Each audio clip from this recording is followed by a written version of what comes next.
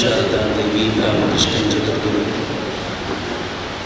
पादपद्मेतयो श्रुत्वा प्रणमामि गुरुमुखं रत्नाकराधौतपदां हिमालयकिरीटिनीं ब्रह्मराजर्षिरत्नाढ्यां वन्दे भारतमातरम्। ಮೂರನೇ ದಿನದ ಈ ಉಪನ್ಯಾಸದ ಕೊನೆಯ ದಿನದ ಈ ಕಾರ್ಯಕ್ರಮಕ್ಕೆ ಆಗಮಿಸಿರುವ ನಿಮಗೆಲ್ಲರಿಗೂ ನಾನು ಶ್ರದ್ಧಾಪೂರ್ವಕ ನಮನಗಳನ್ನು ಸಮರ್ಪಿಸ್ತೇನೆ. ನನಗೆ ಗೊತ್ತಿದೆ, ಭಾರತದ ಇತಿಹಾಸವನ್ನು ನಿಮ್ಮ ಮುಂದೆ ಹಂಚಿಕೊಳ್ಳುವಂಥ ಪ್ರಯತ್ನ ಮಾಡ್ತಿದ್ದೀನಿ. ಭಾಳ ಜನರಿಗೆ ಇತಿಹಾಸ ಮೊದಲೇ ಗೊತ್ತಿದೆ, ಇನ್ನು ಕೆಲವರಿಗೆ ಗೊತ್ತಿದೆ ಅಂತ ಅನ್ನಿಸ್ತಿದೆ. ಅದರ ಪ್ರತಿ ಬಾರಿ ಒಂದನ್ನು ಕೇಳಿದಾಗ ಅಯ್ಯೋ ಏನೋ ಹೊಸ್ತಿದೆಯಲ್ಲಪ್ಪ, ನಮ್ಗೆ ಗೊತ್ತೇ ಇರಲಿಲ್ಲ ಅಂತ ಅನಿಸುತ್ತೆ. ಇನ್ನು ಕೆಲವರಿಗೆ ಇದು ಸ್ವಲ್ಪವೇ ಹೇಳಿದ್ದಾರಲ್ಲ, ಇಷ್ಟು ನಮ್ಗೆ ಗೊತ್ತೇ ಇರಲಿಲ್ಲ ಅಂತ. ನಮ್ಮ ಇತಿಹಾಸಕ್ಕೆ ಬಹಳ ದೊಡ್ಡದೊಂದು ಆಘಾತ ಏನಾಗಿದೆ, ಆ ಆಘಾತವನ್ನು ನಿಮ್ಮ ಮುಂದೆ ಹಂಚಿಕೊಳ್ಳುವ ಪ್ರಯತ್ನ ನಾನು ಮಾಡ್ತಾ ಇದ್ದೀನಿ. ಇವತ್ತು ಅದನ್ನು ಮುಂದುವರಿಸ್ತೀನಿ. ನಾವು ಗುಪ್ತರ ಕಾಲದಿಂದ ಹಿಡಿದು ಭಾರತದ ವಿಭಜನೆಯ ಹಂತದವರೆಗೂ ಬಂದು ನಿಂತಿದ್ವಿ. ಈಗ ಅದನ್ನು ಮುಂದುವರಿಸಿ ಇವತ್ತು ಭಾರತ ಹೇಗೆ ಸಕ್ಷಮವಾಗಿ ನಿಂತು ತನ್ನೆಲ್ಲ ಸಾಮರ್ಥ್ಯವನ್ನು ಬೆಳಗಿ ತೋರ್ತಾ ಇದೆ ಅನ್ನುವಂಥ ಚಿಂತನೆಯನ್ನು ನಿಮ್ಮ ಮುಂದೆ ಹಂಚಿಕೋಬೇಕಾಗಿದೆ ಅಷ್ಟೇ.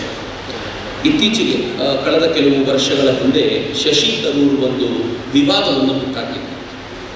ಅದನ್ನು ಇಡೀ ಕಾಂಗ್ರೆಸ್ನವರ ನಂತರ ಬಹಳ ವ್ಯಾಪಕವಾಗಿ ತಗೊಂಡು ಬಂದು ವಿವಾದ ಏನಾಗಿತ್ತು ಅಂತಂದರೆ, ಭಾರತವನ್ನು ಡಿವೈಡ್ ಮಾಡಬೇಕು ಎನ್ನುವಂಥ 2 ನೇಷನ್ ಥಿಯರಿಯ ಬೀಜವನ್ನು ಬಿದ್ದಿದ್ದು ವಿನಾಯಕ ದಾಮೋದರ ಸಾವರ್ಕರ್, ವಿ ಡಿ ಸಾವರ್ಕರ್ ಅಂತ ಅವ್ರು ಹೇಳಿದರು.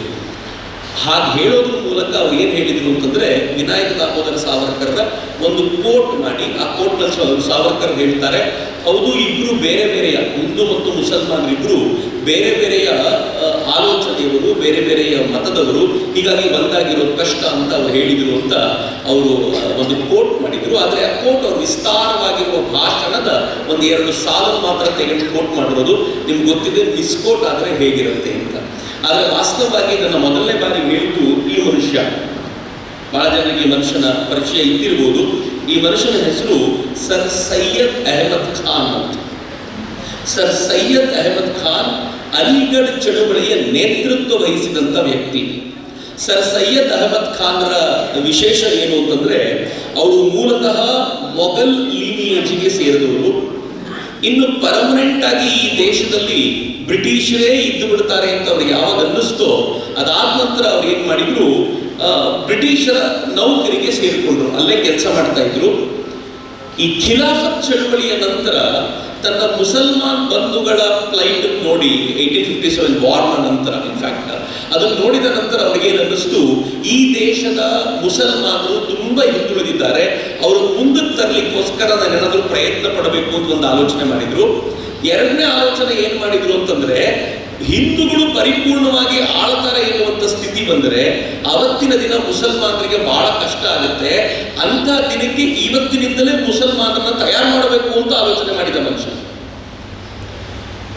ವಾಸ್ತವವಾಗಿ ಸೂಫಿ ವಲಿಯುಲ್ಲಾ ಅಂತ, ಸೂಫಿ ಸೈಂಟ್ ಅಂತ ಯಾರು ಕರೀತಾರೋ ಆ ವಲಿಯುಲ್ಲಾನ ಮಾರ್ಗವನ್ನು ಅನುಸರಿಸ್ತಾ ಇದ್ದವರು ಇವರು. ಆನಂತರ ಒಂದು ಹಂತಕ್ಕೆ ಅವನನ್ನು ಬಿಟ್ಟು ಬಂದು ಇಸ್ಲಾಮಿನ ಪ್ರಾಚೀನ ಭಾವಗಳನ್ನ ಮತ್ತು ಹೊಸತನವನ್ನ, ಮಾಡರ್ನೈಸೇಷನ್ ಎರಡನ್ನೂ ಜೋಡಿಸಿ ಒಂದು ಸಿಂಥಸಿಸ್ ಮಾಡಬೇಕು ಅಂತ ಪ್ರಯತ್ನ ಪಟ್ಟಿದ್ದು ಈ ಸರ್ ಸೈಯದ್ ಅಹಮದ್ ಖಾನ್ರು. ಅವ್ರು ಹೇಳಿರೋ ಮಾತುಗಳನ್ನು ನೋಡಿ, ಹಿಂದೂಗಳು ಮತ್ತು ಮುಸಲ್ಮಾನರು ಒಂದೇ ಜನಾಂಗ ಆಗಲಿಕ್ಕೆ ಸಾಧ್ಯವೇ ಇಲ್ಲ. ಏಕೆಂದರೆ ಅವರಿಬ್ಬರ ಮತ ಹಾಗೂ ಜೀವನ ವಿಧಾನ ಎರಡೂ ಬೇರೆ, ಒಂದಾಗ್ಲಿಕ್ಕೆ ಸಾಧ್ಯವೇ ಇಲ್ಲ. 1876ನಲ್ಲಿ ಇನ್ನು ಸಾವರ್ಕರ್ ಇಂಥ ಮಾತುಗಳನ್ನು ಯೋಚನೆಯೂ ಮಾಡಿರಲಿಲ್ಲ. ಅಂತ ಸಂದರ್ಭದಲ್ಲಿ ಅವ್ರು ಮಾತನಾಡಿದ ಮಾತಿದು. ಈ ಸಂದರ್ಭದಲ್ಲಿ ಎರಡೂ ರಾಷ್ಟ್ರಗಳು ಬಹುಶಃ ಇದಾದ 12 ವರ್ಷಗಳ ನಂತರ ಈ ಹೇಳಿಕೆ ಅವರು ಕೊಡ್ತಾರೆ. ಒಂದು ಸ್ಪೀಚ್ ನಲ್ಲಿ ಇದನ್ನು ಹೇಳ್ತಾರೆ. ಈ ಸಂದರ್ಭದಲ್ಲಿ ಎರಡೂ ರಾಷ್ಟ್ರಗಳು ಅಂದ್ರೆ ಹಿಂದೂ ಮತ್ತು ಮುಸಲ್ಮಾನರು, ಅವರನ್ನ ರಾಷ್ಟ್ರಗಳು ಅಂತ ಸಂಬೋಧಿಸುತ್ತಾರೆ. ಎರಡೂ ರಾಷ್ಟ್ರಗಳು ಅಥವಾ ಎರಡು ಪ್ರಮುಖ ಜನಾಂಗಗಳು ಒಂದೇ ಗದ್ದುಗೆಯ ಮೇಲೆ ಕುಳಿತು ಸಮಾನ ಅಧಿಕಾರ ಹೊಂದಲಿಕ್ಕೆ ಸಾಧ್ಯವಿದೆಯಾ? ಖಂಡಿತವಾಗಿಯೂ ಸಾಧ್ಯವಿಲ್ಲ. ಯಾರಾದರೊಬ್ಬರು ಮತ್ತೊಬ್ಬರನ್ನು ಗೆಲ್ಲಲೇಬೇಕು ಅಂತ ಹೇಳಿದ್ರು. ಯಾಕೆ ಈ ಮನುಷ್ಯ ಹೇಳಿದ್ದು ಬಹಳ ಇಂಪಾರ್ಟೆಂಟ್ ಅಂತ ಅನ್ಸುತ್ತೆ ಅಂತಂದ್ರೆ, ಈ ಅಲಿಗಢ ಮುಸ್ಲಿಂ ಯೂನಿವರ್ಸಿಟಿ ಅಥವಾ ಅಲಿಗಢ ಚಳವಳಿಯ ಮೂಲಕ ಒಂದು ಮುಸ್ಲಿಂ ಯೂನಿವರ್ಸಿಟಿಯನ್ನು ಸ್ಥಾಪಿಸಿ ಮುಸಲ್ಮಾನರಿಗೆ ವಿಶೇಷ ಶಿಕ್ಷಣವನ್ನು ಕೊಡಬೇಕು ಅಂತ ಪ್ರಯತ್ನ ಪಟ್ಟವರು. ಆರಂಭದಲ್ಲಿ ಮುಸಲ್ಮಾನರಿಂದ ಸಿಕ್ಕಾಪಟ್ಟೆ ವಿರೋಧ ವ್ಯಕ್ತವಾಯಿತು ಇವರಿಗೆ. ಯಾಕೆ ಅಂತಂದ್ರೆ ಮದರಸಾದಿಂದ ನಮ್ಮ ಜನರನ್ನ ದೂರ ಕರ್ಕೊಂಡು ಹೋಗ್ತಿದ್ಯಾ ಅಂತ ಇದು ವಿರೋಧಿಸಿದವ್ರು ಯಾರಿದ್ರು ಗೊತ್ತಾ? ಮೌಲಾನಾ ಆಜಾದ್ ಕೂಡ ಇತ್ತು. ಮೌಲಾನಾ ಆಜಾದ್ರು ಈ ದೇಶದ ಅತ್ಯಂತ ಪ್ರಮುಖವಾದ ಹುದ್ದೆಗಳನ್ನೆಲ್ಲ ಏರಿದ್ರು. ಅವ್ರು ಹೇಳಿದ್ರು ಮುಸಲ್ಮಾನರನ್ನ ಮದರಸಾದಿಂದ ಆಚೆ ಕರ್ಕೊಂಡು ಬರುವಂತ ಮಾಡರ್ನ್ ಶಿಕ್ಷಣ ಕೊಡುವಂತ ಎಲ್ಲವನ್ನೂ ನಾನು ವಿರೋಧಿಸ್ತೀನಿ ಅಂತ ಹೇಳಿದ ಮೌಲಾನಾ ಆಜಾದ್ರು ಇವರು ವಿರೋಧ ಮಾಡಿದ್ರು. ಆದ್ರೆ ಇವರು ಶಿಕ್ಷಣ ಕೊಡ್ಲೇಬೇಕು ಅಂತ ಹಠ ಹಿಡಿದು ತಮ್ಮೆಲ್ಲ ಪ್ರಭಾವವನ್ನು ಬೀರಿ ಶಿಕ್ಷಣ ಕೊಡ್ಲಿಕ್ಕೆ ಶುರು ಮಾಡಿದ್ರು. ಕಾಲಕ್ರಮದಲ್ಲಿ ಈ ಶಿಕ್ಷಣ ಹೇಗಾಯ್ತು ಅಂತಂದ್ರೆ ಯಾರ್ಯಾರು ಶಿಕ್ಷಿತರಾದರೂ ಅವರು ಮಾಡರ್ನ್ ಎಜುಕೇಶನ್ ಪಡ್ಕೊಳ್ತಾ ಇದ್ರು ನಿಜ, ಅದರ ಜೊತೆಗೆ ಇಸ್ಲಾಮಿನ ಕಟ್ಟರತೆಯನ್ನು ತುಂಬಿಕೊಂಡು ಆಚೆ ಬರ್ತಿದ್ರು. ಈ ತರದ ಕಲ್ಪನೆ ಇಟ್ಕೊಂಡಿರುವಂತ ಒಬ್ಬ ಮನುಷ್ಯ ಒಂದು ಯೂನಿವರ್ಸಿಟಿ ಕಟ್ಟಿದ್ರೆ ಆ ಯೂನಿವರ್ಸಿಟಿಯಿಂದ ಬರುವಂತವ್ರು ಎಂತವ್ರು ಇರಬಹುದು ಯೋಚನೆ ಮಾಡಿ. ಅಲ್ಲಿಂದ ಬಂದ ಬಹುತೇಕರು ಪಾಕಿಸ್ತಾನದ ಪರಿಕಲ್ಪನೆಯನ್ನ ಬಲಗೊಳಿಸಿಕೊಂಡೇ ಬಂದವರು. ಸೊ ಹೀಗಾಗಿ ಪಾಕಿಸ್ತಾನದ ಬಗ್ಗೆ ಮಾತನಾಡುವಾಗ ಸರ್ ಸೈಯದ್ ಅಹಮದ್ ಖಾನ್ ಅವರನ್ನ ಬಿಟ್ಟು ಯಾರು ಮಾತನಾಡುವಂತಿಲ್ಲ. ಆದರೆ ದುರದೃಷ್ಟ ಏನು ಅಂತಂದ್ರೆ ನಾನು ಈ ದೇಶ ವಿಭಜನೆ ಮಾಡೋದಕ್ಕೆ ಕಾರಣವಾದ ಕೆಲವು ಕ್ಯಾರೆಕ್ಟರ್ಗಳನ್ನು ಮೊದಲು ಪರಿಚಯಿಸ್ತೀನಿ, ಆಮೇಲೆ ಒಟ್ಟಾರೆ ದೇಶ ವಿಭಜನೆ ಹೇಗಾಯ್ತು ಅಂತ ನೋಡೋಣ. ಎರಡನೇ ಕ್ಯಾರೆಕ್ಟರ್ ದೇಶ ವಿಭಜನೆ ಮಾಡೋದಕ್ಕೆ ಕಾರಣವಾದವರು ಗಾಂಧೀಜಿಯವರು. ಮಹಾತ್ಮ ಗಾಂಧೀಜಿ, ರಾಷ್ಟ್ರಪಿತ ಗಾಂಧೀಜಿ, ಹೇಗಾದರೂ ಕರ್ಕೊಳ್ಳಿ. ಗಾಂಧೀಜಿಯವರು ಎರಡನೇ ಹಂತಕ್ಕೆ ಕಾರಣವಾದವರು. ಆದರೆ ಗಾಂಧೀಜಿಯವರ ಧೋರಣೆ ನೋಡಿ ಹೇಗಿದೆ. ಗಾಂಧೀಜಿಯವರು ಹೇಳ್ತಾರೆ ಕಾಂಗ್ರೆಸ್ ಎಂದಿಗೂ ಇದನ್ನ ಕೇಳಲಿಲ್ಲ, ಯಾವುದನ್ನ ದೇಶ ವಿಭಜನೆಯನ್ನು ಕೇಳಲಿಲ್ಲ. ಆದ್ರೆ ದೇಶ ವಿಭಜನೆಗೆ ಬೇಕಾಗಿರುವ ಎಲ್ಲ ಪ್ರಯತ್ನವನ್ನು ಮಾಡುತ್ತೆ, ಕೇಳಲಿಲ್ಲ ಅಧಿಕೃತವಾಗಷ್ಟೇ. ಆದರೆ ಕಾಂಗ್ರೆಸ್ ಜನರ ನಾಡಿ ಮಿಡಿತವನ್ನು ಅರಿಯಬಲ್ಲದು. ನೆಕ್ಸ್ಟ್ ಕೇಳಿ, ಖಾಲ್ಸಾ ಮತ್ತು ಹಿಂದೂಗಳೇ ಇದನ್ನು ಬಯಸ್ತಿದ್ದಾರೆ ಎನ್ನುವಂತ ಅರಿವು ನಮಗಿದೆ ಅಂತಂದ್ರು. ಖಾಲ್ಸಾ ಅಂದ್ರೆ ಸಿಖ್ ಹೋರಾಟಗಾರರು. ಈ ಗುರು ಗೋವಿಂದ್ ಸಿಂಗ್ರು ಕಟ್ಟಿದ ಪಂಥ, ಅದಕ್ಕೆ ಸಿಖ್ ಹೋರಾಟಗಾರನ ಖಾಲ್ಸಾ ಅಂತಾರೆ. ಅವರೇ ಬಳಸಿರುವಂತಹ ವಾಕ್ಯಗಳನ್ನು ಬಳಸ್ತಿದ್ದೀನಿ. ಖಾಲ್ಸಾ ಮತ್ತು ಹಿಂದೂಗಳೇ ಇದನ್ನ ಬಯಸ್ತಾ ಇದ್ದಾರೆ ಅಂತ ನಮ್ಗೆ ಗೊತ್ತಿದೆ, ಮುಸಲ್ಮಾನರಲ್ಲ. ಗಾಂಧೀಜಿ ಎಲ್ಲ ತೆಗೆದು ನಮ್ಮ ತಲೆ ಮೇಲೆ ಹಾಕ್ಲಿಕ್ಕೆ ಟ್ರೈ ಮಾಡಿದ್ರು. ನೀವೇ ಮಾಡಿದ್ದು ಅಂತ, ನೀವು ಬೇಕು ಅಂದ್ರಲ್ಲ ತಗೊಳ್ಳಿ, ನಮ್ಗೇನು ಇಂಟ್ರೆಸ್ಟ್ ಇಲ್ಲ ಅಂತ. ಯಾಕೆಂದ್ರೆ ಗಾಂಧೀಜಿ ತುಂಬಾ ಸ್ಪಷ್ಟವಾದ ಒಂದು ಮಾತನ್ನು ಹೇಳಿದ್ರು, ಪಾಕಿಸ್ತಾನ ಅನ್ನೋದೇನಾದ್ರೂ ನಿರ್ಮಾಣ ಆಗುತ್ತೆ ಅಂತಿದ್ರೆ ಅದು ನನ್ನ ಶವದ ಮೇಲೆಯೇ ನಿರ್ಮಾಣ ಆಗೋದು ಅಂತ. ಆದ್ರೆ 1947 ಆಗಸ್ಟ್ 15ಕ್ಕೆ ಗಾಂಧೀಜಿ ಇದ್ರು, ಪಾಕಿಸ್ತಾನ ನಿರ್ಮಾಣ ಆಯಿತು. ಮೂರನೇ ಕ್ಯಾರೆಕ್ಟರ್ ಮೊಹಮ್ಮದ್ ಅಲಿ ಜಿನ್ನಾ. ಅದು ನೋಡಿ, ಅದು ಸೇಮ್ ಹೀಗಾಗುತ್ತೆ ಅಂತ ನಾನು ಎಣಿಸಿರ್ಲಿಲ್ಲ. ನನ್ನ ಜೀವಮಾನದಲ್ಲಿ ನಾನು ಪಾಕಿಸ್ತಾನ ನೋಡ್ತೀನಿ ಅಂತ ಅನ್ಕೊಂಡಿರ್ಲಿಲ್ಲ. ಅವನು ಶುರು ಮಾಡಿದ ಹೌದು, ಅವನಿಗೆ ಯಾವತ್ತೂ ಅನ್ಕೊಂಡಿರ್ಲಿಲ್ಲ ಭಾರತ ಬಿಟ್ಟುಬಿಡುತ್ತಾ ಹೀಗೆ, ತನ್ನ ದೇಶವನ್ನು ತುಂಡು ಮಾಡಲಿಕ್ಕೆ ಭಾರತ ಒಪ್ಕೊಳ್ಳುತ್ತಾ ನೆವರ್. ಅವರು ಹಠ ಹಿಡಿದಾದ್ರೂ ಭಾರತವನ್ನು ಒಟ್ಟಾಗಿ ಉಳಿಸ್ಕೊಳ್ತಾರೆ. ನಾನು ಈ ಫೈಟಿನ ಮೂಲಕ ಮುಸಲ್ಮಾನರ ಲೀಡರ್ ಆಗ್ಬೇಕು ಮತ್ತು ಮ್ಯಾಕ್ಸಿಮಮ್ ಏನ್ ಸಿಗುತ್ತೋ ಅದನ್ನು ಬಾಚ್ಕೋಬೇಕು ಅಂತ ಕೂತಿದ್ದ. ಅವನಿಗೆ ಮ್ಯಾಕ್ಸಿಮಮ್ ಪಾಕಿಸ್ತಾನವೇ ಸಿಕ್ಬಿಡ್ತು. ಅದು ಒಂದೊಂದು ಪೀಸ್ ಅಲ್ಲ, ಎರಡನೇ ಪೀಸ್ ಪಾಕಿಸ್ತಾನ ಸಿಕ್ಬಿಡ್ತು. ಅವನೇ ಹೇಳ್ತಾನೆ ಈಗ ಸಾಧ್ಯ ಇಲ್ಲ ಅಂತ. ಅವನಿಗೆ ಒಂದ್ಸಲ ಕೇಳ್ತಾರೆ, ನಿನಗೆ ನಾವು ಪ್ರಧಾನಮಂತ್ರಿ ಮಾಡ್ತೀವಿ, ಸ್ವಲ್ಪ ಕಾಲ ನೀನೇ ಪ್ರಧಾನಮಂತ್ರಿ ಆಗಿರು ಅಂತ ಕೇಳಿದ್ರೆ ಅವ್ರು ಏನ್ ಹೇಳ್ತಾನೆ ಗೊತ್ತಾ? ಹರಿವಾಣದಲ್ಲಿಟ್ಟು ಪಾಕಿಸ್ತಾನವನ್ನೇ ಕೊಡ್ತಾ ಇದ್ದೀರಾ, ನಾನೇ ಇಲ್ಲಿ ಪ್ರಧಾನಿಯಾಗಿ ನನ್ನ ದೇಶ ನಾನು ನೋಡ್ಕೋತೀನಿ ಅಂತ ಹೇಳಿದವನು ಮೊಹಮ್ಮದ್ ಅಲಿ ಜಿನ್ನಾ. ಅವನು ಎಕ್ಸ್ಪೆಕ್ಟೇ ಮಾಡಿರಲಿಲ್ಲ, ಅವನಿಗೆ ಸಿಕ್ತು.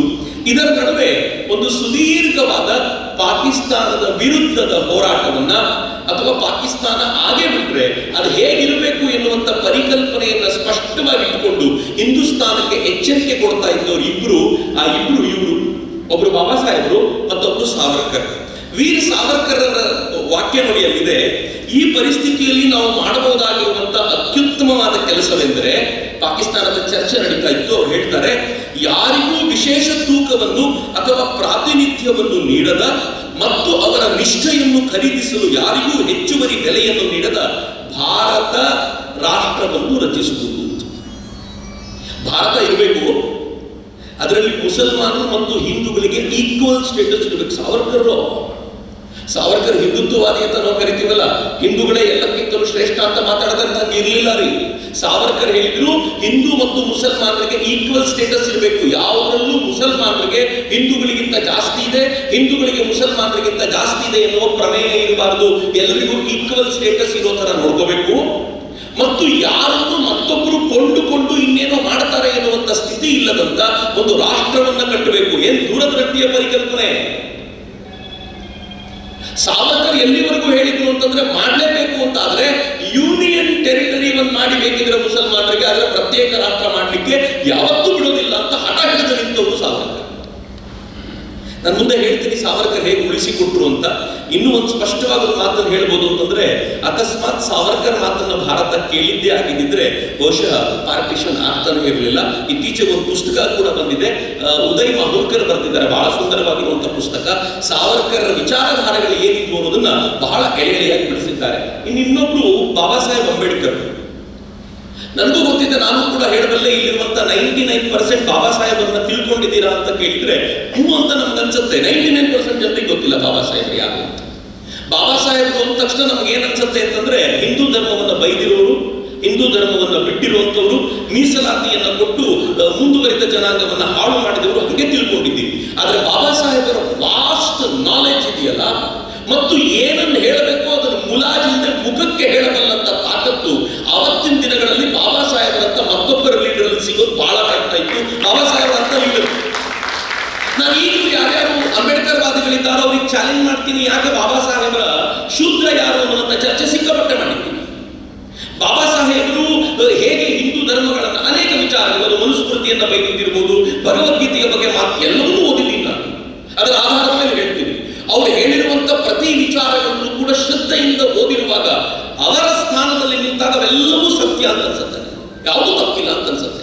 ಅಷ್ಟಾದ ನಂತರ ನಾನು ಅದರ ಆಧಾರದ ಮೇಲೆ ಹೇಳ್ತೀನಿ, ಬಾಬಾ ಸಾಹೇಬರ ಥಾಟ್ಸ್ ಆನ್ ಪಾಕಿಸ್ತಾನ್ ಯಾವನಾದ್ರೂ ಓದಿದ್ರೆ ಬಾಬಾ ಸಾಹೇಬರು ಏನು ಅಂತ ಖಂಡಿತವಾಗಿ ಅರ್ಥ ಆಗುತ್ತೆ.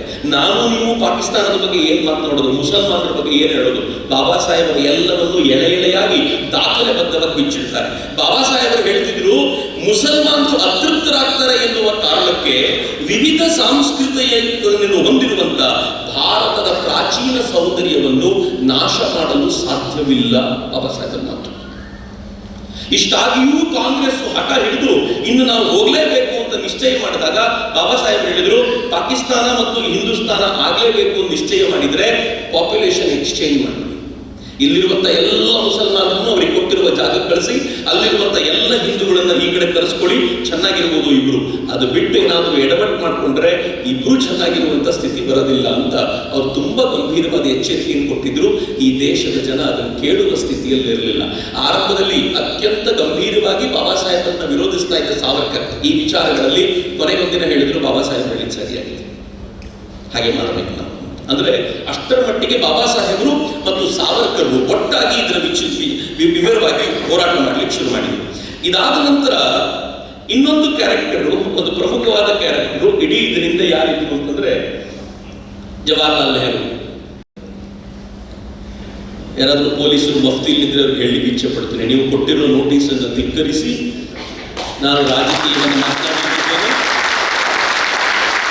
ಮತ್ತು ರಾಜಕೀಯ ನಾಯಕರ ಕುರಿತಂತೆ ಮಾತನಾಡುವಾಗ ಅದನ್ನು ನೀವು ತೇಜೋವಧೆ ಅಂತ ತಿಳ್ಕೊಂಡ್ರೆ ಐ ಆಮ್ ಹೆಲ್ಪ್ಲೆಸ್, ಏನು ಮಾಡ್ಲಿಕ್ಕೆ ಸಾಧ್ಯ ಇಲ್ಲ. ನಂಗೆ ಪೊಲೀಸರ ಬಗ್ಗೆ ಗೌರವ ಇದೆ, ಅವರೇ ತಪ್ಪು ತಿಳ್ಕೊಳ್ಳೋದು ಬೇಡ, ಅವ್ರ ಬಗ್ಗೆ ನನಗೆ ಅಗೌರವ ಇದೆ ಅಂತ ನಾನು ಅವ್ರ ಬಗ್ಗೆ ಗೌರವ ಇಟ್ಕೊಂಡು ಹೇಳಲಿಕ್ಕೆ ಇಚ್ಛೆ ಪಡ್ತೀನಿ, ಇದನ್ನ ನಾನು ಧಿಕ್ಕರಿಸ್ಲಿಕ್ಕೆ ಹೊರಟಿದ್ದೀನಿ ಅಂತ. ನಾನು ಈ ಕಥನವನ್ನು ನಿಮ್ಮ ಮುಂದೆ ಬಿಚ್ಚಿಡ್ತೀನಿ, ಸ್ವಲ್ಪ ಹೊತ್ತು ಆ ಕಥೆಯನ್ನು ಕೇಳೋಣ, ಅದಾದ್ಮೇಲೆ ಮುಂದಿನ ಘಟನೆಗಳಿಗೆ ಹೋಗೋಣ. ಪಾಕಿಸ್ತಾನ 1857ರಲ್ಲಿ ಭಾರತದ ಸ್ವಾತಂತ್ರ್ಯ ಸಂಗ್ರಾಮ, ಪ್ರಥಮ ಸ್ವಾತಂತ್ರ್ಯ ಸಂಗ್ರಾಮ ಅಂತ ಸಾವರ್ಕರ್ ಏನ್ ಹೇಳಿದ್ರು ಅದು ನಡೀತು 1857ರಲ್ಲಿ. ಆಶ್ಚರ್ಯದ ಸಂಗತಿ, ನಾನು ಸಾವರ್ಕರ್ ಬರೆದಿರುವಂತ 1857ರ ಪ್ರಥಮ ಸ್ವಾತಂತ್ರ್ಯ ಸಂಗ್ರಾಮ ಪುಸ್ತಕವನ್ನ ಓದಿದ್ದೀನಿ. ಅದರ ಆಧಾರದ ಮೇಲೆ ಕನ್ನಡದ ಒಂದು ಪುಸ್ತಕವನ್ನು ಬರೆದಿದ್ದೀನಿ. ಹೀಗಾಗಿ ಧೈರ್ಯವಾಗಿ ಹೇಳಬಲ್ಲೆ, ಸಾವರ್ಕರ್ ಆ ಪುಸ್ತಕವನ್ನು ಬರೆಯುವಾಗ ಇಡೀ 1857ರ ಸಂಗ್ರಾಮದಲ್ಲಿ ಹಿಂದೂ ಮುಸಲ್ಮಾನರು ಹೇಗೆ ಒಗ್ಗಟ್ಟಾಗಿ ಫೈಟ್ ಮಾಡಿದ್ರು, ಅದು ಭಾರತದ ಅಂತಃಶಕ್ತಿಯಾಗಿ ನಿರ್ಮಾಣ ಆಯಿತು ಅನ್ನೋದನ್ನ ವಿಶದವಾಗಿ ವಿವರಿಸಿದ್ದಾರೆ. ಮತ್ತು ಹಿಂದೂ ಮುಸಲ್ಮಾನರು ಒಗ್ಗಟ್ಟಾಗುವ ಆ ಸಂದರ್ಭವನ್ನ ಹೆಮ್ಮೆ ಪಟ್ಟುಕೊಂಡು ಹೇಳ್ತಾರೆ. ಸ್ವತಃ ಬಹದ್ದೂರ್ ಶಾ ಜಫರ್ ಯಾರು ದೆಹಲಿಯ ಸುಲ್ತಾನನಾಗಿ ಆಳ್ತಾ ಇದ್ನೋ, ಅವನು ಎಲ್ಲ ರಾಜರುಗಳಿಗೂ, ಭಾರತದ ರಾಜರುಗಳಿಗೂ ಒಂದು ಪತ್ರ ಬರೆದಿದ್ದ, ಮೊಘಲರ ಕೊನೆಯ ದೊರೆ. ಏನ್ ಪತ್ರ ಬರೆದಿದ್ದ ಅಂತಂದ್ರೆ, ಈಗ ಬ್ರಿಟಿಷರನ್ನ ಓಡಿಸಲಿಕ್ಕೆ ನಾವೆಲ್ಲರೂ ಒಟ್ಟಾಗೋಣ, ಹಿಂದೂ ಮುಸ್ಲಿಂ ಎಲ್ಲ ರಾಜರು ಒಟ್ಟಾಗೋಣ, ಆನಂತರ ನಾವೆಲ್ಲರೂ ರಾಜರು ಸೇರಿಕೊಂಡು ಯಾರು ದೆಹಲಿಯನ್ನ ಆಳಬೇಕು ಅಂತ ನಿಶ್ಚಯ ಮಾಡ್ತಾರೋ ಅವರಿಗೆ ನನ್ನ ಕಿರೀಟವನ್ನು ಬಿಟ್ಟುಕೊಡ್ತೀನಿ ನಾನು ಅಂತ ಬಹದ್ದೂರ್ ಶಾ ಜಫರ್ ಹೇಳಿರುವಂತ ಉಲ್ಲೇಖವನ್ನ, ಪತ್ರವನ್ನು ಅದನ್ನು ಉಲ್ಲೇಖ ಮಾಡ್ತಾರೆ. ಸಾವರ್ಕರ್ನ ಮುಸ್ಲಿಂ ವಿರೋಧಿ ಅಂತ ಹೇಳೋಕ್ಕಿಂತ ಮುಂಚೆ ಕೆಲವರು ಇದನ್ನು ಗಮನಿಸಬೇಕಾಗಿರುವಂತ ಸಂಗತಿ. ಆದರೆ 1852 ಸಂಗ್ರಾಮದ ನಂತರ ಬ್ರಿಟಿಷರು ನಿಶ್ಚಯ ಮಾಡಿದ್ರು ಮುಸಲ್ಮಾನರನ್ನು ಎಲ್ಲೆಲ್ಲಿ ಎತ್ತಿ ಕಟ್ಟಬೇಕು ಅಂತ ಸ್ಪಷ್ಟ ಮಾಡಿದ್ರು. ಅದಕ್ಕೆ ಸರಿಯಾಗಿ ಸರ್ ಸೈಯದ್ ಅಹಮದ್ ಖಾನ್ ತರದವರು ಸಿಕ್ಕಿದ್ರು. 1876 Sir Syed Ahmad Khan two nation ಥಿಯರಿಯ ಒಂದು ಸಣ್ಣ ಬೀಜವನ್ನು ಬಿತ್ತಿದ್ರು. ಆ ಬೀಜದ ಆಧಾರದ ಮೇಲೆ ಎಲ್ಲವೂ ನಡೀತಿತ್ತು. ಮುಸಲ್ಮಾನರನ್ನ ಎತ್ತಿ ಕಟ್ಟುವಂತ ಪ್ರಕ್ರಿಯೆ ಆಗ್ತಿತ್ತು. ಈ ದೇಶದ ಬಹುತೇಕ ಮುಸಲ್ಮಾನರು ಸಾಮಾನ್ಯವಾಗಿಯೇ ಇದ್ರು. ನಾನು ಕೂಡ ಬಹಳ ಆಶ್ಚರ್ಯದಿಂದ ಹೇಳ್ತೀನಿ, ನಂಗೆ ಗೊತ್ತಿಲ್ಲ ನೀವು ಯಾರಾದ್ರೂ ಗಮನಿಸಿದ್ದೀರೋ, ನನ್ನೊಂದು ಪುಟ್ಟ ಹಳ್ಳಿ, ನಾನು ಬೆಂಗಳೂರು ಹತ್ರ ಇರೋದು. ಆ ಹಳ್ಳಿಯಲ್ಲಿ ಕೆಲವು ಹೆಣ್ಣು ಮಕ್ಕಳು ತಾವು ಯಾವುದಾದ್ರೂ ಕೆಲಸ ಮಾಡ್ಲಿಕ್ಕಿಂತ ಮುಂಚೆ ಮುಸ್ಲಿಂ ಹೆಣ್ಣು ಮಕ್ಕಳು ಊರಿನ ಪುರೋಹಿತರ ಬಳಿಗೆ ಬಂದು ಸ್ವಾಮಿ ರಾಹುಕಾಲ ಯಾವುದು ಅಂತ ಕೇಳ್ಕೊಂಡು ಹೋಗೋದನ್ನ ನಾನು ನೋಡ್ತಿದ್ದೆ. ಭಾರತದ ತೀರ ಇತ್ತೀಚಿನವರೆಗೂ ಆ ಕಟ್ಟತೆ ಇಲ್ಲ, ಅಂದ್ರೆ ಹಳ್ಳಿಗಳಲ್ಲಿ. ಆದ್ರೆ ಕೆಲವು ಪಟ್ಟಣಗಳಲ್ಲಿ ಎಲ್ಲೆಲ್ಲಿ ವಿಷಬೀಜ ಬಂತು ಅಲ್ಲೆಲ್ಲ ಆಯಿತು. ಬ್ರಿಟಿಷರು ಈ ವಿಷಬೀಜವನ್ನು ಬಿತ್ತುವಂತ ದೊಡ್ಡ ಪ್ರಯತ್ನವನ್ನು ವ್ಯವಸ್ಥಿತವಾಗಿ ಮಾಡಿದ್ರು 1857 ಸಂಗ್ರಾಮದ ನಂತರ. 1905 ಬಂಗಾಳದ ವಿಭಜನೆ ಮಾಡಿದ್ರು. ದೇಶ ವಿಭಜನೆಯ ಮೊದಲನೇ ಕಲ್ಪನೆ ಸಿಗದಲ್ಲೇ. ಬಂಗಾಳ ಇವತ್ತೇನು ನಾವು ಪೂರ್ವ ಬಂಗಾಳವನ್ನು ಒಟ್ಟಾರೆಯಾಗಿ ನೋಡ್ತಿದ್ದೀವೋ, ಅಂದ್ರೆ ಒಂದು ಪಶ್ಚಿಮ ಬಂಗಾಳ ನಮ್ಮ ಹತ್ರ ಇದೆ, ಇನ್ನೊಂದು ಬಂಗಾಳ ಪಾಕಿಸ್ತಾನ ಆಗೋದಿದೆಯಲ್ಲ, ಅದನ್ನು ಅವತ್ತೇ ಅವರು ಡಿವೈಡ್ ಮಾಡಿದ್ರು. ಮುಸಲ್ಮಾನರು ಜಾಸ್ತಿ ಇರೋದನ್ನು ಪೂರ್ವ ಬಂಗಾಳ ಅಂತ ಕರೆದ್ರು, ಹಿಂದೂಗಳು ಜಾಸ್ತಿ ಇರೋದನ್ನು ಪಶ್ಚಿಮ ಬಂಗಾಳ ಅಂತ ಕರೆದ್ರು. ಅಂದ್ರೆ ಎಕ್ಸಾಕ್ಟ್ಲಿ ಡಿವೈಡ್ ಮಾಡಿ ತಲೆಗೂ ಹುಳ ಬಿಡಬೇಕು. ಎಲ್ಲಿ ಮುಸಲ್ಮಾನರೇ ಇರ್ತಾರೋ ಅಲ್ಲಿ ಅವ್ರದೇ ಆಡಳಿತ ನಡೆಯುತ್ತೆ ಅಂತ ಒಂದ್ಸಲ ಹುಳ ಬಿಟ್ರೆ ಅವ್ರು ತಮ್ಮದೇ ಪ್ರತ್ಯೇಕ ಜಾಗಗಳನ್ನ ನಿರ್ಮಾಣ ಮಾಡ್ಕೊಳ್ತಾರೆ. ಇದು ಹಿಂದೂಗಳೊಂದಿಗೆ ಪರ್ಮನೆಂಟ್ ಜಗಳ ನಡೀತಿರುತ್ತೆ ಅನ್ನುವಂಥ ಪ್ರಮೇಯ. ಆದ್ರೆ ಆಶ್ಚರ್ಯ ಏನು ಗೊತ್ತೇ, ಇಡೀ 1905 ಆ ಹೋರಾಟವನ್ನ, ಆ ಬಂಗಾಳ ವಿಭಜನೆಯನ್ನ ಹಿಂದೂಗಳು ಮತ್ತು ಮುಸಲ್ಮಾನರು ಪ್ರತಿಭಟಿಸಿದ್ದು ಹೇಗೆ ಅಂತಂದ್ರೆ ಸ್ವದೇಶಿ ಆಂದೋಲನದ ಮೂಲಕ. ಇನ್ನು ಗಾಂಧೀಜಿಗೆ ಎಂಟ್ರಿ ಕೂಡ ಆಗಿರಲಿಲ್ಲ.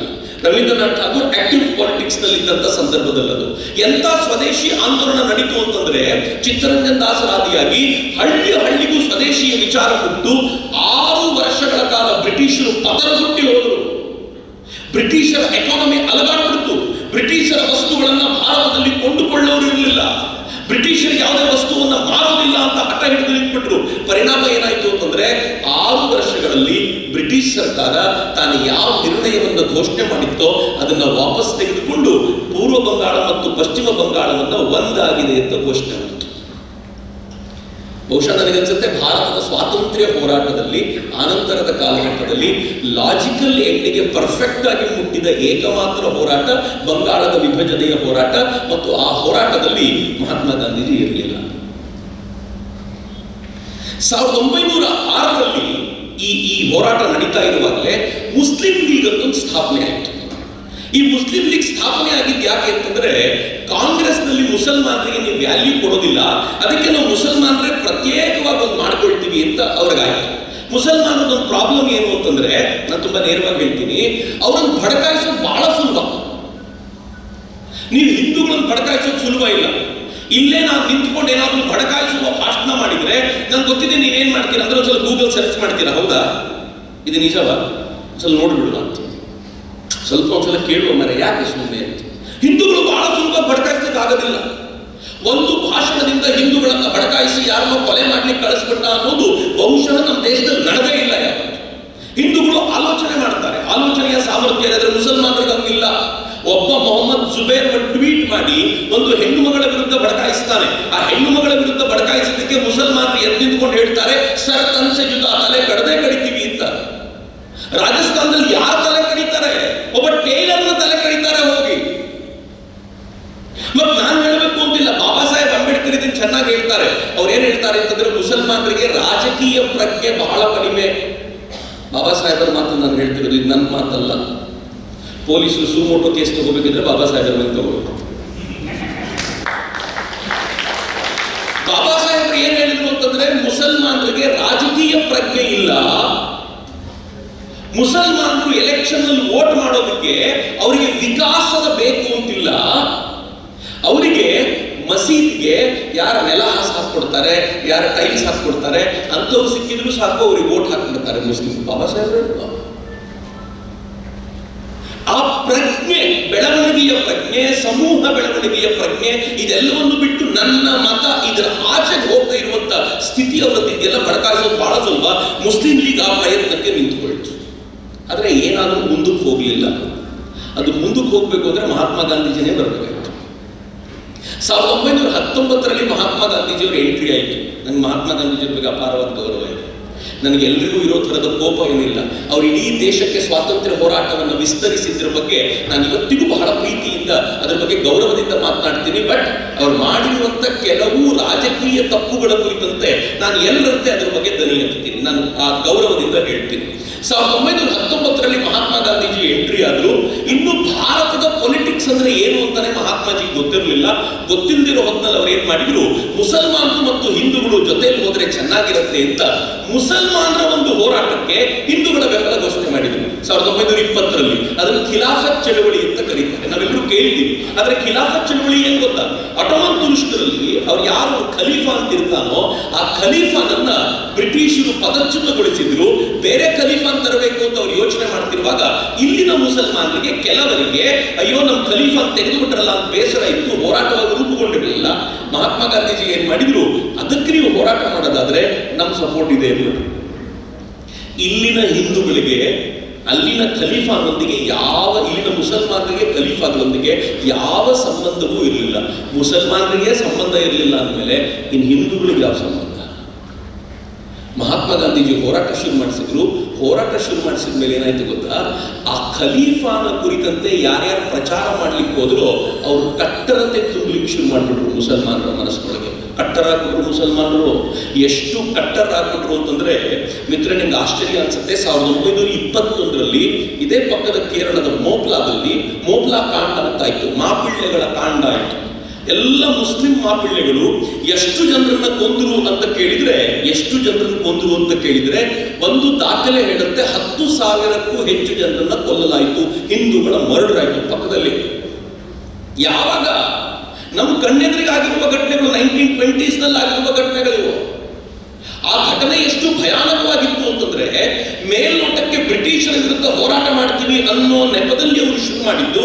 ಆದರೆ ಇಸ್ಲಾಮಿನ ಸಾಮ್ರಾಜ್ಯವನ್ನ ಸ್ಥಾಪಿಸಬೇಕು ಅನ್ನುವ ದೃಷ್ಟಿಯಿಂದ ಮಾಪಿಳ್ಳೆಗಳ ಹೋರಾಟ ಪಕ್ಕದಲ್ಲಿ ಶುರುವಾಯಿತು ಮೊದಲಾದಲ್ಲಿ. ಆ ದಂಗೆ ಎಷ್ಟು ವ್ಯಾಪಕವಾಯಿತು ಅಂತಂದ್ರೆ ಒಂದು ಭಯಾನಕವಾದ ಹೃದಯ ವಿದ್ರಾವಕವಾದ ವರದಿ ಬಂತು. 4,000 ಜನ ಮೋಪ್ಲಾಗಳು, ಮಾಪಿಳ್ಳೆಗಳು, ಉಗ್ರವಾದವನ್ನ ತಲೆ ತುಂಬಿಕೊಂಡಿರುವಂತವರು 40 ಜನ ಹಿಂದೂಗಳನ್ನ ಹಿಡ್ಕೊಂಡು ಬಂದರು. 3 ಜನರನ್ನ ಗುಂಡಿಟ್ಟುಕೊಂಡರು. ಉಳಿದ 37 ಜನರ ತಲೆಯನ್ನ ಕಡಿದು ಅಲ್ಲಿರುವಂತ ಕೆರೆಯಲ್ಲಿ ಬಿಸಾಕಿದ್ರು ಅಂತ 1921ನಲ್ಲಿ ಮೊಹಮ್ಮದ್ ಘಜ್ನಿ ಗೋರಿಯರ ಕಥೆ ಹೇಳ್ತಿಲ್ಲ. ಖಿಲಾಫತ್ ಮೂವ್ಮೆಂಟ್ ನ ದುರದೃಷ್ಟಕರ ಸಂಗತಿ. ಮುಸಲ್ಮಾನರನ್ನ ಕಟ್ಟರ್ ಮಾಡಿದ್ರು. ಆದರೆ ಹಿಂದೂಗಳನ್ನ ಅವ್ರ ಬೆಂಬಲಕ್ಕೆ ನಿಲ್ಲುವಂತೆ ಗಾಂಧೀಜಿ ಮಾಡಿದ್ರು. ಆದರೆ ಇನ್ನೂ ಯಾರು ಗೊತ್ತಾಯ್ತು ಅವರಿಗೆ ತಪ್ಪು ಮಾಡಿಬಿಟ್ಟಿದ್ದೀನಿ, ಎಡವಟ್ಟು ಮಾಡಿದ್ದೀನಿ ಅಂತ ವಾಪಸ್ ತಗೊಳಕ್ ಕಾಯ್ತಾ ಇದ್ರು. ಚೌರಿ ಚೌರಾದಲ್ಲಿ ಒಂದು ಸಣ್ಣ ಘಟನೆ ಆಯಿತು. ಆ ಘಟನೆ ಮುಂದಿಟ್ಟು ಇಡೀ ಹೋರಾಟವನ್ನು ಮಹಾತ್ಮ ಗಾಂಧೀಜಿ ವಾಪಸ್ ತಗೊಂಡ್ಬಿಟ್ರು.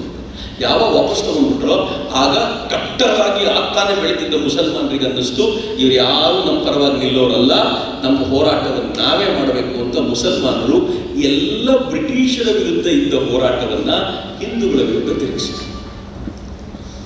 ಸರ್ ಸೈಯದ್ ಅಹಮದ್ ಖಾನ್ ತೋರಿಸಿದ್ನಲ್ಲ, ಸರ್ ಸೈಯದ್ ಅಹಮದ್ ಖಾನ್ ಏನ್ ಹೇಳ್ತಿದ್ರು ಗೊತ್ತಾ, ನಾವು ಬ್ರಿಟಿಷರ ಜೊತೆ ಚೆನ್ನಾಗಿರ್ಬೇಕು ಅಂತಿದ್ರು. ಅವ್ರು ಹೇಳ್ತಿದ್ರು ಕುರಾನ್ ಮತ್ತು ಬೈಬಲ್ ಎರಡನ್ನೂ ನೋಡಿದ್ರೆ ಸೆಮಿಟಿಕ್ ರಿಲಿಜನ್, ಇವೆರಡರಲ್ಲಿ ಸಾಮಾನ್ಯ ಸಂಗತಿಗಳು ಬಹಳ ಇವೆ. ಹಿಂಗಾಗಿ ನಾವು ಅವ್ರ ಜೊತೆ ವಿರೋಧ ಕಟ್ಕೊಳ್ಬಾರ್ದು, ನಮಗೆ ವಿರೋಧ ಇರಬೇಕಾಗಿರೋದು ಹಿಂದೂಗಳ ಜೊತೆ ಅಂತ ತಲೆ ತುಂಬಿದ್ರಲ್ಲ. ನಿಧಾನವಾಗಿ ವಿಷ ಹೆಂಗೆ ಹಬ್ಬಿತು ಅಂತಂದ್ರೆ ಕಾಲಕ್ರಮದಲ್ಲಿ ಎಲ್ಲೆಲ್ಲಿ ಮುಸಲ್ಮಾನರ ಸಂಖ್ಯೆ ಜಾಸ್ತಿ ಆಗ್ತಾ ಹೋಗುತ್ತೋ ಅಲ್ಲವ್ರ ಏಕಮಾತ್ರ ಉದ್ದೇಶ ಜಿಹಾದ್ ಎಗೇನ್ಸ್ಟ್ ಬ್ರಿಟಿಷ್ ಅಲ್ಲ, ಜಿಹಾದ್ ಎಗೇನ್ಸ್ಟ್ ಹಿಂದೂಸ್ ಆಗಲಿಕ್ಕೆ ಶುರುವಾಯಿತು. 1923 ಆಸ್ಪಾಸ್ನಲ್ಲಿ ಒಂದು ಗಲಾಟೆ ನಡೀತು. ಈ ಗಲಾಟೆ ಹೆಂಗಿತ್ತು ಅಂತಂದ್ರೆ ಅದರಲ್ಲಿ ಮಸೀದಿಯ ಮುಂದೆ ಪ್ರೊಸೆಷನ್ ಬರಬಾರದು ಅಂತ ಶುರುವಾಯಿತು 1923ನಲ್ಲಿ. ಇದು ಸಂಘ ಹುಟ್ಟಿರಲಿಲ್ಲ, 25ನಲ್ಲಿ ಸಂಘ ಹುಟ್ಟಿತ್ತು. ಈಗ ಏನಾದರೂ ಮಸೀದಿ ಮುಂದೆ ಯಾರಾದರೂ ಬಜರಂಗದವರೋ ವಿಶ್ವ ಹಿಂದೂ ಪರಿಷತ್ನವರು ಮೆರವಣಿಗೆ ಹೋದರೆ ಸಂಘದವರು ಹಿಂಗೆ ಹೇಳ್ತಿರ್ತಾರೆ. ಆದರೆ 1923ನಲ್ಲೇ ಮುಸಲ್ಮಾನರು ಹೇಳಿದ್ರು, ನಮ್ಮ ಮಸೀದಿಯ ಮುಂದೆ ನೀವು ಯಾರು ಮೆರವಣಿಗೆ ತಗೊಂಡು ಬರೋಂಗಿಲ್ಲ ಅಂತ.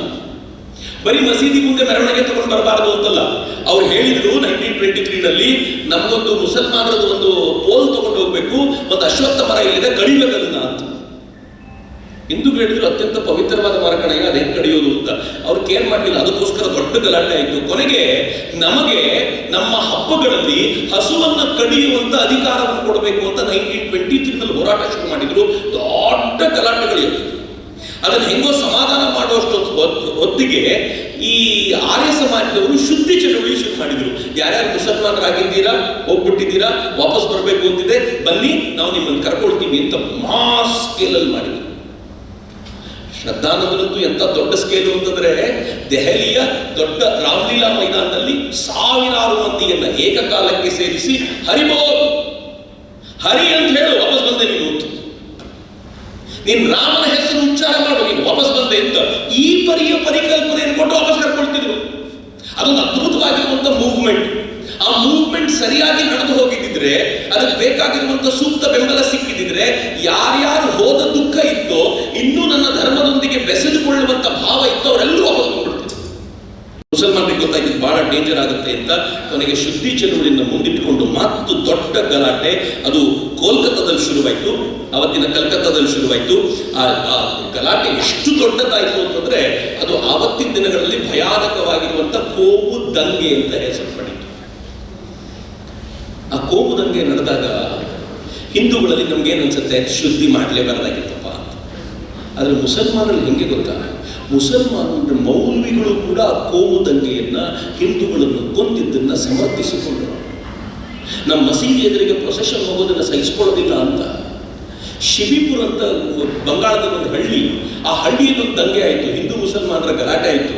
ಹಿಂದೂಗಳ ಮೇಲೆ ಭಯಾನಕವಾಗಿ ಮುಸಲ್ಮಾನರ ದಾಳಿ ಆಯಿತು. ಯಾಕೆ ಅಂತ ಕೇಳಿದ್ರೆ, ಅಲ್ಲಿನ ಮೌಲ್ವಿ ಹೇಳ್ತಾನೆ, ನಾವು ರಂಜಾನಲ್ಲಿದ್ವಿ, ನಾವು ಉಪವಾಸ ಬಿಡೋ ಹೊತ್ತಿನಲ್ಲಿ ಹಿಂದೂಗಳು ಶೋಭಾಯಾತ್ರೆ ಮಾಡ್ತಾರೆ. ಅವ್ರ ಏರಿಯಾದಲ್ಲಿ, ಹಿಂದೂಗಳ ಏರಿಯಾದಲ್ಲಿ ಹಿಂದೂಗಳು ಶೋಭಾಯಾತ್ರೆ ಮಾಡಿದ್ದಕ್ಕೆ ಮುಸಲ್ಮಾನರು ರಂಜಾನ್ನ ಹೆಸರನ್ನು ಹೇಳಿಕೊಂಡು ನಮ್ಮ ಉಪವಾಸ ಬಿಡೋ ಹೊತ್ತಿನಲ್ಲಿ ಅವರಲ್ಲಿ ಶೋಭಾಯಾತ್ರೆ ಮಾಡಿ ತಪ್ಪು, ಅದಕ್ಕೋಸ್ಕರ ಹೊಡೆದಿದ್ದು ಸರಿಯಾಗಿದೆ ಅಂತಂದ್ರು ಮೌಲ್ವಿಗಳು. ಅಂದ್ರೆ ಎಷ್ಟರ ಮಟ್ಟಿಗೆ ವಿಷಬೀಜ ಶುರುವಾಗಿತ್ತು ಅಂತಂದ್ರೆ, ಕೊನೆಗೆ ಸ್ವತಃ ಕಾಂಗ್ರೆಸ್ ನಿಂತ್ಕೊಂಡು ಒಂದು ಪ್ಯಾಕ್ಟ್ ಮಾಡಿಸೋದು, ಒಪ್ಪಂದ ಮಾಡಿಸೋದು, ಇಂಡಿಯನ್ ನ್ಯಾಷನಲ್ ಪ್ಯಾಕ್ಟ್ ಅಂತ. ಆ ಒಪ್ಪಂದದಲ್ಲಿ ಏನ್ ಹೇಳ್ತು ಗೊತ್ತಾ? ಮೊದಲನೇದು ಹೇಳ್ತು, ಮಾಸ್ಕಿನ ಮುಂದೆ ಇನ್ ಮುಂದೆ ಮೆರವಣಿಗೆ ತಗೊಂಡು ಹೋಗಬಾರ್ದು, ಯಾವುದೇ ಮೆರವಣಿಗೆ ಇದ್ರೆ ಹೋಗಬಾರ್ದು. ಕಾಂಗ್ರೆಸ್ ಮಾಡಿಸಿದ ಒಪ್ಪಂದ. ಎರಡನೇ ಒಪ್ಪಂದ ಏನು ಅಂತಂದ್ರೆ, ಮುಸಲ್ಮಾನರು ದನ ಕಡಿಬಹುದು, ಹಿಂದೂಗಳಿಗೆ ಗೊತ್ತಾಗದಂತೆ ಕಡಿಲಿ ಅಷ್ಟೇ. ಇಬ್ರು ಒಪ್ಕೊಳ್ಳಿಲ್ಲ ಇದನ್ನ, ಹೀಗಾಗಿ ಪ್ಯಾಕ್ಟ್ ಮುರಿದು ಬಿತ್ತು. ಇದೆಲ್ಲವೂ 1920s ಘಟನೆಗಳು. ಕಾಂಗ್ರೆಸ್ನ ಅಪೀಸ್ಮೆಂಟ್ ಅಷ್ಟರ ಮಟ್ಟಿಗಿತ್ತು. ಮುಸಲ್ಮಾನರ ಬಗ್ಗೆ ಯಾವ ಥರದ ರೆಸ್ಪೆಕ್ಟ್ ಕೊಡಬೇಕು ಕಾಂಗ್ರೆಸ್ನಲ್ಲಿ ಅಂತಂದ್ರೆ, ಆ ಮುಸಲ್ಮಾನರು ಎದ್ದು ನಿಂತರೆ ಎಲ್ಲರೂ ಉಖೆ ಅನ್ಬೇಕು, ಮುಸಲ್ಮಾನರಿಗಾದ್ರೂ ಮಾತನಾಡಿದ್ರೆ ಉಲ್ಟಾ ಯಾರು ಮಾತನಾಡುವಂತಿಲ್ಲ. ಅದನ್ನೆಲ್ಲ ಕಾಂಗ್ರೆಸ್ಸು ನಿಧಾನವಾಗಿ ತುಂಬಿ ಭಾರತದೊಳಗೆ ಒಂದು ಪ್ರತ್ಯೇಕವಾದ ಜಾಗಗಳನ್ನು ನಿರ್ಮಾಣ ಮಾಡ್ತಾ ಹೋಯ್ತು. ಹೇಗೆ ಪ್ರತ್ಯೇಕವಾದ ಜಾಗಗಳು ಅಂತಂದ್ರೆ, ಇದು ಮುಸಲ್ಮಾನರ ಏರಿಯಾ, ಇಲ್ಲಿ ಪ್ರೊಸೆಷನ್ ಹೋಗಬಾರ್ದು. ಇದು ಮುಸಲ್ಮಾನರ ಏರಿಯಾ, ಇಲ್ಲಿ ದನಗಳನ್ನು ಕಡಿಬಹುದು. ಇದು ಮುಸಲ್ಮಾನರ ಏರಿಯಾ, ಇಲ್ಲಿ ದೇವಸ್ಥಾನಗಳಿರಬಾರದು. ಇದು ಮುಸಲ್ಮಾನರ ಏರಿಯಾ, ಇಲ್ಲಿ ಅಜಾನ್ ಕೂಗುವಾಗ ಬೇರೆ ಯಾರು ಮಾತನಾಡಬಾರದು. ಇದು ಮುಸಲ್ಮಾನರ ಏರಿಯಾ, ಇಲ್ಲಿ ಹಿಂದೂ ದೇವಾಲಯಗಳು ಹೊರಗಡೆ ಮೈಕ್ ಹಾಕಬಾರದು. ಇದು ಮುಸಲ್ಮಾನರ ಏರಿಯಾ, ಇಲ್ಲಿ ಯಾರು ಹಬ್ಬ ಆಚರಣೆ ಮಾಡಬಾರದು. ಅಂದ್ರೆ ಒಂದು ಏರಿಯಾ ನಿರ್ಮಾಣ ಆಗೋಯ್ತು. ಪಾಕಿಸ್ತಾನ ಆಮೇಲೆ ಆಗಿತ್ತು. ಅದಕ್ಕಿಂತ ಮುಂಚೆ ಮುಸಲ್ಮಾನರ ತಲೆಯೊಳಗೆ ಪಾಕಿಸ್ತಾನ ನಿರ್ಮಾಣ ಮಾಡಿಕೊಟ್ಟಾಗಿತ್ತು. 1930ನಲ್ಲಿ ಇದೆಲ್ಲವೂ ಸ್ವಲ್ಪ ಹೇಗೋ ನಡೀತಿದೆ ಅಂತಂದಾಗ, ನಿನ್ನೆ ಹೇಳಿದ್ದಲ್ಲ, ಅಲ್ಲಮ ಇಕ್ಬಾಲ್, ಸಾರೆ ಜಹಾಂ ಸೆ ಅಚ್ಛಾದ ಕರ್ತೃ ಅಲ್ಲಮ ಇಕ್ಬಾಲ್ ತುಂಬಾ ಸ್ಪಷ್ಟವಾಗಿ ಟೂ ನೇಷನ್ ಥಿಯರಿಯನ್ನ ಮತ್ತೊಮ್ಮೆ ಬಲವಾಗಿ ಪ್ರತಿಪಾದಿಸಿದ. ಆ ಹೊತ್ತಿನಲ್ಲಿ ಜಿನ್ನಾ ಮುಸ್ಲಿಂ ಲೀಗ್ನಲ್ಲಿ ಇದ್ದವರು ಆ ವಿಚಾರವನ್ನ ತಮ್ಮ ತಲೆಗೇರಿಸಿಕೊಂಡು ತುಂಬಾ ಗಂಭೀರವಾಗಿ ಅದರ ಪರವಾಗಿ ನಿಂತುಕೊಂಡು. ಆಶ್ಚರ್ಯದ ಸಂಗತಿ ಹೇಳ್ತೀನಿ, ಬಹಳ ಜನರಿಗೆ ಗೊತ್ತಿರಲಾರ್ದು, ಜಿನ್ನಾ ವಾಸ್ತವವಾಗಿ ಹಿಂದೂ ವಿರೋಧಿಯೇ ಆಗಿರಲಿಲ್ಲ. ಜಿನ್ನಾನ ಹಿಂದೂ ವಿರೋಧಿಯಾಗಿ ಕನ್ವರ್ಟ್ ಮಾಡಲಾಯಿತು, ಕಾಂಗ್ರೆಸ್ನವರೇ ಮಾಡಿದ್ರು. ಜಿನ್ನಾ ಯಾವತ್ತೂ ಹಿಂದೂ ಮುಸಲ್ಮಾನರು ಚೆನ್ನಾಗಿರ್ಬೇಕು ಅಂತ ಭಾವಿಸಿದ. ಜಿನ್ನಾ ಈ ತರ ಕಟ್ಟರ್ ಮುಸ್ಲಿಂ ಅಲ್ವೇ ಅಲ್ಲ ರೀ. ಜಿನ್ನಾ ಏನೇನು ಕುರಾನ್ನಲ್ಲಿ ಮಾಡಬಾರದು ಅಂತ ಹೇಳಿದ್ರು ಅವೆಲ್ಲ ಮಾಡ್ತಿದ್ದ. ಅವ್ರು ಪೋರ್ಕ್ ತಿಂತಿದ್ದ, ಹಂದಿ ತಿಂತಿದ್ದ, ಜಿನ್ನಾ ಸಿಗರೇಟ್ ಸೇರ್ತಿದ್ದ, ಜಿನ್ನಾ ಹೆಂಡ ಕುಡಿತಿದ್ದ. ಯಾವ್ಯಾವ್ದನ್ನ ಕುರಾನಲ್ಲಿ ನಿಷಿದ್ಧ ಅಂತ ಹೇಳಿದ್ದಾರೋ ಅವೆಲ್ಲ ಮಾಡ್ಕೊಂಡಿದ್ದವನು. ಅವನು ಎಲ್ಲರೂ ಬಂದಾಗಬೇಕು, ಮಾಡರ್ನ್ ಆಗಬೇಕು ಅಂತ ಹೇಳ್ತಿದ್ದ ಮನುಷ್ಯ. ಯಾವಾಗ ಕಾಂಗ್ರೆಸ್ನಲ್ಲಿ ತನಗೆ ಗೌರವ ಸಿಕ್ತಿಲ್ಲ ಅಂತ ಗೊತ್ತಾಯ್ತು, ಬಿಟ್ಟ ಮುಸ್ಲಿಂ ಲೀಗಿಗೆ ಹೋದ, ಈ 2 ನೇಷನ್ ಥಿಯರಿ ಅವ್ರಿಗೆ ಹಿಡಿಸ್ತು. ಇದನ್ನ ತಗೊಂಡು ಎಂತ ಪ್ರಾಪಗೇಷನ್ ಶುರು ಮಾಡಿಬಿಟ್ಟ ಅಂತಂದ್ರೆ ಅವ್ರು ಇಡೀ ಇದನ್ನ ಕೈಗೆ ಎತ್ತುಕೊಂಡು ಮುಸಲ್ಮಾನರಲ್ಲಿ ಅದನ್ನು ಬಿಟ್ಲಿಕ್ಕೆ ಶುರು ಮಾಡಿದ. ತುಂಬಾ ದೊಡ್ಡ ಪ್ರಮಾಣದಲ್ಲಿ ಅದು ಬೆಳವಣಿಗೆ ಕಾಣಿಸ್ತು. 1940 ಲಾಹೋರ್ನಲ್ಲಿ ಮುಸ್ಲಿಂ ಲೀಗಿನ ಒಂದು ಕಾರ್ಯಕ್ರಮ ನಡೆದಾಗ ಆ ಕಾರ್ಯಕ್ರಮದಲ್ಲಿ ಅವನು ಈ 2 ನೇಷನ್ ಥಿಯರಿಯನ್ನ ಪ್ರೆಸೆಂಟ್ ಮಾಡಿದ. ಅದು ಎಂತ ವ್ಯಾಪಕವಾದ ಪ್ರಚಾರ ಪಡ್ಕೊಳ್ತು ಅಂತಂದ್ರೆ ಯಾವ್ಯಾವ ಮುಸಲ್ಮಾನರು ಕಾಂಗ್ರೆಸ್ನಲ್ಲಿದ್ರೋ ಬಹುತೇಕರು ಕಾಂಗ್ರೆಸ್ ಬಿಟ್ಟು ಮುಸ್ಲಿಂ ಲೀಗ್ ಹೋದ್ರು. ಇವ್ರುಗಳೇ ನಿಂತ ಬಗೆ ಅಂತಿದ್ದಲ್ಲ, ಇವ್ರುಗಳೇನಾದ್ರೂ ಮಾತಾಡಿದಾಗ ಏನು ಮಾತಾಡಬಾರ್ದು ಅಂತ ನಾವು ಹೇಳ್ತಿದ್ವಲ್ಲ, ಆ ಮುಸಲ್ಮಾನರೆಲ್ಲ ಮುಸ್ಲಿಂ ಲೀಗಿಗೆ ಹೋಗಿ ಜಾಯ್ನ್ ಆಗಲಿಕ್ಕೆ ಶುರು ಮಾಡಿಬಿಟ್ರು. ನಿಧಾನವಾಗಿ ಮುಸ್ಲಿಂ ಲೀಗ್ ಉಬ್ಲಿಕ್ಕೆ ಶುರುವಾಯಿತು. ಕಾಂಗ್ರೆಸ್ಸಿಗೆ ಏನು ಮಾಡಬೇಕು ಎನ್ನುವಂಥದ್ದು ಪ್ರಯತ್ನ ಗೊತ್ತಿರಲಿಲ್ಲ. 1946 ಕಾಂಗ್ರೆಸ್ ಒಂದು ಸಜೆಷನ್ ಕೊಡ್ತು, ನಾವು ಡಿಸೆಂಟ್ರಲೈಸ್ ಆಗಿರುವಂಥ ದೇಶವನ್ನು ಕಟ್ಟೋಣ. ಡಿಸೆಂಟ್ರಲೈಸ್ ಅಂತಂದ್ರೆ ಏನಂತಂದ್ರೆ ಹಿಂದೂಗಳು ಮತ್ತು ಮುಸಲ್ಮಾನರು ಸ್ವಾಯತ್ತವಾಗಿ ಇದನ್ನು ರಚನೆ ಮಾಡುವಂತಾಗಲಿ ಅಂತ 1946 ಬ್ರಿಟಿಷರು ಮುಂದಿಟ್ಟರು. ಕಾಂಗ್ರೆಸ್ಸು ಒಪ್ಕೊಳ್ಳಿಲ್ಲ ಮತ್ತು ಇವರು ಕೇಳಲಿಲ್ಲ. ಆ ಹೊತ್ತಿನಲ್ಲಿ ಸಾವರ್ಕರ್ ಮತ್ತೆ ಅಂಬೇಡ್ಕರ್ ಇಬ್ಬರು ಫೈಟ್ ಶುರು ಮಾಡಿದ್ರು. ಸಾವರ್ಕರ್ನಂತೂ ಫೈಟ್ ಎಂಥದ್ದು ಗೊತ್ತೇನೋ ಇದ್ದಾರೆ. ಸಾವರ್ಕರ್ ಅಂತೂ ಈ ಹಿಂದೂ ಮತ್ತು ಮುಸ್ಲಿಂ ಅನ್ನುವ ಚರ್ಚೆ ಶುರು ಮಾಡಿದಾಗ, ಹಿಂದುತ್ವ ಅಂದ್ರೆ ಏನು ಅಂತ ಗೊತ್ತಿಲ್ಲದೆ ಹೋದಾಗ ಸಾವರ್ಕರ್ ಹಿಂದುತ್ವದ ಪುಸ್ತಕ ಬರೆದು ಹಿಂದುತ್ವದ ಪ್ರಚಾರ ಶುರು ಮಾಡಿದ್ರು. ಇವತ್ತಿಗೂ ಹಿಂದುತ್ವ ಅಂತಂದ್ರೆ ಏನು ಅಂತ ತಿಳ್ಕೊಳ್ಬೇಕು ಅಂದ್ರೆ ಸಾವರ್ಕರೇ ನಮ್ಗೆ ಆಧಾರ. ಸಾವರ್ಕರ್ ಎಲ್ಲಿವರೆಗೂ ಗೊತ್ತಾ, ಆ ಮನುಷ್ಯ ಅತ್ಯದ್ಭುತ. ನಂಗೆ ಬಹಳ ಬಾರಿ ನೋವು ಅನಿಸುತ್ತಿತ್ತು, ಎಂಥ ಜನಾಂಗ ನಾವು. ಸಾವರ್ಕರ್ ಅಂತ ಒಬ್ಬ ವ್ಯಕ್ತಿಯನ್ನ ಸ್ವತಂತ್ರ ಭಾರತದಲ್ಲಿ ಕೆಟ್ಟದಾಗಿ ನಡೆಸ್ಕೊಳ್ತೀವಲ್ಲ ಇವತ್ತಿಗೂ ಕೂಡ ಅಂತ ಬಹಳ ದುಃಖ ಅನಿಸುತ್ತೆ ನನಗೆ. ಅವರು ಇಡೀ ಹಿಂದೂಗಳಿಗೆ ಒಂದು ಶಕ್ತಿ ಸಿಗಲಿ ಅಂತ ಒಂದು ಶ್ಲೋಕವನ್ನೇ ಬರೆದ್ರು. ಆ ಸಿಂಧು ಪರ್ಯಂತ ಯಸ್ಯ ಭಾರತ ಭೂಮಿಕಾ ಪಿತೃಭೂ ಪುಣ್ಯಭೂಶ್ಚೈವ ಸವೈ ಹಿಂದುರಿತಿ ಸ್ಮೃತಃ. ಕೇಳಿದ್ರೆ ಯಾವುದೋ ಪುರಾಣದಲ್ಲಿ ಬಂದಿರಬೇಕು ಅಂತ ಅನ್ಸುತ್ತೆ, ಸಾವರ್ಕರ್ ಬರೆದಿರೋದು. ಆ ಸಿಂಧುವಿನಿಂದ ಹಿಡಿದು ಹಿಮಾಲಯದವರೆಗೆ ಇರುವಂತ ಈ ಭೂಭಾಗವನ್ನ ಯಾರು ಪಿತೃಭೂಮಿ ಪುಣ್ಯಭೂಮಿ ಅಂತ ಗೌರವಿಸ್ತಾರೋ ಅವರೆಲ್ಲರೂ ಹಿಂದೂಗಳೇ ಅಂತ ಸಾವರ್ಕರ್ ಕರೆದ್ರು. ಅದ್ಭುತವಾಗಿರುವಂತ ಸಂದೇಶವಾಗಿತ್ತದು. ಅವರು ಹಿಂದುತ್ವದ ಪರಿಕಲ್ಪನೆಯನ್ನ ಸಾವರ್ಕರ್ ಕಟ್ಟಿಕೊಟ್ರು. ಯಾರು ಹಿಂದೂ ಎನ್ನುವಂತ ವಿವರವಾಗಿರುವಂತ ವಿಚಾರವನ್ನ ಸಾವರ್ಕರ್ ಎತ್ತಿ ಹಿಡಿಯುವಂತ ಪ್ರಯತ್ನ ಮಾಡಿದ್ರು. ಅತ್ತ ಅಂಬೇಡ್ಕರ್ ತಮ್ಮೆಲ್ಲ ಪ್ರಯತ್ನವನ್ನು ಮಾಡ್ತಿದ್ರು. ಇವರಿಬ್ಬರನ್ನ ಕಾಂಗ್ರೆಸ್ ತನ್ನ ಗಣನೆಗೆ ತೆಗೆದುಕೊಳ್ಳೇ ಇಲ್ಲ. 1946 ಆಗಸ್ಟ್ಗೆ ಯಾವಾಗ ಕಾಂಗ್ರೆಸ್ ತಲೆ ಕೆಡಿಸ್ಕೊಳ್ತಿಲ್ಲ ಅಂತ ಗೊತ್ತಾಯ್ತು, ಬ್ರಿಟಿಷರಿಗೆ ಪ್ರಭಾವ ಬೀರಲಿಕ್ಕೆ ಮೊಹಮ್ಮದ್ ಅಲಿ ಜಿನ್ನಾ ಮತ್ತು ಮುಸ್ಲಿಂ ಲೀಗಿಗೆ ಇದ್ದು ಒಂದೇ ಒಂದು ಮಾರ್ಗ, ಇವತ್ತಿಗೂ ಕೂಡ ಮುಸಲ್ಮಾನರಿಗಿರುವಂಥ ಏಕೈಕ ಮಾರ್ಗ. ಮುಸಲ್ಮಾನರು ವೈಚಾರಿಕವಾದ ಚರ್ಚೆಯ ಮೂಲಕ ಗೆಲ್ಲದಿಲ್ಲ. ಮುಸಲ್ಮಾನರು ಈಗ ನಾನು ಮಾತನಾಡಿದ್ದನ್ನ ಕೇಳಿ ಕೋಪಿಸ್ಕೊಂಡ್ರೆ ಏನ್ ಮಾಡ್ತಾರೆ ಗೊತ್ತಾ, ಫೇಸ್ಬುಕ್ಕಲ್ಲಿ ನನ್ನ ವಾಲಿಗೆ ಬಂದು ಕೆಟ್ಟದಾಗಿ ಬೈಯೋದು ಮಾತ್ರ ಬರುತ್ತೆ. ಅವ್ರಿಗೆ ಆಚೆ ಏನು ಗೊತ್ತಿಲ್ಲ, ಇದ್ರ ಚರ್ಚೆ ಮಾಡ್ಲಿಕ್ಕೆ ಬರೋದಿಲ್ಲ, ದಟ್ಟತನ ಅದು ಅವ್ರಿಗೆ ನಂಗೆ ತುಂಬಾ ಬಾರಿ ಅನ್ಸುತ್ತೆ. ನಾನು ಇದನ್ನು ತುಂಬಾ ವಿಚಾರ ಮಾಡಿ ನಿಮ್ಮ ಮುಂದೆ ಇಡ್ತಾ ಇದ್ದೀನಿ.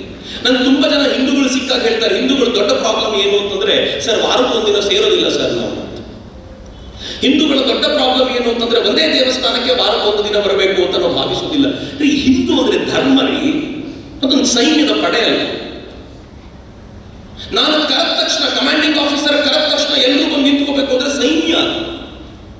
ನಮ್ಮ ಧರ್ಮ. ನೀನು ಸೋಮವಾರ ಶಿವನ ಮಂದಿರಕ್ಕೆ ಹೋಗು, ಮಂಗಳವಾರ ಮತ್ತೊಂದು, ನೀನು ಹೋಗದೇ ಇಲ್ವಾ, ಬೇಡ, ಮನೆಯಲ್ಲೇ ಇರು, ಮನೆಯಲ್ಲೇ ಪೂಜೆ ಮಾಡ್ಕೋ. ನಾವು ಧರ್ಮವನ್ನ ಬೆಳೆಸಿರೋದೇ ಹೊರತು ಸೈನ್ಯವನ್ನು ಕಟ್ಟಿರೋದಲ್ಲ. ಹಿಂಗಾಗಿ ನಮ್ಮಲ್ಲಿ ಒಂದಿನ ಸೇರ್ಬೇಕು ಎನ್ನುವ ಪರಿಕಲ್ಪನೆ ಇಲ್ಲ. ಒಟ್ಟಲ್ಲಿ ಅದೇ ಪರಿಕಲ್ಪನೆ ಇರೋದ್ರಿಂದ ಅವ್ರಿಗೆ ಗೊತ್ತಿರೋದು ಏನು ಅಂತಂದ್ರೆ, ಯಾವುದೋ ಒಂದಿನ ಬೀದಿಗೆ ಕರ್ಕೊಂಡು ಬರಬೇಕು, ಬೀದಿಯಲ್ಲಿ ಗಲಾಟೆ ಮಾಡಿಸ್ಬೇಕು ಅಂತ. ಇವತ್ತಿಗೂ ಹಂಗೆ ನಡೆಯೋದು. ಅವತ್ತು ಅವನು ಹಂಗೆ ಮಾಡಿದ. ನಮ್ಮಲ್ಲಿ ಬಹುತೇಕರಿಗೆ ಗೊತ್ತಿರಲಿಕ್ಕಿಲ್ಲ, 1946 ಆಗಸ್ಟ್ 16 ಡೈರೆಕ್ಟ್ ಆಕ್ಷನ್ ಡೇ ಅಂತ ಕರೆಯಲಾಯಿತು. ಮೊಹಮ್ಮದ್ ಅಲಿ ಜಿನ್ನಾ ಏನ್ ಹೇಳಿದ ಗೊತ್ತಾ, ನಮಗೆ ನಮ್ಮ ದೇಶ ಸಿಗಲಿಲ್ಲ ಅಂದ್ರೆ, ಸರಿಯಾಗಿ ಕೇಳಿಸ್ಕೊಂಡಿದ್ದೀರ ಮೊಹಮ್ಮದ್ ಅಲಿ ಜಿನ್ನಾ ಮಾತು, ನಮಗೆ ನನ್ನ ದೇಶ ಸಿಗಲಿಲ್ಲ ಅಂತಂದ್ರೆ ಇರೋ ದೇಶವನ್ನ ನಾಶ ಮಾಡಿ ಭರ್ಜರಿಯಾಗಿರುವಂಥ ಒಂದು ಕರೆಯನ್ನು ಕೊಟ್ಟ. ಆ ಕರೆಯ ಪ್ರತಿಫಲವಾಗಿ ಎಲ್ಲ ಕಡೆಗಳಲ್ಲಿ ಮುಸಲ್ಮಾನರು ದಂಗೆ ಎದ್ರು. ಭಯಾನಕವಾದ ಒಂದು ದಂಗೆ ನಡೆದಿದ್ದು ಪೂರ್ವ ಪಾಕಿಸ್ತಾನದ ಕಡೆಯಲ್ಲಿ. ಪೂರ್ವ ಪಾಕಿಸ್ತಾನದ ದಂಗೆ ಹೆಂಗಾಯಿತು ಅಂತಂದ್ರೆ, ಡೈರೆಕ್ಟ್ ಆಕ್ಷನ್ ಡೇ ದಿನ ಕೈಯಲ್ಲಿ ಕತ್ತಿಗಳನ್ನು ಹಿಡಿದು ಪೆಟ್ರೋಲ್ ಮತ್ತು ಡೀಸೆಲ್ಗಳನ್ನು ತೆಗೆದುಕೊಂಡು ಬೆಂಕಿ ಹಚ್ಚೋದು, ಕಣ್ಣಲ್ಲಿ ಹಿಂದೂಗಳನ್ನು ಕೊಲ್ಲೋದು 2 ದಿನಗಳ ಕಾಲ ಇದು ನಡೀತು. ಆ 2 ದಿನಗಳ ಕಾಲ ಇದು ನಡೆದಾಗ ಹಿಂದೂಗಳು ಹಾಹಾಕಾರ ಎಬ್ಬಿಸಿ ಇದ್ದಿದ್ದನ್ನೆಲ್ಲ ಕಳ್ಕೊಂಡು ಓಡ್ ಹೋಗ್ಲಿಕ್ಕೆ ಶುರು ಮಾಡಿದ್ರು. ಓಡ್ ಹೋಗೋದು ಅಂತಂದ್ರೆ ಹೇಗೆ, ಮನೆಯನ್ನು ಬಿಟ್ಟು ಓಡೋಗು, ತನ್ನ ಹೆಂಡತಿ ಮಕ್ಕಳನ್ನ ಕರ್ಕೊಂಡು ಓಡೋಗು, ಇದ್ದವ್ರನ್ನ ಬಾವಿಗೆ ತಳ್ಳಿಬಿಡು, ಅವ್ರನ್ನ ಮುಸಲ್ಮಾನ ಕರ್ಕೊಂಡು ಹೋದ್ರೆ ಹಳೆಯದೆಲ್ಲ ಗೊತ್ತಿಲ್ಲ ಅವ್ರಿಗೆ ಏನೇನು ಮಾಡ್ತಾರೆ ಅಂತ. ಈ ಎಲ್ಲ ಕಾರಣಕ್ಕೆ ಹಿಂದೂಗಳು ಉತ್ಪಾತ ಉಂಟಾದಾಗ ಒಬ್ಬ ವ್ಯಕ್ತಿ ಇಲ್ಲಿ ಯಾರಾದರೂ ತನ್ನನ್ನು ತಾನು ಹಿಂದೂ ಅಂತ ಕರೆದುಕೊಳ್ಳೋದಿದ್ರೆ ಆ ಮನುಷ್ಯನ ಮಾತ್ರ ದಯಮಾಡಿ ಮರಿಬೇಡಿ. ಈ ಮನುಷ್ಯನ ಹೆಸರು ಗೋಪಾಲ್ ಪಾಠ ಅಂತ. ಗೋಪಾಲ್ ಪಾಠ ವೃತ್ತಿಯಿಂದ ಮಾಂಸ ಕಡಿಯೋದು. ನಾನು ಅದಕ್ಕೆ ಅವ್ರ ಚಿತ್ರವನ್ನು ತಗೊಂಡು ನೋಡ್ಲಿ ಎಲ್ಲರೂ ಅಂತ ಸೇರಿಸ್ಕೊಂಡೆ. ಬರೀ ಈ ಕಥನದ ನಡುವೆ ಅವ್ರನ್ನೆಲ್ಲ ಮರೆತರೆ ಏನು ಉಪಯೋಗ ಅಂತ. ಗೋಪಾಲ್ ಪಾಠ ಏನ್ ಮಾಡಿದ ಗೊತ್ತಾ? ತನ್ನ ಜೊತೆಗಿರುವಂತ ಒಂದು ತರುಣರ ತಂಡವನ್ನು ಸೇರಿಸ್ಕೊಂಡು ಹೇಳಿದ ಎಲ್ಲರೂ ಕೈಯಲ್ಲಿ ಆಯುಧ ಹಿಡ್ಕೊಡಿ. ಆಯುಧ ಹಿಡ್ಕೊಂಡು ಏನ್ ಮಾಡಬೇಕು ಅಂತಂದ್ರೆ ಯಾರ್ಯಾರು ಹಿಂದೂಗಳ ಮೇಲೆ ಆಕ್ರಮಣ ಮಾಡ್ತಾ ಇದ್ದಾರೋ ಗುರುತು ಮಾಡಿ ಅವ್ರ ಮೇಲೆ ನಾವು ಆಕ್ರಮಣ ಮಾಡೋಣ ಅಂತ ಸಂಜೆ ಆದ ತಕ್ಷಣ ಗೋಪಾಲ್ ಪಾಠ ಮತ್ತು ಅವ್ರ ಟೀಮ್ ಹೋಗ್ತಾ ಇತ್ತು.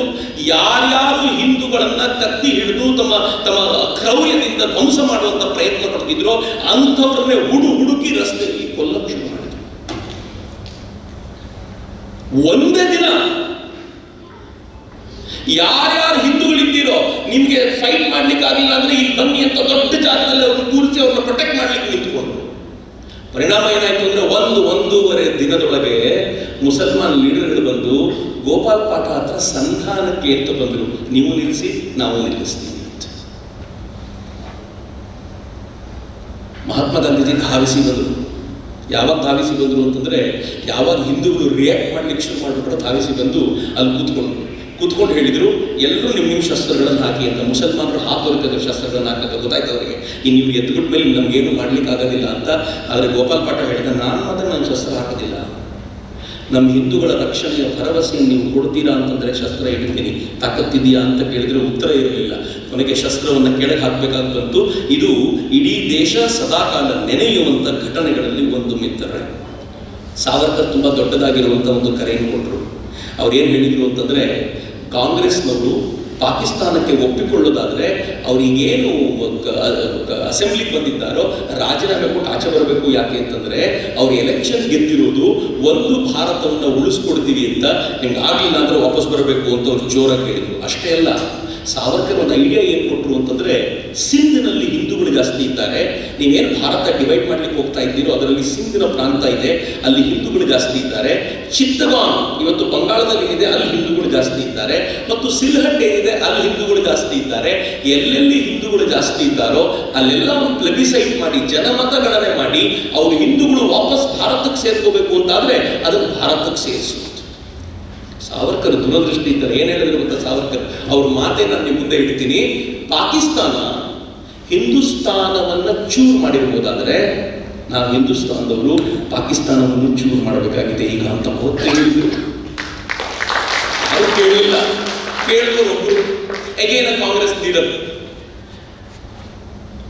ಬೋರ್ಡೋಲಾಯ್ ಅಂತ ಅವರ ಹೆಸರು, ರಘುನಾಥ್ ಬೋರ್ಡೋಲಾಯ್. ಈ ಬೋರ್ಡೋಲಾಯ್ನ ವೈಶಿಷ್ಟ್ಯ ಏನು ಅಂತಂದ್ರೆ, ಅಸ್ಸಾಂನ ಗೋಪಿನಾಥ್ ಬೋರ್ಡೋಲಾಯ್ರು ಅಸ್ಸಾಂನ ಸಿಎಂ ಆಗಿದ್ರು. ಅಸ್ಸಾಂನ ಸಿಎಂ ಜೊತೆಗೆ ಅವರು ಮಾತನಾಡಿ ಹೇಳಿದ್ರು, ಸಿಲೆಟ್ ಅನ್ನೋ ಜನಮತಗಣನೆ ಆಗಬೇಕು ಮತ್ತು ಈ ಬಂಗಾಳದಿಂದ ಮುಸಲ್ಮಾನರನ್ನ ತಳ್ಳುವಂತ ಪ್ರಯತ್ನ ಮಾಡ್ತಿದ್ದಾರೆ ಅಸ್ಸಾಂಗೆ. ನೀವು ದಯಮಾಡಿ ಯಾವ್ಯಾವ ಮುಸಲ್ಮಾನರು ಬಂದು ಸೆಟ್ಲ್ ಆಗ್ತಾ ಇದ್ದಾರೋ ಅವ್ರಿಗೆಲ್ಲ ಸೆಟ್ಲ್ ಆಗ್ಲಿಕ್ಕೆ ಬಿಡದೆ ಆಚೆ ಓಡಿಸಿ ಮತ್ತು ಬಂಗಾಳದ ಹಿಂದೂ ಪಾಪ್ಯುಲೇಷನ್ ಬಲವಾಗಿ ಕಾಯ್ದುಕೊಳ್ಳಿ ಅಂತ.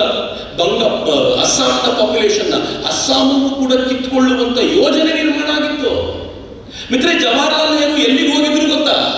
ಜವಾಹರ್ಲಾಲ್ ನೆಹರು ಮತ್ತು ಕಾಂಗ್ರೆಸ್ಸಿನ ಅವರ ಮಿತ್ರರು ಸೇರಿಕೊಂಡು 3 ಪಾಯಿಂಟ್ ಮಾಡಿದ್ರು. ಪಾಯಿಂಟ್ ಎ, ಹಿಂದೂಗಳೇ ಜಾಸ್ತಿ ಇರುವಂತ ಜಾಗ. ಪಾಯಿಂಟ್ ಬಿ, ಮುಸಲ್ಮಾನರೇ ಜಾಸ್ತಿ ಇರುವಂತ ಜಾಗ. ಹಿಂದೂಗಳೇ ಜಾಸ್ತಿ ಇರುವಂತದ್ದು ಅದು ಇದಕ್ಕೆ ಹೋಗ್ಬೇಕು, ಹಿಂದೂಸ್ತಾನಕ್ಕೆ ಹೋಗ್ಬೇಕು. ಮುಸಲ್ಮಾನರೇ ಜಾಸ್ತಿ ಇರುವಂತದ್ದು ಪಾಕಿಸ್ತಾನಕ್ಕೆ ಹೋಗ್ಲಿ. ಮತ್ತು 3ನೇದು ಅಸ್ಸಾಂ ಸೇರಿದಂತೆ ಪಂಜಾಬನ್ನು ಸೇರಿಸಿಕೊಂಡು ಇವೆರಡರಲ್ಲಿ ಮಿಕ್ಸ್ ಇರೋದ್ರಿಂದ ಇದನ್ನ ಹೆಂಗೆ ಡಿವೈಡ್ ಮಾಡಬೇಕು ನೋಡಬೇಕು. ಬೋರ್ಡೆಲ್ಲ ಹೇಳಿದ್ರು, ನನ್ನ ಅಸ್ಸಾಂನಲ್ಲಿ ಹಿಂದೂಗಳೇ ಜಾಸ್ತಿ ಇರೋದ್ರಿಂದ ಗ್ರೂಪ್ ಸಿ ಇದನ್ನು ಸೇರಿಸುವಂತಿಲ್ಲ. ನೆಹರು ಉಲ್ಟಾ ಆದ್ರು ಬೋರ್ಡೆಲ್ಲ ಹೇಳಿದ್ರು, ನೀನು ಯಾರಾದ್ರೂ ಉಲ್ಟಾ ಆಗಿ ನನ್ನ ಅಸ್ಸಾಂ ಭಾರತದ ಅವಿಭಾಜ್ಯ ಅಂಗ ಅಂತ ಒಬ್ಬ ಗೋಪಿನಾಥ್ ಬೋರ್ಡೆಲ್ಲ ಹಠ ಹಿಡಿದು ನಿಂತು ತಮ್ಮ ಪ್ರೀತಿ ಮಾತ್ರದಿಂದಲೇ ಅಸ್ಸಾಮಿನ ಜನರನ್ನ ಗೆದ್ದಿದ್ದಂತ ಅಪರೂಪದ ವ್ಯಕ್ತಿ. ಸ್ವಲ್ಪ ಗಾಂಧೀಜಿಯ ಸಪೋರ್ಟು ಇತ್ತು ಅಂತಾರೆ ಮತ್ತು ಸರ್ದಾರ್ ಪಟೇಲ್ರು ಅವ್ರ ಜೊತೆಗೆ ಬಲವಾಗಿ ನಿಂತಿದ್ರಿಂದ ಅವರು ಹಠ ಹಿಡಿದ್ರು. ಫೈನಲಿ ಅವರು ಅಸ್ಸಾಮನ್ನು ಉಳಿಸ್ಕೊಳ್ಳಿಕ್ಕೆ ಸಾಧ್ಯ ಆಯಿತು. ನೆಹರುಗೆ ಬಿಟ್ಟಿದ್ದಿದ್ರೆ ಇವತ್ತು ಅಸ್ಸಾಂ ಕೂಡ ನಮ್ಮ ಹತ್ರ ಇರ್ತಿರ್ಲಿಲ್ಲ. ಅಸ್ಸಾಂ ಅಂದ್ರೆ ಯಾವುದು ಅಂತ ನಾನು ನಿನ್ನೆ ನಿಮ್ಗೆ ಹೇಳಿದ್ದೀನಿ. 600 ವರ್ಷಗಳ ಕಾಲ ಹಿಂದುತ್ವವನ್ನು ಕಾಪಾಡಿಕೊಂಡು ಬಂದಿದ್ದ ಕಾಮರೂಪ ಇವತ್ತು ನಮ್ಮ ಜೊತೆ ಇರ್ತಿರ್ಲಿಲ್ಲ. ಒಬ್ಬ ಗೋಪಿನಾಥ್ ಬೋರ್ಡೋಲಾಯ್, ನಾನು ಅವ್ರನ್ನ ಬಹಳ ಪ್ರೀತಿಯಿಂದ ನೆನಪಿಸ್ಕೊಳ್ತೀನಿ. ಅವ್ರು ಇಲ್ಲದೆ ಹೋಗಿದ್ರೆ ಉಳಿಲಿಕ್ಕೆ ಮುಟ್ಲಿಕ್ಕೆ ಸಾಧ್ಯ ಇರ್ತಿರ್ಲಿಲ್ಲ.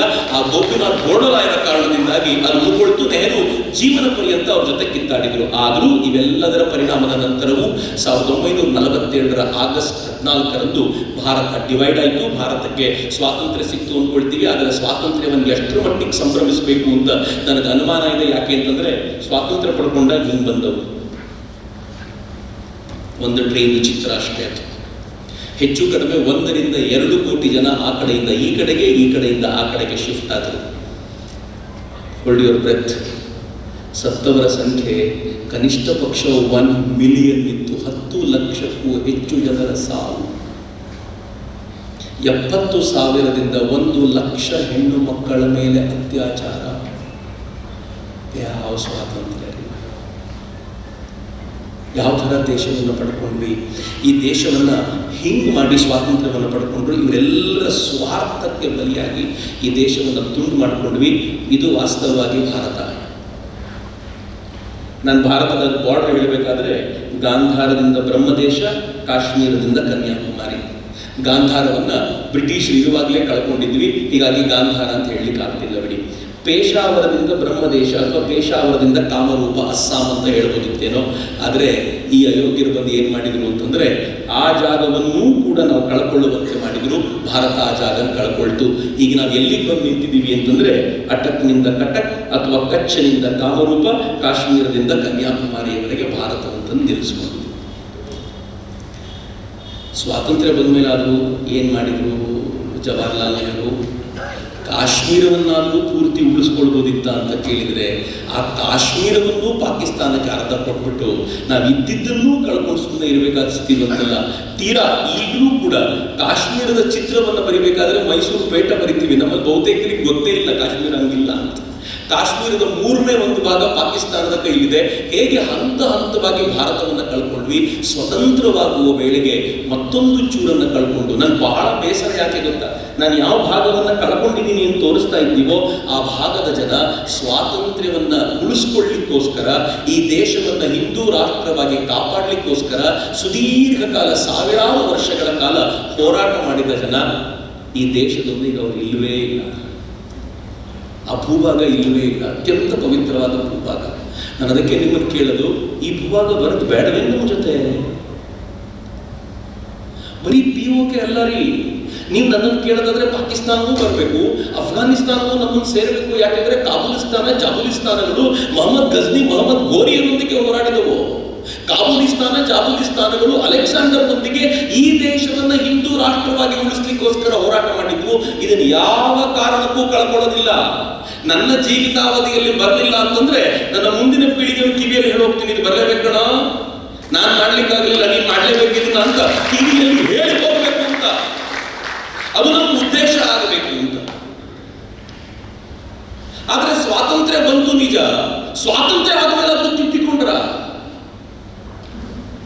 ಈ ದೇಶದ ಪರಿಸ್ಥಿತಿ ಹೆಂಗಾಯ್ತು ಅಂತಂದ್ರೆ ಮಿತ್ರರೇ, ಸ್ವಾತಂತ್ರ್ಯ ಬಂದ ಹೊಸ್ತಿರಲ್ಲಿ ಆದರಣೀಯ ಮಹಾತ್ಮ ಗಾಂಧೀಜಿಯವರು ಮೌಲಾನಾ ಆಜಾದರ ಮಾತನ್ನ ಕೇಳಿ ದೆಹಲಿಗೆ ಹೋದ್ರು, ಅಥವಾ ಕಾಂಗ್ರೆಸ್ನವ್ರಿಗೆ ಹೇಳಿದ್ರು, ಯಾವ್ಯಾವ ಮುಸಲ್ಮಾನ ಭಾರತದಲ್ಲಿ ಇರಬೇಕು ಅಂತ ಇದ್ಕೊಳ್ಳಿ ಬಿಡಿ. ಸರ್ದಾರ್ ಪಟೇಲ್ ಹೇಳಿದ್ರು, ಇದ್ದ ಮುಸಲ್ಮಾನರು ಯಾವ್ಯಾವ ಮನೆ ಬಿಟ್ಟು ಹೋಗಿದ್ದಾರೋ, ಎಷ್ಟು ಚೆನ್ನಾಗಿದೆ ನೋಡಿ ಸರ್ದಾರ್ ಪಟೇಲ್ರ ವಾದ. ಇದ್ದ ಮುಸಲ್ಮಾನರು ಯಾವ್ಯಾವ ಮನೆ ಬಿಟ್ಟು ಹೋಗಿದ್ದಾರೋ ಅವುಗಳನ್ನ ಪಾಕಿಸ್ತಾನದಿಂದ ಬರುವಂತ ಹಿಂದೂಗಳಿಗೆ ಬಿಟ್ಕೊಡೋಣ. ಮಹಾತ್ಮ ಗಾಂಧೀಜಿ ಏನ್ ಹೇಳಿದ್ರು ಗೊತ್ತಾ?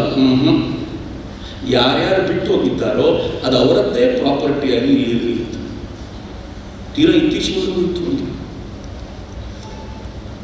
ಮಹಾತ್ಮ ಗಾಂಧೀಜಿ ಎಲ್ಲಿವರೆಗೂ ಹೇಳಿದ್ರು ಅಂತಂದ್ರೆ, ಯಾವ್ಯಾವ ಮುಸಲ್ಮಾನರು ಇಲ್ಲಿ ಉಳ್ಕೊಂಡಿದ್ದಾರೋ ಆ ಮುಸಲ್ಮಾನರಿಗೆ ಪ್ರೊಟೆಕ್ಷನ್ ಹಿಂದೂಗಳು ಕೊಡಬೇಕು,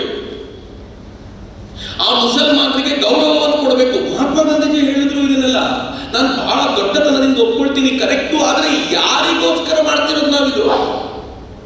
ಯಾರು ಹಿಂದೂಗಳನ್ನ ಅತ್ಯಂತ ಕೆಟ್ಟದಾಗಿ ನಡೆಸ್ಕೊಳ್ತಿದ್ದಾರೋ ಅವ್ರ ಜೊತೆ. ಮಿತ್ರರೇ, ಸ್ವಾತಂತ್ರ್ಯ ಬಂದಾಗ ಭಾರತದಲ್ಲಿ 9% ಮುಸಲ್ಮಾನರಿದ್ರು, ಇವತ್ತು 20% ಆಗಿದ್ದಾರೆ. ಪಾಕಿಸ್ತಾನದಲ್ಲಿ ಹೆಚ್ಚು ಕಡಿಮೆ 8-9% ಇದ್ರು, 1% ಇದ್ದಾರೆ.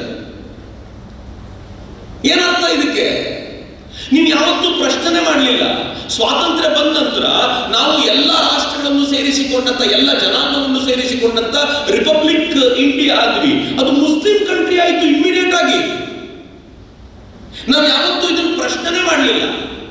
ಈಗ ನನಗೆ ಹೇಳಿ, ಮುಸಲ್ಮಾನ್ ಕಂಟ್ರಿ ಅಂತ ಈ ದೇಶದ ಒಂದು ಭಾಗವನ್ನು ಕಿತ್ತುಕೊಂಡ ನಂತರ ನಾವು ಈ ದೇಶವನ್ನ ಹಿಂದೂ ರಾಷ್ಟ್ರ ಅಂತ ಘೋಷಣೆ ಮಾಡಿ ಯಾವ್ಯಾವ ಮುಸಲ್ಮಾನರು ಇಲ್ಲಿದ್ದೀರೋ ಇಲ್ಲಿನ ನಿಯಮಗಳಿಗೆ ತಕ್ಕಂತೆ ಇದ್ದು ಬಿಡ್ರಪ್ಪ, ಎಲ್ಲರೂ ಜೊತೆ ಇರೋಣ ಅಂತ ಹೇಳಿದ್ರೆ ಮುಗಿಬೇಕಿತ್ತಲ್ಲ. ಆದ್ರೆ ಮುಸಲ್ಮಾನರು ಏನ್ ಮಾಡಿದ್ರು ಗೊತ್ತಾ? ಯಾರ್ಯಾರು ಹೈಕಾಸ್ಟ್ ಮುಸ್ಲಿಮ್ಸ್ ಇದ್ರೋ ಅವರೆಲ್ಲರೂ ಪಾಕಿಸ್ತಾನಕ್ಕೆ ಹೋದ್ರು. ತಾವು ಯಾರ್ಯಾರನ್ನ ಹತ್ರಕ್ಕೆ ಸೇರಿಸ್ಕೊಳ್ತಿಲ್ವೋ ಬಹುಪಾಲು ಜನರು ಇಲ್ಲೇ ಬಿಟ್ಟರು. ಮತ್ತೆ ಇವ್ರನ್ನ ಬಡಕಾಯಿಸ್ಲಿಕ್ಕೆ ಅಲ್ಲಿ ಜನ ಬರ್ಲಿಕ್ಕೆ ಶುರು ಮಾಡಿದ್ರು. ಆರಂಭದಲ್ಲಿ ತುಂಬಾ ಚೆನ್ನಾಗಿದ್ದಂತ ಇಲ್ಲಿನ ಮುಸಲ್ಮಾನ್ ಜನಾಂಗವನ್ನ ಕಾಲಕ್ರಮದಲ್ಲಿ ಮತ್ತೆ ಹಾಳು ಮಾಡುವಂತ, ತಲೆಗೆ ತುಂಬುವಂತ ಪ್ರಯತ್ನ ಶುರುವಾಯ್ತಲ್ಲ, ಆ ಪ್ರಯತ್ನಕ್ಕೆ ದೊಡ್ಡ ಇಂಪು ಕೊಟ್ಟಿದ್ದು ನಮ್ಮ ನಾಯಕರೇ. ಸ್ವಾತಂತ್ರ್ಯ ಬಂದ ಹೊಸದಲ್ಲಿ ನಾವು ಮುಸಲ್ಮಾನರ ತುಷ್ಟೀಕರಣ ಶುರು ಮಾಡಿದ್ವಿ. ಹೆಂಗ್ ಮಾಡಿದ್ವಿ ಗೊತ್ತಾ? ಫ್ರೀಡಮ್ ಆಫ್ ರಿಲಿಜನ್ ಕೊಟ್ವಿ ಅವರಿಗೆ. ಫ್ರೀಡಮ್ ಆಫ್ ರಿಲಿಜನ್ ಅಂತಂದ್ರೆ ಏನು? ನೀವು ನಿಮ್ಮ ರಿಲಿಜನ್ ನ ಅನುಸರಿಸಲಿಕ್ಕೆ ಫ್ರೀಡಮ್ ಇದೆ. ಎರಡನೇದು, ಹಿಂದೂ ಕೋಡ್ ಬಿಲ್ ತಗೊಂಡು ಬಂದ್ವಿ. ಹಿಂದೂಗಳ ಕೋಡ್ ಬಿಲ್ಗಳನ್ನ, ನಮ್ಮೆಲ್ಲ ಶಾಸ್ತ್ರ ಗ್ರಂಥಗಳನ್ನ ಒಂದ್ ಕಡೆ ಇಟ್ಟು ಫೈನಲಿ ಹಿಂದೂಗಳು ಅಂದ್ರೆ ಹೀಗೆ ಬದುಕಬೇಕು ಎನ್ನುವಂತ ನಿಯಮವನ್ನು ತಂದ್ವಿ. ಹೆಣ್ಣು ಮಕ್ಕಳ ಮದುವೆ ಆಗುವಾಗ 18 ಇರಬೇಕು, ಅಥವಾ ಆ ಟೈಮಲ್ಲಿ ಬೇರೆ ಇದ್ದಿರ್ಬೋದು, 21 ಗಂಟೆಗೆ ಮದುವೆ, ಇವೆಲ್ಲ ಕಂಡೀಷನ್ ಹಾಕಿ ಹಿಂದೂಗಳು ಹೀಗೆ ಇರಬೇಕು ಅಂತ ಒಂದು ನಿಯಮವನ್ನು ಮಾಡಿದ್ವಿ. ಮುಸಲ್ಮಾನರಿಗೆ ಯಾಕೆ ಮಾಡಲಿಲ್ಲ? ಆಯ್ತು, ಮುಸ್ಲಿಂ ಕೋಡ್ ಬಿಲ್ ಅಂತ ಬೇಡ, ಹಿಂದೂಗಳಿಗೆ ಕೋಡ್ ಬಿಲ್ ಅಂತ ಬೇಡ, ಈ ರಾಷ್ಟ್ರಕ್ಕೆ ಒಂದು ಕೋಡ್ ಬಿಲ್ ಇದೆ, ಇಲ್ಲಿ ಯಾರ್ಯಾರು ಇರ್ತಾರೋ ಹೀಗೆ ಇರಬೇಕು, ಇದನ್ನ ಯೂನಿಫಾರ್ಮ್ ಸಿವಿಲ್ ಕೋಡ್ ಅಂತ ಕರಿತೀವಿ ಅಂತ ಯಾಕೆ ಹೇಳಲಿಲ್ಲ? ನಾವು ಹೇಳುವ ತಯಾರಿ ಮಾಡಲಿಲ್ಲ. 1970ರ ದಶಕದಲ್ಲಿ ಇಂದಿರಾ ಗಾಂಧಿ ಆ ಪುಣ್ಯಾತ್ರಿತಿ ಏನ್ ಮಾಡಿದ್ರು ಅಂತಂದ್ರೆ, ಈ ಸಂವಿಧಾನದೊಳಗೆ ಸೆಕ್ಯುಲರ್ ಅನ್ನೋ ಪದವನ್ನು ಸೇರಿಸಿದ್ರು. ಈ ದೇಶ ಸೆಕ್ಯುಲರ್ ದೇಶ ಅಂತ ಬಹಳ ಜನರಿಗೆ ಗೊತ್ತಿಲ್ಲ. ಬಾಬಾ ಸಾಹೇಬ್ ಅಂಬೇಡ್ಕರ್ ಹೇಳಿದ್ರು, ಭಾರತದ ಸಂವಿಧಾನದ ಪ್ರಿಯಾಂಬಲ್ ನಲ್ಲಿ ಸೆಕ್ಯುಲರ್ ಅನ್ನೋ ಪದ ಇರಬಾರ್ದು. ಯಾಕೆ ಇರಬಾರ್ದು ಅಂತಂದ್ರೆ, ಇಡೀ ಸಂವಿಧಾನವೇ ಸೆಕ್ಯುಲರ್ ಆಗಿದೆ ಮತ್ತು ಭಾರತದ ಅಂತಃಸತ್ವ ಸೆಕ್ಯುಲರ್ ಆಗಿರೋದ್ರಿಂದ ನೀವು ಅದನ್ನು ಪ್ರತ್ಯೇಕವಾಗಿ ಅಲ್ಲಿ ಹಾಕಬಾರದು ಅಂತಂದ್ರು ಬಾಬಾ ಸಾಹೇಬ್. ಬಾಬಾ ಸಾಹೇಬರ ಮಾತನ್ನ ಧಿಕ್ಕರಿಸಿ ಪ್ರಿಯಾಂಬಲ್ನೇ ತಿರುಚಿತ್ತು ಕಾಂಗ್ರೆಸ್. ಯಾರಿಗೋಸ್ಕರ? ಮುಸಲ್ಮಾನರ ತುಷ್ಟೀಕರಣಕ್ಕೋಸ್ಕರ, ವೋಟ್ ಬ್ಯಾಂಕ್ ಅನ್ನು ಗಟ್ಟಿ ಮಾಡ್ಕೊಳ್ಳಿಕ್ಕೋಸ್ಕರ. And still we are fighting. ಸಿದ್ದರಾಮಯ್ಯನವರು ಅವಾಗ ಇದನ್ನು ಓದಬೇಕು ಅಂತಾರೆ, ಸಂವಿಧಾನದ ಪ್ರಿಯಾಂಬಲ್ ಓದಬೇಕು ಅಂತಾರೆ. ಆ ಪ್ರಿಯಾಂಬಲ್ ನ ಕೊನೆಯಲ್ಲಿ ಬರೆದಿದ್ದಾರೆ, 1950ರಲ್ಲಿ ಇಂಥ ದಿನದಂದು ಈ ಸಂವಿಧಾನವನ್ನ ಸ್ಥಿರೀಕರಿಸಲಾಯಿತು, ತಗೊಂಡ್ವಿ ಅಂತ ಬರೆದಿದ್ದಾರೆ. ಅದನ್ನು ಓದ್ತಾರೆ. ಬಟ್ ಆ ಸಂವಿಧಾನ 1950ರಲ್ಲಿ ತಗೊಂಡಾಗ ಅದರಲ್ಲಿ ಸೆಕ್ಯುಲರ್ ಇರಲಿಲ್ಲ ರೀ, ಅದರಲ್ಲಿ ಸೋಷಿಯಲಿಸ್ಟ್ ಅಂತ ಇರಲಿಲ್ಲ. ಹಿಂಗಾಗಿ ಆ ವಾಕ್ಯವನ್ನ ಸೇರಿಸುವಂತಿಲ್ಲ. ಅದನ್ನ ನಾವೆಲ್ಲ ಸ್ಕೂಲ್ ಮಕ್ಕಳ ಕೈಲೊಂದು ನಡೆಸಿ ಓದಿಸ್ತೀವಿ. ಕೊನೆ ಪಕ್ಷ ಹೇಳಾದ್ರೂ ಹೇಳಬೇಕಲ್ಲ, ಇದು ಆಮೇಲೆ ತಿದ್ದಿರೋದಪ್ಪ, ಒರಿಜಿನಲ್ ಬಾಬಾ ಸಾಹೇಬರ ಸಂವಿಧಾನದಲ್ಲಿ ಇದು ಇರಲಿಲ್ಲ ಅಂತ ನಾವು ಯಾರು ಹೇಳಲಿಕ್ಕೆ ಹೋಗಲಿಲ್ಲ. ಸೆಕ್ಯುಲರ್ ಅನ್ನೋ ಪದವನ್ನು ಸೇರಿಸಿದ್ರು. ರಾಜೀವ್ ಗಾಂಧಿ ಬಂದರು, ಇನ್ನೊಂದು ದೊಡ್ಡ ಕೆಲಸ ಮಾಡಿದ್ರು ಪುಣ್ಯಾತ್ಮ. ಶಾಬಾ ಅನ್ನುವಂಥ ಮುಸ್ಲಿಂ ಹೆಣ್ಮಗಳು, ಅವಳಿಗೆ ಡೈವರ್ಸ್ ಆಯ್ತು. ಡೈವರ್ಸ್ ಆದ ನಂತರ ಅವಳು ಕೋರ್ಟಿಗೆ ಹೋದ್ಲು. ತಲಾಕ್, ಡೈವರ್ಸ್ ಅಂತ ಹೇಳೋದಿಲ್ಲ, ತಲಾಕ್ ಆಯ್ತು. ಕೋರ್ಟಿಗೆ ಹೋದ್ಲು. ಕೋರ್ಟಿಗೆ ಹೋಗಿ ಹೇಳಿದ್ರು, ನನಗೆ ಮಾಸಾಶನ ಕೊಡಬೇಕು, ಗಂಡನ ಕಡೆಯಿಂದ ಕೊಡಿಸ್ಬೇಕು ಅಂತ.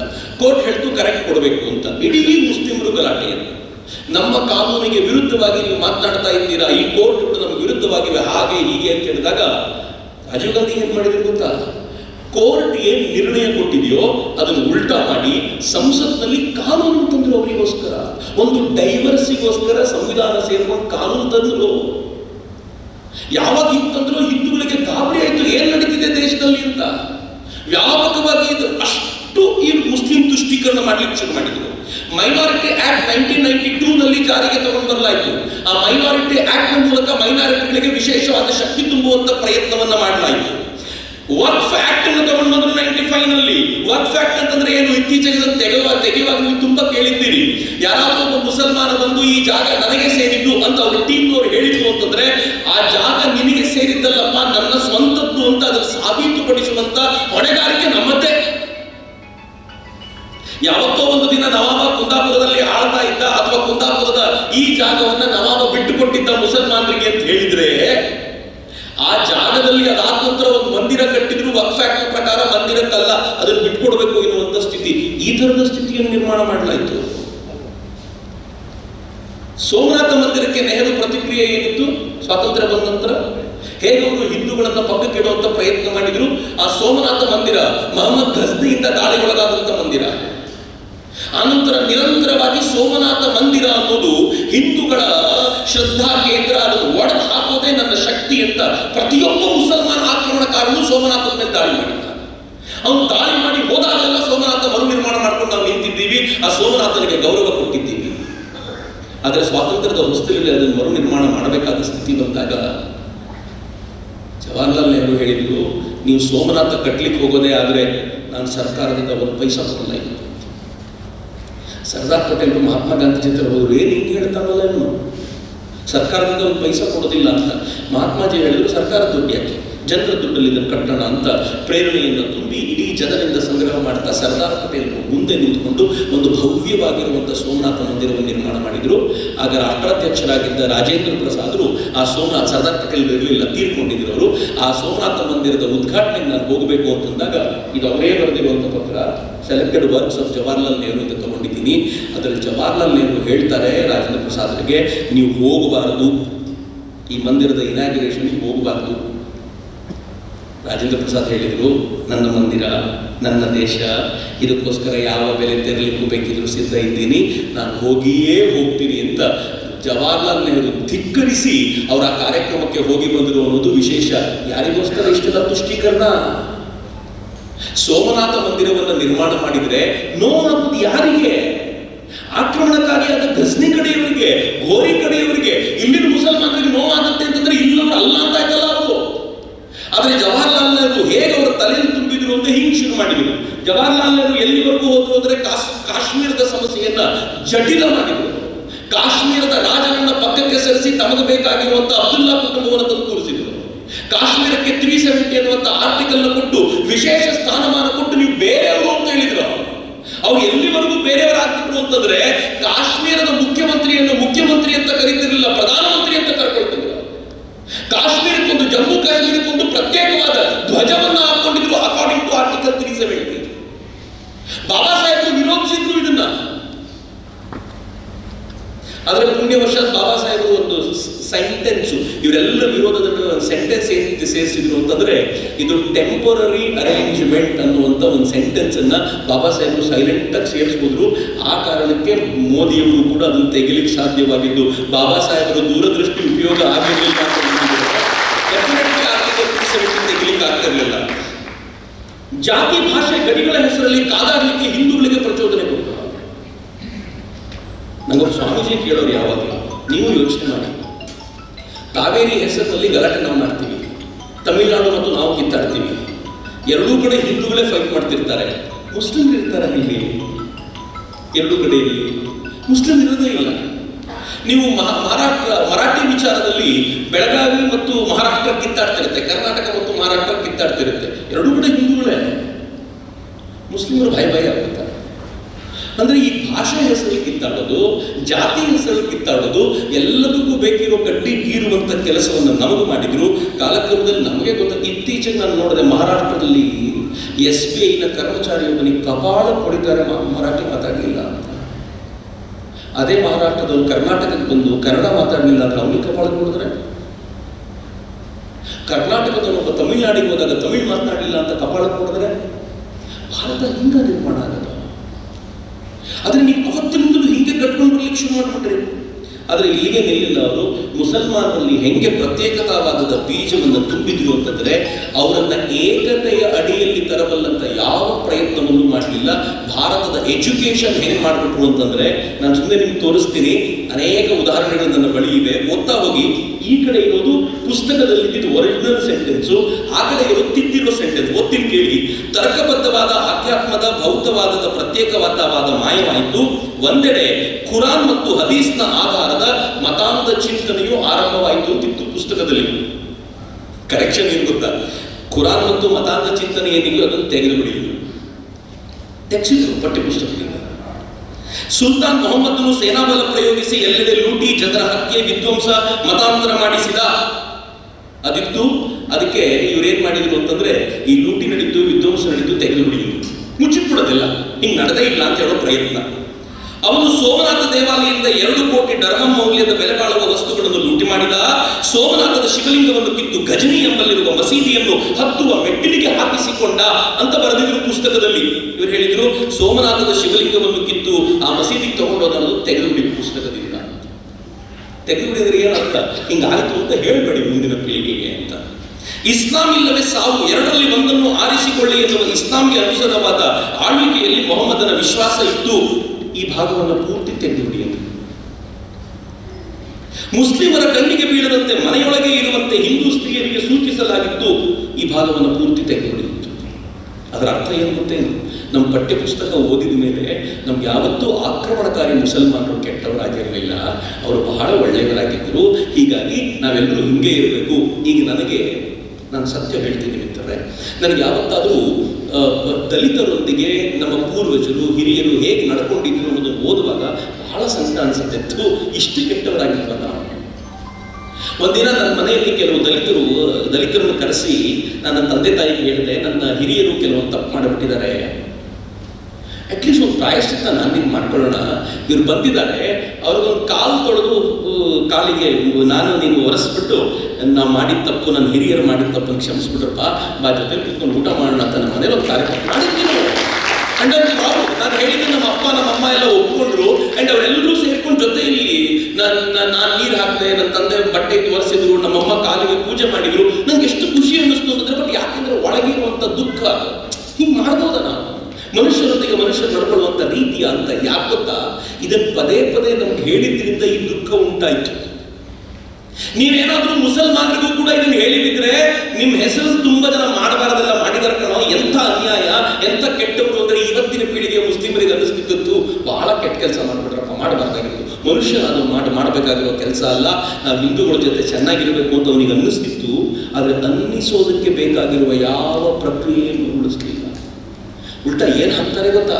ಅವರು ಅತ್ಯಂತ ತಮ್ಮ ಲೂಟಿಯನ್ನು ಮಾಡ್ಕೊಂಡು ಹೋದ್ರು, ದೇವಸ್ಥಾನಗಳಲ್ಲಿರುವ ಸಂಪತ್ತನ್ನು ದೋಚಿದ್ರು. ಇವರಿಗೆಲ್ಲ ಬಹಳ ಖುಷಿಯಾಗುವಂಥ ಸಂಗತಿಗಳನ್ನೆಲ್ಲ ಅಲ್ಲಿ ಹಾಕ್ಲಿಕ್ಕೆ ಶುರು ಮಾಡಿದರು. ಒಟ್ಟಾರೆ ಭಾರತದಲ್ಲಿ ಇನ್ನೊಂದು ಭಾರತವನ್ನು ಸೃಷ್ಟಿ ಮಾಡುವಂಥ ಒಂದು ಪ್ರಯತ್ನ ಮುಂದುವರಿತು. ಆದರೆ ಪಾಕಿಸ್ತಾನವನ್ನು ಮರಳಿ ಪಡೆಯುವಂಥ ಅನೇಕ ಅವಕಾಶಗಳು ಭಗವಂತನ ದಯದಿಂದ ಬಂತು, ಎಲ್ಲ ಕಳ್ಕೊಂಡು.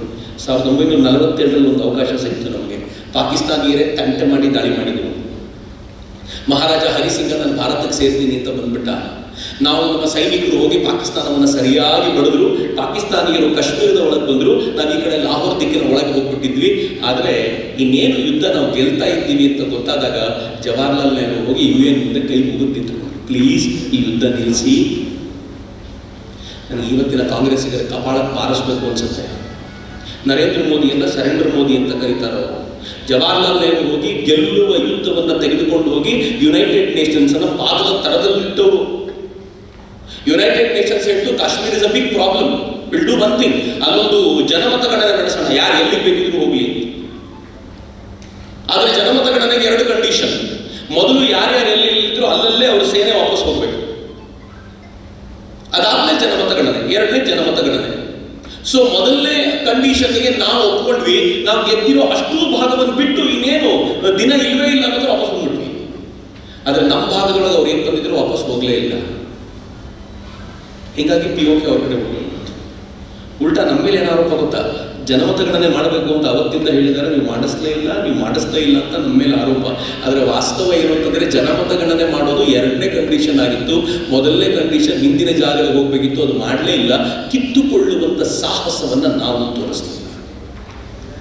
1962 ಚೀನಾ ಯುದ್ಧವನ್ನು ನಾನು ಮಾತಾಡೋದಿಲ್ಲ, ಬಿಕಾಸ್ ನಾನು ಪಾಕಿಸ್ತಾನದ ಬಗ್ಗೆ ಮಾತಾಡ್ತಿದ್ದೀನಿ. ಅಂದರೆ ಪಾಕಿಸ್ತಾನ ಎಂಥ ಅಯೋಗ್ಯ ರಾಷ್ಟ್ರ ಅಂತಂದರೆ, ತಾವು ಗೆದ್ದಿರುವಂಥ ಜಾಗದಲ್ಲಿ, ಪಡ್ಕೊಂಡಿರುವಂಥ ಜಾಗದಲ್ಲಿ ಅಕ್ಸಾಯ್ ಚೀನ್ ಅನ್ನುವಂಥ ಭಾಗವನ್ನು ಚೀನಾಕ್ಕೆ ಬಿಟ್ಟುಕೊಡ್ತು. ಆಯಕಟ್ಟಿನ ಜಾಗ, ಅಲ್ಲಿ ನಿಂತ್ಕೊಂಡು ಚೀನಾ ನಮ್ಮನ್ನು ಕಂಟ್ರೋಲ್ ಮಾಡುವಂಥ ಸ್ಥಿತಿ ಬಂತು. ಜವಾಹರ್ಲಾಲ್ ನೆಹರು ಚೀನಾ ಜೊತೆಗೆ ಅಷ್ಟು ಫ್ರೆಂಡ್ಶಿಪ್ ಇತ್ತಲ್ಲ, ಫ್ರೆಂಡ್ಶಿಪ್ ಇದ್ದವರು ಇದನ್ನು ನೀವು ಮಾಡಬೇಡಿ ಅಂತ ಕೇಳುವಷ್ಟು ಹತ್ತಿರ ಇರಲಿಲ್ಲ, ಬಿಡಿ ಅಂತ. 1965 ಪಾಕಿಸ್ತಾನ ಮತ್ತೆ ದಾಳಿ ಮಾಡ್ತು.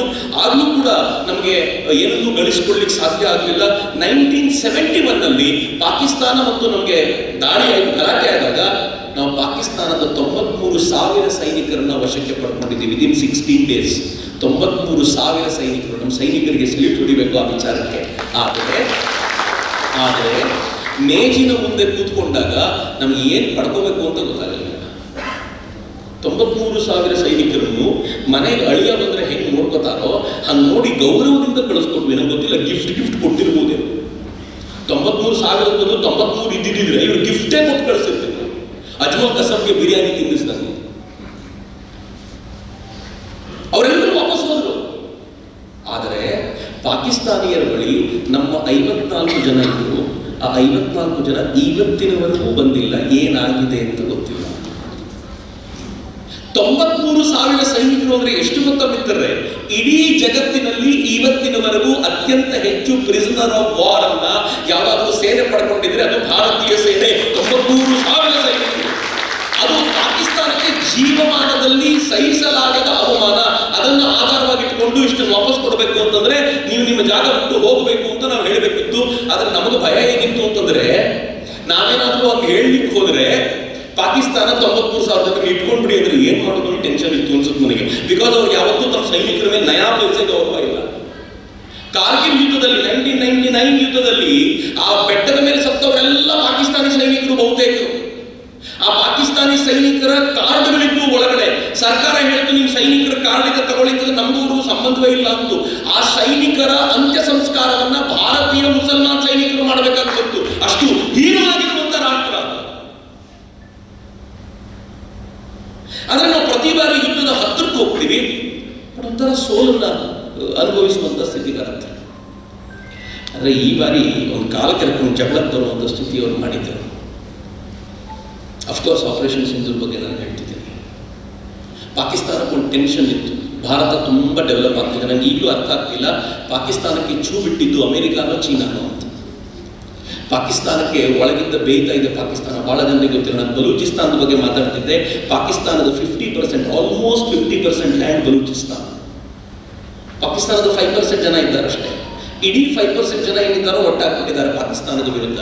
ದಿನ ಬೆಳಗಾದ್ರೆ ಅಲ್ಲಿ ಪಾಕಿಸ್ತಾನದ ಸೈನಿಕರನ್ನು ಕೊಲ್ತಾ ಇದ್ದಾರೆ. 10, 12 ಕಾಮನ್ ನಂಬರ್. 40, 50 ಕೆಲವೊಂದ್ಸಲ ಕೊಲ್ತಾರೆ. ಕೆಲವೊಂದ್ಸಲ ಕ್ವೆಟ್ಟಾನ ವಶ ಪಡ್ಕೊಳ್ತಾರೆ. ಕೆಲವೊಂದ್ಸಲ ಅಲ್ಲಿನ ಅಕ್ಕಪಕ್ಕದ ನಗರಗಳನ್ನು ವಶಪಡಿಸ್ಕೊಳ್ತಾರೆ. ಮತ್ತು ಚೀನಾದವರಲ್ಲಿ ಏನು ಕೆಲಸ ಮಾಡ್ತಿದ್ದಾರೋ ಬಡ್ದು ಓಡಿಸ್ತಿರ್ತಾರೆ. ದಿನ ಬೆಳಗಾದರೆ ಅಲ್ಲಿ ಏನಾದರೂ ನಡೀತಿರುತ್ತೆ ಬಲೂಚಿಸ್ತಾನದಲ್ಲಿ. ಆ ಪರಿಯ ಕೆಲಸ ನಡೀತಿದೆ. ಪಾಕಿಸ್ತಾನದಲ್ಲಿ ಊಟಕ್ಕೆ ಗತಿ ಇಲ್ಲದ ಸ್ಥಿತಿ ಇದೆ. ಅಲ್ಲಿನ ಕಾಸ್ಟ್ ಹೆಂಗಿದೆ ಅಂತಂದ್ರೆ, ನಾವು 100 ರೂಪಾಯಿ ಪೆಟ್ರೋಲ್ಗೆ ಒದ್ದಾಡ್ತಿದ್ದೀವಲ್ಲ, ಪಾಕಿಸ್ತಾನದಲ್ಲಿ ನನ್ನ ಅಂದಾಜದ ಪ್ರಕಾರ 280, 290 ರೂಪಾಯಿ ಇರುತ್ತೆ. 1 ಲೀಟರ್ ಪೆಟ್ರೋಲ್ ಹಾಕಿಸ್ಕೊಳ್ಳುವಂತ ಸ್ಥಿತಿಯಲ್ಲಿ ಪಾಕಿಸ್ತಾನದ ಜನತೆ ಇಲ್ಲ. ಕಡು ಬಡತನದಲ್ಲಿ ಪಾಕಿಸ್ತಾನ ಇದೆ. ಹೀಗಾಗಿ ಅಲ್ಲಿನ ಆರ್ಮಿ ಏನಿದೆ ಅತ್ಯಂತ ಲೋಯೆಸ್ಟ್ ಎಬ್ ನಲ್ಲಿದೆ. ಈಗ ಇಮ್ರಾನ್ ಖಾನ್ ಬಂದ. ಇಮ್ರಾನ್ ಖಾನ್ ಚೆನ್ನಾಗಿ ಮೆರೆದಿದ್ದ. ಇಮ್ರಾನ್ ಖಾನ್ ಒಳ್ಳೆ ಆಡಳಿತ ಕೊಡ್ತಾನೆ ಅಂತ ಅನ್ನಿಸುವಾಗ ಅವನನ್ನ ಸೇನೆ ಕೆಳಗಿಳಿಸಿ ಜೈಲಿಗೆ ತಳ್ತು. ಅದರ ವಿರೋಧ ಬೇರೆ ಪಾಕಿಸ್ತಾನದಲ್ಲಿ ನಡೀತಾ ಇದೆ. ಪಾಕಿಸ್ತಾನ ಒಳಗಿಂದ ಸಿಡಿಯೋದಕ್ಕೆ ಬಹಳ ಟೈಮ್ ಇಲ್ಲ. ನಾನು ಯಾಕೆ ಇದನ್ನು ಹೇಳ್ತಿದ್ದೀನಿ ಅಂತಂದ್ರೆ, ಅಖಂಡ ಭಾರತ ಆಗತ್ತಾ ಅಂತ ಕೇಳುವವರಿಗೆಲ್ಲರಿಗೂ ನಾನು ಈ ಮಾತನ್ನು ಹೇಳ್ತಿದ್ದೀನಿ. ಪಾಕಿಸ್ತಾನ ಒಳಗಿನಿಂದಲೇ ಸಿಡಿದು ಹೋಗುವಂತ ಕಾಲ ಬಹಳ ದೂರ ಇಲ್ಲ. ಆದರೆ ಹಾಗೆ ಸಿಡಿದಾಗ ಅದನ್ನು ಸ್ವೀಕರಿಸುವ ನಾವು ಅದಕ್ಕಿಂತಲೂ ಬಲಾಢ್ಯವಾಗಿ ನಿಲ್ಲಬಲ್ಲಂತ ಶಕ್ತಿಯಾಗಿರ್ತೀವ ಅನ್ನೋದನ್ನು ನೋಡ್ಕೋಬೇಕಾಗಿದೆ ಅಷ್ಟೇ. ನನ್ನ ಉದ್ದೇಶ ಇರೋದು ನಾವು ಅದಕ್ಕಿಂತಲೂ ಬಲಾಢ್ಯವಾದ ಶಕ್ತಿಯಾಗಿರಬೇಕು. ಬಲಾಢ್ಯವಾದ ಶಕ್ತಿ ಬರೀ ರಾಷ್ಟ್ರದ ದೃಷ್ಟಿಯಿಂದಲ್ಲ, ಒಳಗಿರುವ ಪ್ರತಿಯೊಬ್ಬ ಪ್ರಜೆಯೂ ಕೂಡ ಅದಕ್ಕಿಂತಲೂ ಶಕ್ತಿವಂತನಾಗಿರುವ ಸ್ಥಿತಿಯಲ್ಲಿರಬೇಕು. ಅದು ನಮ್ಮ ಇವತ್ತಿನ ಅಗತ್ಯ ಅಂತ. ಯಾವಾಗ ಇಷ್ಟೆಲ್ಲ ಕಿರಿಕಿರಿ ಇತ್ತೋ ಪಾಕಿಸ್ತಾನ ಗೊತ್ತಿರೋದು ಒಂದೇ ಒಂದು, ಈ ಎಲ್ಲ ಕಿರಿಕಿರಿಯನ್ನು ಮೆಟ್ಟಿ ಜನನ ಒಟ್ಟು ಮಾಡ್ಕೋಬೇಕು ಅಂದ್ರೆ ಭಾರತದ ಮೇಲೆ ದಾಳಿ ಮಾಡಬೇಕು ಅಂತ. ನಂಗೆ ಗೊತ್ತಿಲ್ಲ ಈ ದಾಳಿ ಯಾರು ಪ್ರೇರಣೆ ಕೊಟ್ಟರು ಅಂತ. ಬಹುಶಃ ಚೀನಾ ಕೊಟ್ಟಿರ್ಬೋದು ಅಂತ ಅನ್ಸುತ್ತೆ. ಯಾಕಂದ್ರೆ ಯುದ್ಧ ಒಂದು ನಡೆದೋದ್ರೆ ಭಾರತ ಸ್ವಲ್ಪ ವೀಕ್ ಆಗುತ್ತೆ, ಜಗತ್ತು ಮತ್ತೆ ವಾಪಸ್ ನನ್ನ ಕಾಲ್ಬುಡಕ್ಕೆ ಬರುತ್ತೆ ಅಂತ ಅವ್ರು ಅನ್ಕೊಂಡಿದ್ರು. ಅಮೆರಿಕ ಅಂತ ಈಗ ಬಹಳ ಜನ ಹೇಳ್ತಾ ಇರ್ತಾರೆ. ಅಮೆರಿಕ ಅಲ್ಲ ಅಂತ ನನಗೆ ಯಾಕೆ ಅನ್ಸುತ್ತೆ ಅಂತಂದ್ರೆ, ನಾವು ಅಮೆರಿಕಾದ ಸ್ಟೂಜ್ ಅಂತ ಪಾಕಿಸ್ತಾನ ಓಪನ್ ಆಗಿ ಹೇಳ್ಕೊಳ್ತು. ಯಾರು ಕುಮ್ಮಕ್ ಕೊಡ್ತಾರೋ ಅವ್ರ ಬಗ್ಗೆ ಯಾರು ಕಂಪ್ಲೇಂಟ್ ಮಾಡೋದಿಲ್ಲ. ಇದು ಹಿಂದೆ ಇರ್ಬೋದು ಅಂತ ಸಣ್ಣ ಅನುಮಾನ ಅಷ್ಟೇ. ಬಟ್ ಯಾರೋ ಒಂದು ಬೇಕಾಗಿರೋ ವ್ಯವಸ್ಥೆ ಮಾಡಿ ಪಾಕಿಸ್ತಾನವನ್ನು ಬಳಸ್ಕೊಟ್ರು. ಪಾಕಿಸ್ತಾನ ಕೂಡ ಆಂಟಿಸಿಪೇಟ್ ಮಾಡ್ತು. ಭಾರತ ಉರಿ ಥರದ ಸರ್ಜಿಕಲ್ ಸ್ಟ್ರೈಕ್ ಮಾಡ್ಬೋದು, ಭಾರತ ಏರ್ ಸ್ಟ್ರೈಕ್ ಮಾಡ್ಬೋದು. ಬಹಳ ಎಚ್ಚರಿಕೆಯಿಂದ ಭಾರತ ಮಾಡುತ್ತೆ. ಹೀಗಾಗಿ ಅದಕ್ಕೆ ಬೇಕಾಗಿರುವಂತ ಎಲ್ಲ ವ್ಯವಸ್ಥೆಯನ್ನು ಮಾಡಿಟ್ಕೊಂಡ್ರೆ ನಾನು ಭಾರತವನ್ನ ತಡೆ ಮಾಡಬಹುದು. ಹೆಚ್ಚಂದ್ರೆ ಏನ್ ಮಾಡುತ್ತೆ ಭಾರತ ನೋಡೇ ಬಿಡಲ್ಲ, POK ನುಗ್ಗೋ ಪ್ರಯತ್ನ ಮಾಡುತ್ತೆ. ಸರಿಯಾಗಿ ಅಲ್ಲಿ ಬಡದ್ರೆ ಆಯ್ತು ಅಂತ ಎಲ್ಲ ವ್ಯವಸ್ಥೆಯನ್ನ ತಯಾರು ಮಾಡಿಟ್ಕೊಂಡೇ ಅಟ್ಯಾಕ್ ಮಾಡ್ತು. ಸುಮ್ಮನೆ ಮಾಡಲಿಲ್ಲ. ಈ ಅಟ್ಯಾಕ್ ಆರ್ಡಿನರಿ ಅಲ್ಲ. ಇತ್ತೀಚೆಗೆ ಒಂದು ವರದಿ ಬಂದಿದೆ, ಪ್ರಾಬಬ್ಲಿ IMF ಕೊಟ್ಟಿರುವಂತ ವರದಿ ಅನ್ಸುತ್ತೆ. IMF ಏನ್ ಹೇಳಿದೆ ಅಂತಂದ್ರೆ, ಈ ಪೆಹಲ್ಗಾಮ್ನಲ್ಲಿ ಯಾವ ದಾಳಿ ಆಯ್ತೋ ಆ ದಾಳಿ ಸಾಮಾನ್ಯವಾಗಿರುವಂತ ದಾಳಿ ಅಲ್ಲ. ದೊಡ್ಡ ಮಟ್ಟದ ಫಂಡಿಂಗ್ ಇಲ್ಲದೆ ಹೋದ್ರೆ ಆ ದಾಳಿ ಆಗೋದು ಸಾಧ್ಯ ಇಲ್ಲ ಅಂತ IMF ತನ್ನ ವರದಿಯಲ್ಲಿ ಹೇಳಿದೆ. ಅದರ ಅರ್ಥ ಪಾಕಿಸ್ತಾನ ವಾಸ್ ರೆಡಿ ಆಗಿದ್ದು ಹೆಂಗೆ, ಜನರಲ್ ಆಸಿಫ್ ಮುನೀರ್ ಕೆಲವು ದಿನಗಳ ಮುಂಚೆ ಒಂದು ಭಾಷಣ ಮಾಡಿದ. ಎಂಥ ಭಯಾನಕವಾದ ಭಾಷಣ ಅಂತಂದ್ರೆ, ಉಗ್ರವಾಗಿರುವಂತ ಭಾಷಣ ಮಾಡಿ ಭಾರತದಲ್ಲಿರುವ ಕಾಫಿರ್ನು ಮತ್ತು ಮುಸಲ್ಮಾನರ ಜೊತೆಲಿ ಹೋಗ್ಲಿಕ್ಕೆ ಸಾಧ್ಯ ಇಲ್ಲ, ಈ ಕಾಫಿರ್ರಿಗೆ ಪಾಠ ಕಲಿಸುವುದು ಪಾಕಿಸ್ತಾನದ ಗುರಿ ಅಂತ ಒಬ್ಬ ಜನರಲ್ ಮಾತನಾಡೋದು ಸೈನಿಕರ ಜೊತೆಗೆ. ಅದರ ಹಿಂದಿಂದನೇ ಪಾಕಿಸ್ತಾನದ ಡಿಫೆನ್ಸ್ ಮಿನಿಸ್ಟರ್ ಹೇಳಿದ, ನಾವು ಅಮೆರಿಕಾದ ಭಯೋತ್ಪಾದಕರು, ಅಮೆರಿಕ ಏನೇನು ಹೇಳಿದ್ಯೋ ಅವೆಲ್ಲವನ್ನು ಮಾಡಿದ್ದೀವಿ ಅಂತ. ಸೊ ದಟ್ ನಮ್ಗೆ ಅಮೆರಿಕ ವಿರುದ್ಧ ಒಂದು ಭಾವ ಉಂಟಾಗಲಿ ಅನ್ನುವಂಥ ಪ್ರಯತ್ನ ಇರ್ಬೋದು ನನಗನ್ಸುತ್ತೆ. ಇದಾದ್ಮೇಲೆ ಹಶ್ಮಿ ಮೂಸಾ ಅಂತ ಪಾಕಿಸ್ತಾನದ ಸ್ಪೆಷಲ್ ಫೋರ್ಸಿನ ಒಬ್ಬ ವ್ಯಕ್ತಿ ಮತ್ತು ಅಲಿಭಾಯ್ ಅಂತ ಮತ್ತೊಬ್ಬ ಪಾಕಿಸ್ತಾನದ ನಾಗರಿಕ, ಇಬ್ರು ಭಾರತದೊಳಗೆ ಇನ್ಫಿಲ್ಟ್ರೇಟ್ ಆದರು. ಮಿತ್ರ, ಹೆಂಗೆ ಇನ್ಫಿಲ್ಟ್ರೇಟ್ ಆದರು ಅಂತ ನೀವು ಕೇಳಬೇಡಿ. ಭಾರತದ ಒಳಗೆ ಯಾವ್ಯಾವ ಥರದ ಜನ ಇದ್ದಾರೆ ಅಂತಂದ್ರೆ ನಂಗೆ ಬಹಳ ಆಶ್ಚರ್ಯ ಅನ್ಸುತ್ತೆ.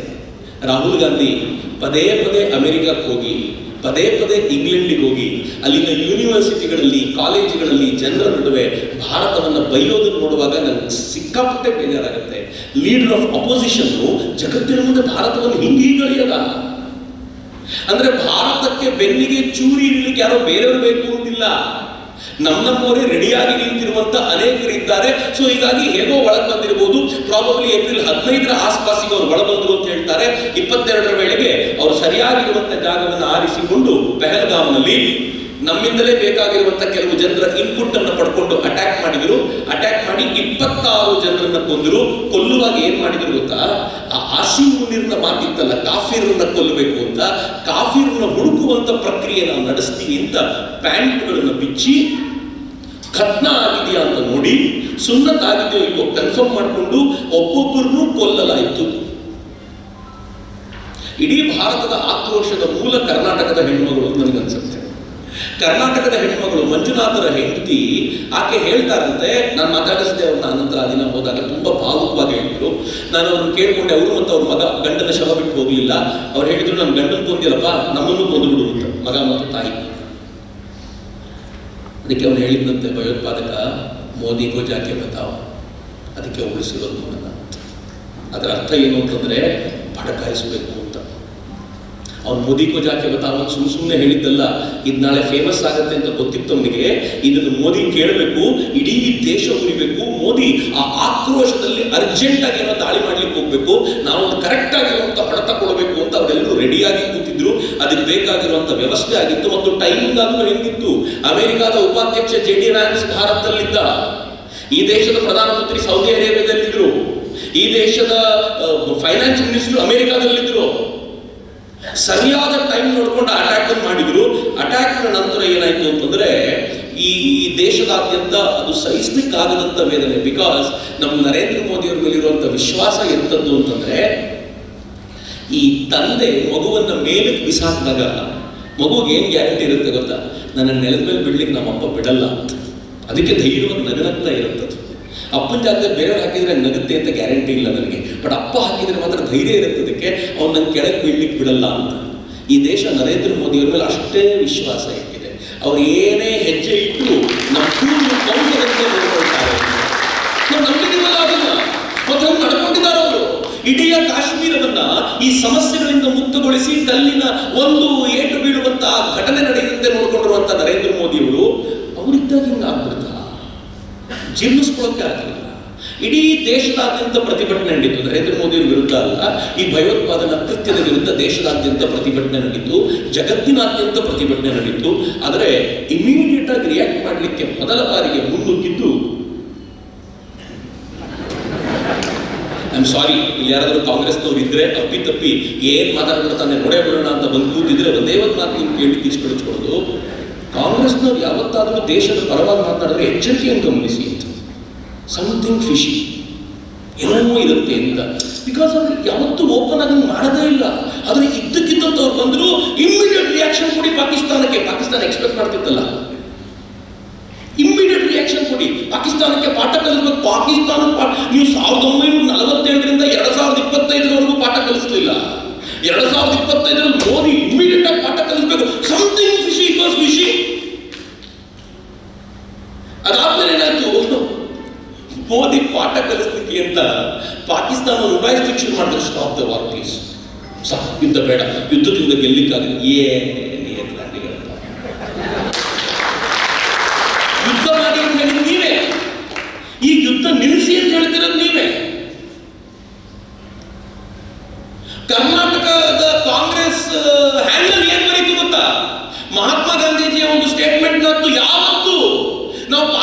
ಪಾಕಿಸ್ತಾನದ ಮೇಲೆ ಮೇ 7ನೇ ತಾರೀಕು ಅಟ್ಯಾಕ್ ಮಾಡಿದ ದಿನ ಹ್ಯಾಂಡಲ್ ಹಾಕಿ ಮಹಾತ್ಮ ಗಾಂಧೀಜಿ ಹೇಳಿಕೆಯಿಂದ ಎಲ್ಲ ಸಂಕಟಗಳಿಗೂ ಪರಿಹಾರ ಯುದ್ಧವಲ್ಲ. ಪ್ರತಿಕ್ರಿಯೆ ಕೊಡಿ ಅಂತ ದಿನ ಬೆಳಗಾದ್ರೆ ಮಾತಾಡ್ತಿದ್ದವ್ರು ನೀವೇ ತಾನೆ. ಎಲ್ಲಿಯವರೆಗೂ ಭಾರತವನ್ನು ಬಡಕಾಯಿಸುವುದರ ಮಿತ್ರರೇ, ಒಬ್ಬ MP candidate, is not even MP candidate Rafale ಹಿಡ್ಕೊಂಡು ಆ ರಫೇಲ್ಗೆ ಪೂಜೆ ಮಾಡಿರುವಂತದನ್ನ ಆಡಿಕೊಳ್ತಾ ಆ ರಫೇಲ್ ಒಂದು ನಿಂಬೆಹಣ್ಣು ಮತ್ತು ಮೆಣಸಿನಕಾಯಿ ಕಟ್ಟಿ ತೋರಿಸ್ತಾ ಇದ್ದ, ನೋಡಿ ಇದು ರಫೇಲ್ ಇದು ಅಂತ.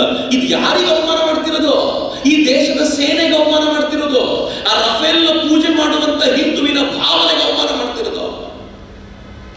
ತುಂಬಾ ಕಟುವಾದ ಪ್ರತಿಕ್ರಿಯೆ ವ್ಯಕ್ತವಾಯಿತು, ಏನು ಮಾತಾಡಲಿಲ್ಲ. ಮೋದಿ ಮಾತ್ರ ಏನ್ ಮಾಡಿದ್ರು ಅಂತಂದ್ರೆ, ಬಿಹಾರದಲ್ಲಿ ಭಾಷಣ ಮಾಡ್ತಾ ಒಂದೇ ಮಾತನ್ನು ಹೇಳಿದರು, punishment will be beyond imagination. ಮಜಾ ಹೆಂಗೆ ಗೊತ್ತೇ, ನರೇಂದ್ರ ಮೋದಿ ಹಿಂದಿಯಲ್ಲಿ ಮಾತನಾಡ್ತಿದ್ದವರು ಮಧ್ಯ ಇಷ್ಟನ್ನು ಮಾತ್ರ ಇಂಗ್ಲಿಷ್ನಲ್ಲಿ ಹೇಳಿದ್ರು. ಇಂಗ್ಲಿಷ್ನಲ್ಲಿ ಹೇಳುವಾಗ ಏನು ಹೇಳಿದ್ರು ಅಂತಂದ್ರೆ, ಯಾರ್ಯಾರು ಭಯೋತ್ಪಾದಕರಿದ್ದಾರೋ, ಈ ಕೃತ್ಯವನ್ನು ಮಾಡಿದ್ದಾರೋ ಅವರನ್ನ ಭೂಮಂಡಲದಿಂದ ಹೊರಗೆ ದಬ್ಬುವ ಕೆಲಸವನ್ನ ನಾವು ಮಾಡೇ ಮಾಡ್ತೀವಿ ಅಂತ. ಆಮೇಲೆ ಇತ್ತೀಚೆಗೆ ಇದ್ರ ಬಗ್ಗೆ ವಿವರ ಬಂದಾಗ ಹೇಳಿದ್ರು, ಯಾರೋ ಒಬ್ಬ ಸೈನಿಕ ಪ್ರಮುಖರು ಹೇಳ್ತಾ ಇದ್ರು, ನಾವು ಈ ಅಟ್ಯಾಕ್ ಆದ ಮರುದಿನವೇ ಪಾಕಿಸ್ತಾನದ ಯಾವ್ಯಾವ ಕ್ಷೇತ್ರಗಳ ಮೇಲೆ ದಾಳಿ ಮಾಡಬೇಕು ಅಂತ ನಿಶ್ಚಯ ಮಾಡಿದ್ವಿ, ರಾಜನಾಥ್ ಸಿಂಗ್ರ ನೇತೃತ್ವದಲ್ಲಿ ಕೂತ್ಕೊಂಡು ಅಂತ. ನೆಕ್ಸ್ಟ್ ಡೇನೆ ನಿಶ್ಚಯವಾಗಿ ಹೋಗಿತ್ತು ಅಂತ. ಸೊ ಇದಾದ್ಮೇಲೆ ಭಾರತ ಏನ್ ಮಾಡ್ತಿತ್ತು, ನರೇಂದ್ರ ಮೋದಿ ದಿನ ಬೆಳಗಾದ್ರೆ ಮೀಟಿಂಗು. ನಮಗೂ ಮೀಟಿಂಗ್ ನೋಡಿ ನೋಡಿ ಬೇಜಾರಾಗ್ಬಿಟ್ಟಿತ್ತು ಟಿವಿನಲ್ಲಿ. ನರೇಂದ್ರ ಮೋದಿ ಈಗ ಮೀಟಿಂಗ್ ಸೇರ್ತಾ ಇದ್ದಾರೆ, ಒಂದು ಮೀಟಿಂಗ್ ಏನ್ ಟಿವಿನಲ್ಲಿ 3 ಗಂಟೆ, ಅದೇ ಏನ್ ಮೀಟಿಂಗ್ ನಂತರ ಏನು ಯುದ್ಧ ಅಂತ ಎಲ್ಲರೂ ಕಾಯ್ತಾ ಇರೋದು, ಏನಿಲ್ಲ. ಈಗ ರಾಜನಾಥ್ ಸಿಂಗ್ರು ಮೀಟಿಂಗ್ ಮಾಡ್ತಿದ್ದಾರೆ, ಏನೂ ಇಲ್ಲ. ಟಿವಿಗಳಿಗೆ ಒಂದು ದೊಡ್ಡ ಸುದ್ದಿ ಇಷ್ಟೇ, ಏನೂ ನಡೀತಾ ಇಲ್ಲ. ಪಾಕಿಸ್ತಾನವು 1 ದಿನ ಕಾಯ್ತು, 2 ದಿನ ಕಾಯ್ತು, 3 ದಿನ ಕಾಯ್ತು, ಏನೂ ಮಾಡೋದಿಲ್ಲ ಅಂತ ಅನ್ನಿಸ್ಬಿಡ್ತೇನೋ. ಅದಕ್ಕೆ ಪಾಕಿಸ್ತಾನ ಸುಮ್ಮನೆ ತಮ್ಮ ಮಿಸೈಲ್, ಖಂಡಾಂತರ ಮಿಸೈಲ್ಗಳನ್ನು ತಗೊಂಡು ಬಂದು ನಾನು ಪರೀಕ್ಷಣೆ ಮಾಡ್ತೀನಿ, ಹಾಗೆ ಮಾಡ್ತೀನಿ ಅಂತ ಹೇಳ್ತು ಏನೇನೋ ಸರ್ಕಸ್ ಮಾಡ್ತಾ ಇತ್ತು. ಆದ್ರೆ ನರೇಂದ್ರ ಮೋದಿ ಪತ್ರಿಕೆಗಳಿಗೆ ಮತ್ತು ನಮಗೂ ತುಡಿತಾ ಇತ್ತಲ್ಲ, ಏನಾದರೂ ಆಗ್ಬಿಡ್ಬೇಕು ಅಂತ ದಿನಕ್ಕೆ ಒಂದೊಂದು ಆಹಾರ ಕೊಡ್ತಿತ್ತು. ಇನ್ನು ನರೇಂದ್ರ ಮೋದಿ ಸೈನಿಕ ಹೇಳಿದ್ರು, ಟೈಮು ಪ್ಲೇಸ್ ನೀವು ಸೆಲೆಕ್ಟ್ ಮಾಡಿ, ನಾನು ತಲೆ ಹಾಕಲ್ಲ, ಆಗ್ಬೇಕೇನು ಅನ್ನೋದು ನಾನು ಹೇಳ್ತೀನಿ, ಉಳಿದಿದ್ದು ನಿಮಗೆ ಬಿಟ್ಟಿದ್ದು. ಆದ್ರೆ ಅಷ್ಟರ ವೇಳೆ ಜನ ಕಾಯ್ಬೇಕಲ್ಲ. ಒಂದಿನ ಅನೌನ್ಸ್ ಮಾಡಿದ್ರು, ಪಾಕಿಸ್ತಾನದೊಂದಿಗೆ ಇನ್ನು ಮುಂದೆ ಯಾವ ವ್ಯಾಪಾರವೂ ಇಲ್ಲ. ನಾವು ಇಡೀ ದಿನ ಅದ್ರ ಬಗ್ಗೆ ಚರ್ಚೆ, ಏನ್ ವ್ಯಾಪಾರ ನಡೆಯುತ್ತೆ, ಏನ್ ಬಿಸ್ನೆಸ್, ಪಾಕಿಸ್ತಾನ, ಇಡೀ ಟಿವಿ ಅದು ಚರ್ಚೆ. ಒಂದಿನ ಕಳಿತು. 2ನೇ ದಿನ ಹೇಳಿದ್ರು, ಪಾಕಿಸ್ತಾನಕ್ಕೆ ವೀಸಾ ಕ್ಲೋಸ್ ಮಾಡಿದ್ರಿಂದ ನಮಗೆ ನಷ್ಟವೋ ಅವರಿಗೆ ನಷ್ಟವೋ, ಟಿವಿಗಳಲ್ಲಿ ಡಿಬೇಟ್. 2ನೇ ದಿನ ಕ್ಲೋಸ್. 3ನೇ ದಿನ ಹೇಳಿದ್ರು, ಪಾಕಿಸ್ತಾನದೊಂದಿಗೆ ನೀರಿನ ಯಾವ ಒಪ್ಪಂದವೂ ಕ್ಲೋಸ್, ಇನ್ನು ಮುಂದೆ ಇಲ್ಲ. Indus water treaty close. ನಮ್ದು ಚರ್ಚೆ 2 ದಿನ. ಇಂಡಸ್ ವಾಟರ್ ಟ್ರೀಟಿ ಮಾಡಿದ್ಯಾರು, ಅದನ್ನ ಯಾರು ಬಂದ್ ಮಾಡಿದ್ರು, ಬಂದ್ ಮಾಡಿದ್ರಿಂದ ಲಾಭ ಏನು, ನಷ್ಟ ಏನು. ಕಾಂಗ್ರೆಸ್ನವರು ಹೇಳಿದ್ರು ಇದರಿಂದ ಏನೂ ಆಗೋದಿಲ್ಲ, ಮಾಡ್ಕೊಂಡಿದ್ದವರೇ ಅಲ್ಲ. ಇದರಿಂದ ಏನೂ ಆಗೋದಿಲ್ಲ. ಯಾಕೆ ಅಂತಂದ್ರೆ ನೀರನ್ನು ತಡಿಬೋದಷ್ಟೇ, ನೀರನ್ನು ಚಾನಲೈಸ್ ಮಾಡ್ಲಿಕ್ಕೆ ಆಗೋದಿಲ್ಲ. ನರೇಂದ್ರ ಮೋದಿ ಇವನ್ನೆಲ್ಲ ಮಾಡುವಾಗ ಮೊನ್ನೆ ಕಾಶ್ಮೀರಕ್ಕೆ ಹೋಗಿ ಹೇಳಿದ್ದಾರೆ, ಒಂದೇ ಒಂದು ಹನಿ ನೀರು ಪಾಕಿಸ್ತಾನಕ್ಕೆ ಹೋಗದಂತೆ ನೋಡ್ಕೊಳ್ತೀನಿ, ನೋಡಿ ಏನ್ ಮಾಡ್ತೀನಿ ಅಂತ ಹೇಳಿ 6 ಚಾನೆಲ್ಗಳ ಪ್ಲಾನ್ ಅನ್ನ ನನ್ನೆ ಅನೌನ್ಸ್ ಮಾಡಿಬಿಟ್ಟಿದ್ದಾರೆ. 6 ಚಾನೆಲ್ಗಳನ್ನ ಅದು ತೀರಾ ಕಚ್ಚಿನವರೆಗೂ ಆ ಚಾನೆಲ್ಗಳು ಬರುವಂತೆ ಮಾಡಿ ಸಾವಿರಾರು ಕೋಟಿ ರೂಪಾಯಿ ಪ್ರಾಜೆಕ್ಟ್ ನ ಅನೌನ್ಸ್ ಮಾಡಿದ್ದಾರೆ. ಸರಿಯಾಗಿ ನಿನ್ನೆ ಈ ದೇಶದ ಗೃಹ ಸಚಿವರು ಹೇಳಿದ್ದಾರೆ, ಯಾವ ಇಂಡಸ್ ವಾಟರ್ ಟ್ರೀಟಿನ ನಾವು ಮುಗಿಸಿದ್ದೀವೋ ಆ ಇಂಡಸ್ ವಾಟರ್ ಟ್ರೀಟಿ ಇನ್ಯಾವತ್ತೂ ಓಪನ್ ಆಗೋದಿಲ್ಲ, ಇದು ಪರ್ಮನೆಂಟ್ ಆಗಿ ಮಾಡಿರುವಂತ ಕೆಲಸ. ನನಗೆ ಡಿಸಿಷನ್ನೆಸ್ ಇದೆಯಲ್ಲ ಬಹಳ ಇಷ್ಟ ಆಗುತ್ತೆ, ಅದೊಂದು ತಾಕತ್ತದು. ಆದ್ರೆ ಇಲ್ಲಿಗೆ ಮುಗಿಲಿಲ್ಲ. ಅವ್ರು ಹೇಳಿದ್ರು, ಇನ್ನು ಮುಂದೆ ಪಾಕಿಸ್ತಾನದ ವಿಮಾನಗಳು ಭಾರತದ ಮೇಲೆ ಹಾರಾಡುವಂತಿಲ್ಲ. ಮತ್ತೊಂದಿನ ಚರ್ಚೆ ನಮ್ದು. ವಿಮಾನಗಳ ಹಾರಾಟ ನಿಲ್ಲಿಸಿದ್ರೆ ಪಾಕಿಸ್ತಾನಕ್ಕೆ ಎಷ್ಟು ನಷ್ಟ ಆಗುತ್ತೆ, ಪ್ರತಿನಿತ್ಯ ಎಷ್ಟು ನಷ್ಟ, ಎಷ್ಟು ಪಾಕಿಸ್ತಾನ ಏನು ಒಟ್ಟಲ್ಲಿ ಟಿವಿನವ್ರು ಕೊಡ್ಬೇಕು. ಯಾಕಂದ್ರೆ ಇಲ್ಲ ನಮ್ದು ರೆಸ್ಟ್ಲೆಸ್ನೆಸ್ ಶುರುವಾಗ್ಬಿಡುತ್ತಲ್ಲ, ಏನು ಮಾಡ್ಲೇ ಇಲ್ವಾ ಅನ್ನೋಂಥ ರೆಸ್ಟ್ಲೆಸ್ನೆಸ್ ಇರುತ್ತಲ್ಲ. ನರೇಂದ್ರ ಮೋದಿ ಅವರು ಆ ರೆಸ್ಟ್ಲೆಸ್ನೆಸ್ ಅಂತ ತೆಗೆದರು. ಮತ್ತೊಂದಿನ ಏನು ಮಾಡಿದ್ರು, ಇದು ಮಾತ್ರ ನರೇಂದ್ರ ಮೋದಿ ಅವರು ಮಾತ್ರ ಯೋಚನೆ ಮಾಡಬೇಕಾಗಿರುವಂಥ ಕೆಲಸ. ನ್ಯಾಷನಲ್ ಸೆಕ್ಯೂರಿಟಿ ಅಡ್ವೈಸರಿ ಬೋರ್ಡ್ ಅಂತ ಒಂದು ಬೋರ್ಡ್ ಇದೆ. ಒಂದು 15 ಜನ ಇದ್ದಾರೆ ಅದರಲ್ಲಿ ಈಗಿನ ಸೈನಿಕ ಮುಖ್ಯಸ್ಥರು ಇರ್ತಾರೆ, ಡಿಫೆನ್ಸ್ ಮಿನಿಸ್ಟರ್ ಇರ್ತಾರೆ, ನಮ್ಮ ಹಣಕಾಸು ಸಚಿವರು ಇರ್ತಾರೆ, ಇವರೆಲ್ಲರೂ ಇರ್ತಾರೆ. ಒಂದು 15 ಜನ ಇರ್ತಾರೆ. ನರೇಂದ್ರ ಮೋದಿ ಅದಕ್ಕೆ 6 ಜನ ಹೊಸಬರನ್ನು ಹಾಕಿದ್ರು. ಬಹಳ ಸುದ್ದಿ ಆಗಲಿಲ್ಲ ಇದು. ಈ 6 ಜನ ಹೊಸಬರಲ್ಲಿ ಯಾರ್ಯಾರಿದ್ದಾರೆ ಅಂತಂದ್ರೆ, ಏರ್ ಮಾರ್ಷಲ್ PM ಸಿನ್ಹಾ ಇದ್ದಾರೆ. ಇದು 4,500 ಗಂಟೆಗಳ ಕಾಲ ಫ್ಲೈಟ್ ಹಾರಾಡಿಸಿರುವಂತ ಎಕ್ಸ್ಪೀರಿಯನ್ಸ್ ಅವರಿಗೆ, ಮತ್ತು ಈ ಯುದ್ಧ ತಂತ್ರದ ನಿಪುಣ ಅವರು ಅಂತ ಅವ್ರನ್ನ ಕರ್ಕೊಂಡು ಬಂದು ಅಡ್ವೈಸರಿ ಬೋರ್ಡಿಗೆ ಹಾಕೊಂಡ್ರು. ಅವರು rear admiral Monty ಖನ್ನಾನ್ ಹಾಕೊಂಡ್ರು. Submarine build ಮಾಡೋದಕ್ಕೆ ಬೇಕಾಗಿರುವಂತ ಆಲೋಚನೆಗಳನ್ನು ಅವ್ರು ಕೊಡಬಲ್ಲರು ಅಂತ ಸದರ್ನ್ ಆರ್ಮಿ ಕಮಾಂಡ್ ನ ಲೆಫ್ಟಿನೆಂಟ್ ಜನರಲ್ AK ಸಿಂಘನ್ ಕರ್ಕೊಂಡು ಬಂದರು. ಅವರು ಪಾಕಿಸ್ತಾನದೊಂದಿಗಿನ ಎಕ್ಸ್ಪರ್ಟ್ ಆಗಿದ್ದರಿಂದ ರಾಜೀವ್ ರಂಜನ್ ವರ್ಮಾ ಮತ್ತು ವೆಂಕಟೇಶ್ ವರ್ಮಾ IFS ಕರ್ಕೊಂಡು ಬಂದರು. ಅವರಿಬ್ರು ಇಂಟೆಲಿಜೆನ್ಸ್ ವಿಭಾಗದಲ್ಲಿ ಬಹಳ ಸೂಕ್ಷ್ಮತೆಯಿಂದ ಕೆಲಸ ಮಾಡಿದ್ರು. ಅಜಿತ್ ದೋವಲ್ ಜೊತೆ ತುಂಬಾ ಕೆಲಸ ಮಾಡಿದ್ರು. ಇವರೆಲ್ಲರೂ ಕರ್ಕೊಂಡು ಬಂದು ಹಾಕೊಂಡು ಒಟ್ಟಾರೆ ಪ್ಲಾನ್ ಹೇಗೆ ಮಾಡಬೇಕು ಅಂತ ಡಿಸೈಡ್. ಈ ನಡುವೆ 25ನೇ ತಾರೀಕು ಪಾಕಿಸ್ತಾನ ಏನ್ ಮಾಡ್ತು, ತಾನೇ ಶುರು ಮಾಡ್ಬೇಕೇನಾದ್ರು ಅಂತ ಹೇಳಿ ಗಡಿಯಲ್ಲಿ ಅಪ್ರಚೋದಿತ ಶೆಲ್ ದಾಳಿ ಮಾಡ್ತು. ನರೇಂದ್ರ ಮೋದಿ ಉತ್ತರ ಕೊಡಿಸಿದ್ ಹೆಂಗೆ ಗೊತ್ತಾ? ನಾವು ಉತ್ತರ ಹೆಂಗ್ ಕೊಟ್ವಿ ಅಂತಂದ್ರೆ ಎಲ್ಲ ಆಕ್ರೋಶವನ್ನು ಅಲ್ಲಿ ಠಾಣೆಗಳ ಮೇಲೆ ಹಾಕಿದ್ವಿ. 118 ಠಾಣೆಗಳು ಪಾಕಿಸ್ತಾನದ ಧ್ವಂಸಗೊಂಡು ಅದರಲ್ಲಿ 7 ಜನ BSF ನ ಹೆಣ್ಣು ಮಕ್ಕಳು ಅದನ್ನು ಲೀಡ್ ಮಾಡಿದ್ರು. ಅದನ್ನು ಲೀಡ್ ಮಾಡಿದ ಒಂದು ಹೆಣ್ಣುಮಗಳು ಕಮಾಂಡೆಂಟ್ ನೇಹಾ ಭಾರದ್ವಾಜ್. ನಂಗೆ ಇದಕ್ಕೆ ಯಾಕೆ ಖುಷಿ ಆಗುತ್ತೆ ಗೊತ್ತಾ? ಬಹುಶಃ ಬಹಳ ಜನತೆ ಕಾಣದೇ ಇರ್ಬೋದು. ನೇಹಾ ಭಾರದ್ವಾಜ್ ಅಂತ ಹೆಣ್ಣು ಮಗಳು ಆಕ್ರಮಣ ಮಾಡಿದ ಪ್ರತಿಯೊಂದು ಮುಸಲ್ಮಾನರು ಈ ದೇಶದ ಹೆಣ್ಣು ಮಗಳನ್ನು ತುಚ್ಛವಾಗಿ ಕಂಡ್ರಲ್ಲ, ಅದೇ ಹೆಣ್ಣು ಮಕ್ಕಳ ಮೂಲಕ ಪಾಕಿಸ್ತಾನಕ್ಕೆ ಉತ್ತರ ಕೊಡಿಸೋದಿಲ್ಲ. ನೀವು ಪ್ರೆಸ್ ಬ್ರೀಫಿಂಗ್ ನೋಡ್ತಿದ್ರಲ್ಲ, ಕೊಡ್ತಿದ್ದವ್ರು ಯಾರು? ಇಬ್ರು ಹೆಣ್ಮಕ್ಳು. ನಂಗೆ ಗೊತ್ತಿಲ್ಲ, ಇನ್ನು ಕ್ಲಾರಿಟಿ ನನಗಿಲ್ಲ. ನಾನು ಒಂದು ಡಿಬೇಟ್ ನಲ್ಲಿ ಒಬ್ಬ ಹಿರಿಯ ಸೈನಿಕ ಅಧಿಕಾರಿ ಜೊತೆ ಕೂತಾಗ ಅವ್ರು ಹೇಳ್ತಿದ್ರು, ಚಕ್ರವರ್ತಿ ಪಾಕಿಸ್ತಾನದ ಮೇಲೆ ಅಟ್ಯಾಕ್ ಮಾಡಿದ 2 ವಿಮಾನಗಳ ಪೈಲಟ್ ಕೂಡ ಹೆಣ್ಣು ಮಕ್ಕಳಿದ್ರು ಕಣೋ ಅಂತ ನನಗೆ ಅವ್ರು ಹೇಳುವಾಗ ವೆರಿ ಪ್ರೌಡ್. ಪಾಕಿಸ್ತಾನದ ಮೇಲೆ ಬಾಂಬ್ ಹಾಕಿ ಬರುವಂತವ್ರು ಇಬ್ರು ಹೆಣ್ಮಕ್ಳು ಅಂತ ಕೇಳುವಾಗ ಹೆಂಗ್ ಆಗಿರ್ಬೇಕು, ಅವರಿಗೆ ಹೆಣ್ಮಕ್ಳನ್ನ ಕೂಡ ಹಾಕಬೇಕು, ಒಳಗಿಡಬೇಕು ಅಂತ ಯೋಚನೆ ಮಾಡುವಂತ ಒಂದು ಪಾಕಿಸ್ತಾನಕ್ಕೆ ಅವ್ರನ್ನ ಹೊರಗಡೆ ಕರ್ಕೊಂಡು ಬಂದು ಯುದ್ಧಕ್ಕೆ ನಿಲ್ಲಿಸುವಂತ ಭಾರತ ಎಂತ ದೊಡ್ಡ ಸಂದೇಶ. ನಮಗಿಂತ ಬೆಳಗಾಗಿರಲಿಲ್ಲ. ರಾತ್ರಿ 1 ಗಂಟೆಗೆ ಪಾಕಿಸ್ತಾನದ ಮುಜಫರಾಬಾದ್, ಕೋಟ್ಲಿ, ಗುಲ್ಪುರ್, ಭಿಂಬೇರ್, ಸಿಯಾಲ್ಕೋಟ್, ಚಕಮ್ರು, ಮುರಿದ್ಕೆ ಮತ್ತು ಭವಾಲ್ಪುರ್ ಇಷ್ಟು ಕಡೆ ಅಟ್ಯಾಕ್ ಆಯಿತು. ನೀವು ಆ ಚಿತ್ರ ನೋಡಿದ್ರೆ ಗೊತ್ತಾಗುತ್ತೆ. ಮುಜಫರಾಬಾದ್, ಕೋಟ್ಲಿ, ಗುಲ್ಪುರ್, ಭಿಂಬರ್ ಅಪ್ ಟು ಸಿಯಾಲ್ಕೋಟ್ ಅದು POK ಅಥವಾ ನಮ್ಮ ಇದಕ್ಕೆ ತುಂಬಾ ಹತ್ರ ಇರುವಂಥದ್ದು. ಒಂದು ಮಾತ್ರ POK, ಇನ್ನೆಲ್ಲವೂ ಕೂಡ ನಮ್ಗೆ ಹತ್ರ, ಬಾರ್ಡರ್ ಹತ್ರ ಇರುವಂಥದ್ದು. ಈ ಮುರಿದ್ಕೆ ಆದ್ರೂ ಪರವಾಗಿಲ್ಲ, ಬಟ್ ಭಾವಲ್ಪುರ್ 150 ಕಿಲೋಮೀಟರ್ ಒಳಗೆ ಇರುವಂಥದ್ದು, 150 ಕಿಲೋಮೀಟರ್ಸ್. ಮೌಲಾನಾ ಮಸೂದ್ ಅಜರ್ನ ಮರ್ಕಜ್ ಇರುವಂತ ಜಾಗ. ಮೌಲಾನಾ ಮಸೂದ್ ಅಜರ್ ಯಾರು ಅಂತ ನಿಮ್ಗೆ ಗೊತ್ತಿದೆ. ಅವನನ್ನ ಭಾರತ ತನ್ನ ಹಿಡಿತದಲ್ಲಿ ಇಟ್ಟುಕೊಂಡಿದ್ದು. IC-814 ವಿಮಾನದ ಅಪಹರಣ ಮಾಡಿ ಅವನನ್ನ ಬಿಡಿಸ್ಕೊಂಡು ಹೋಗುವಂತ ಸ್ಥಿತಿ ಬಂದಿತ್ತು. ಅವನು ಟ್ರೈನ್ ಮಾಡಿ ಕಳಿಸುವಂತ ಒಂದು ಮರ್ಕಜ್ ಅಲ್ಲಿದೆ. ಆ ಮರ್ಕಜ್ನೆಲ್ಲ ಗುರಿ ಇಟ್ಕೊಂಡು ನಾವು ಅಟ್ಯಾಕ್ ಮಾಡಿದ್ವಿ. ಬಟ್ ಈ ಬಾರಿ ಆಶ್ಚರ್ಯ ಏನ್ ಗೊತ್ತೇನು, ಈ ಅಟ್ಯಾಕ್ ಮಾಡುವಾಗ ಭಾರತದ ಒಂದೇ ಒಂದು ವಿಮಾನ ನಮ್ಮ ಗಡಿಯನ್ನು ಕ್ರಾಸ್ ಮಾಡದೆ ಇದ್ದ ಜಾಗದಿಂದ ಪಾಕಿಸ್ತಾನದ ಮೇಲೆ ಅಟ್ಯಾಕ್ ಮಾಡಿದ್ದೀಯಲ್ಲ. ಪಾಕಿಸ್ತಾನಕ್ಕೆ ಹೇಳಿದ್ವಿ ನಾವು, ನೀವು 150 ಕಿಲೋಮೀಟರ್ ಒಳಗೆ ಬರಲಿಕ್ಕೆ ನಮ್ಗೆ ಏನು ಬೇಕಾಗಿಲ್ಲ ಕಣ, ಇದ್ದ ಜಾಗದಿಂದ ಬಡಿಬಹುದು. ಮತ್ತೆ ಯಾವ ಹೆಮ್ಮೆ ನಿಮ್ಗೆ? ಮತ್ತು ಈ 150 ಕಿಲೋಮೀಟರ್ ರೇಂಜ್ ಅಲ್ಲಿ ಎಲ್ಲ ಭಯೋತ್ಪಾದಕರನ್ನ ಟ್ರೈನ್ ಮಾಡುವಂತ ಮದರಸಾಗಳಿವೆ. ಅಷ್ಟೂ ಮದರಸಾಗಳನ್ನ ನಾವು ಮನಸ್ಸು ಮಾಡಿದ್ರೆ ಇಲ್ಲಿಂದ ಉಡಾಯಿಸಬಲ್ಲೆವು ಅಂತ. V used scalp bombs. ಈ ಸ್ಕಾಲ್ಪ್ ಬಾಂಬ್ಗಳ ವಿಶೇಷ ಏನು ಅಂತಂದ್ರೆ, ಆ ಬಾಂಬ್ಗಳು ಹೋಗಿ ತಾನೇ ಲಾಯ್ಟರಿಂಗ್ ಮ್ಯುನಿಷನ್ ತರ ಹೋಗುತ್ತೆ, ತಾನೇ ಹೋಗಿ ಅಟ್ಯಾಕ್ ಮಾಡ್ಕೊಳುತ್ತೆ. ಹಾಗೆ ಹೋಗಿರುವಂತ ಈ ಸ್ಕಾಲ್ಪ್ ಬಾಂಬ್ಗಳು ಕರೆಕ್ಟ್ ಪ್ರಿಸಿಷನ್ ಇದೆಯಲ್ಲ. ಹೆಂಗೆ ಅಂತಂದ್ರೆ, ನೀವು ಭಾವಲ್ಪುರದ ಇದನ್ನು ನೋಡಿದ್ರೆ ಗೊತ್ತಾಗುತ್ತೆ ನಿಮಗೆ. ಮೇಲಿಂದ ನೋಡುವಾಗ ಟ್ಯೂಬ್ಗಳು ಮಾತ್ರ ಹೊಡೆದಿವೆ, ಒಳಗೆ ನೋಡಿದ್ರೆ ಪೂರ್ತಿ ಭೂಕಂಪ ಆದಾಗ ಏನಾಗುತ್ತೋ.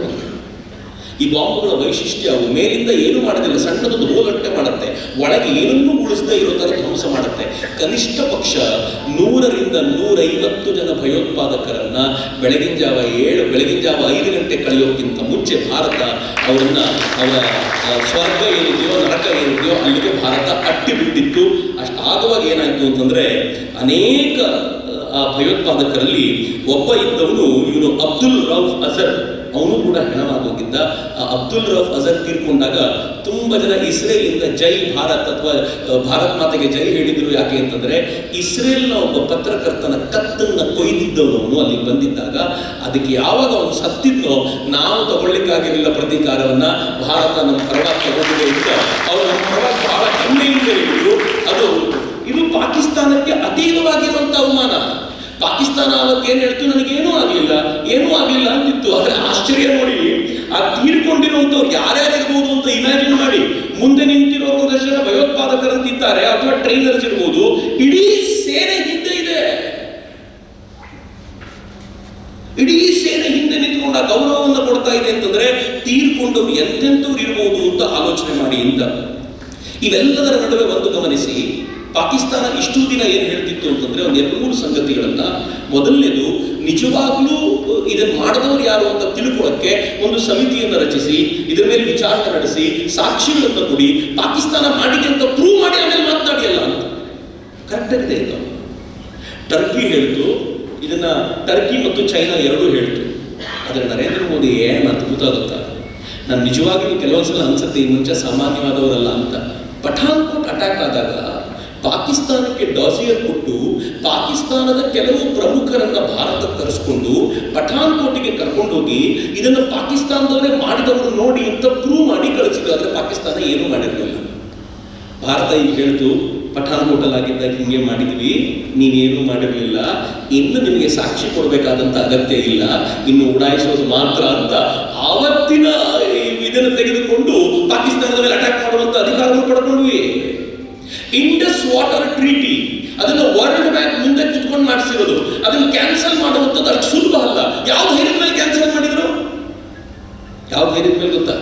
ನರೇಂದ್ರ ಮೋದಿ ಅವರು ಕಳೆದ 1-2 ವರ್ಷಗಳಿಂದ ಪಾಕಿಸ್ತಾನವನ್ನು ನಿರಂತರವಾಗಿ ಇಂಡಸ್ ವಾಟರ್ ಟ್ರೀಟಿಯ ಕುರಿತಂತೆ ಮೀಟಿಂಗಿಗೆ ಕರೆದು ಸಿಕ್ಕಾಪಟ್ಟೆ ನೀರಿನ ಹರಿದು ಹೋಗ್ತಾ ಇದೆ, ಇದನ್ನು ಸ್ವಲ್ಪ ನಾವು ಚೇಂಜ್ ಮಾಡ್ಕೋಬೇಕಾಗಿದೆ, ಸ್ವಲ್ಪ ಬದಲಾವಣೆಗೆ ನೀವು ಬರಬೇಕು ಅಂತ ಕನಿಷ್ಠ ಪಕ್ಷ 8-10 ಮೀಟಿಂಗಿಗೆ ಕರೆದಿದೆ. ಯಾವ ಮೀಟಿಂಗಿಗೆ ಅವರು ಬಂದಿಲ್ಲ. ಇದನ್ನು ಮುಂದಿಟ್ಟು ಅವ್ರು ಯಾವುದೇ ಮೀಟಿಂಗಿಗೆ ಬರದೇ ಇರೋದ್ರಿಂದ ನಮ್ಗೆ ಅಧಿಕಾರ ಇದೆ ಇದನ್ನು ಕ್ಯಾನ್ಸಲ್ ಮಾಡೋದು ಅಂತ ಹೇಳಿ ನಾವು ಜಗತ್ತಿನ ಮುಂದೆ ಇಡ್ಲಿಕ್ಕೆ ಸಾಧ್ಯ ಆಗ್ತಲ್ಲ. ಇದು ಬಹಳ ವಿಶೇಷ ಅಂತ.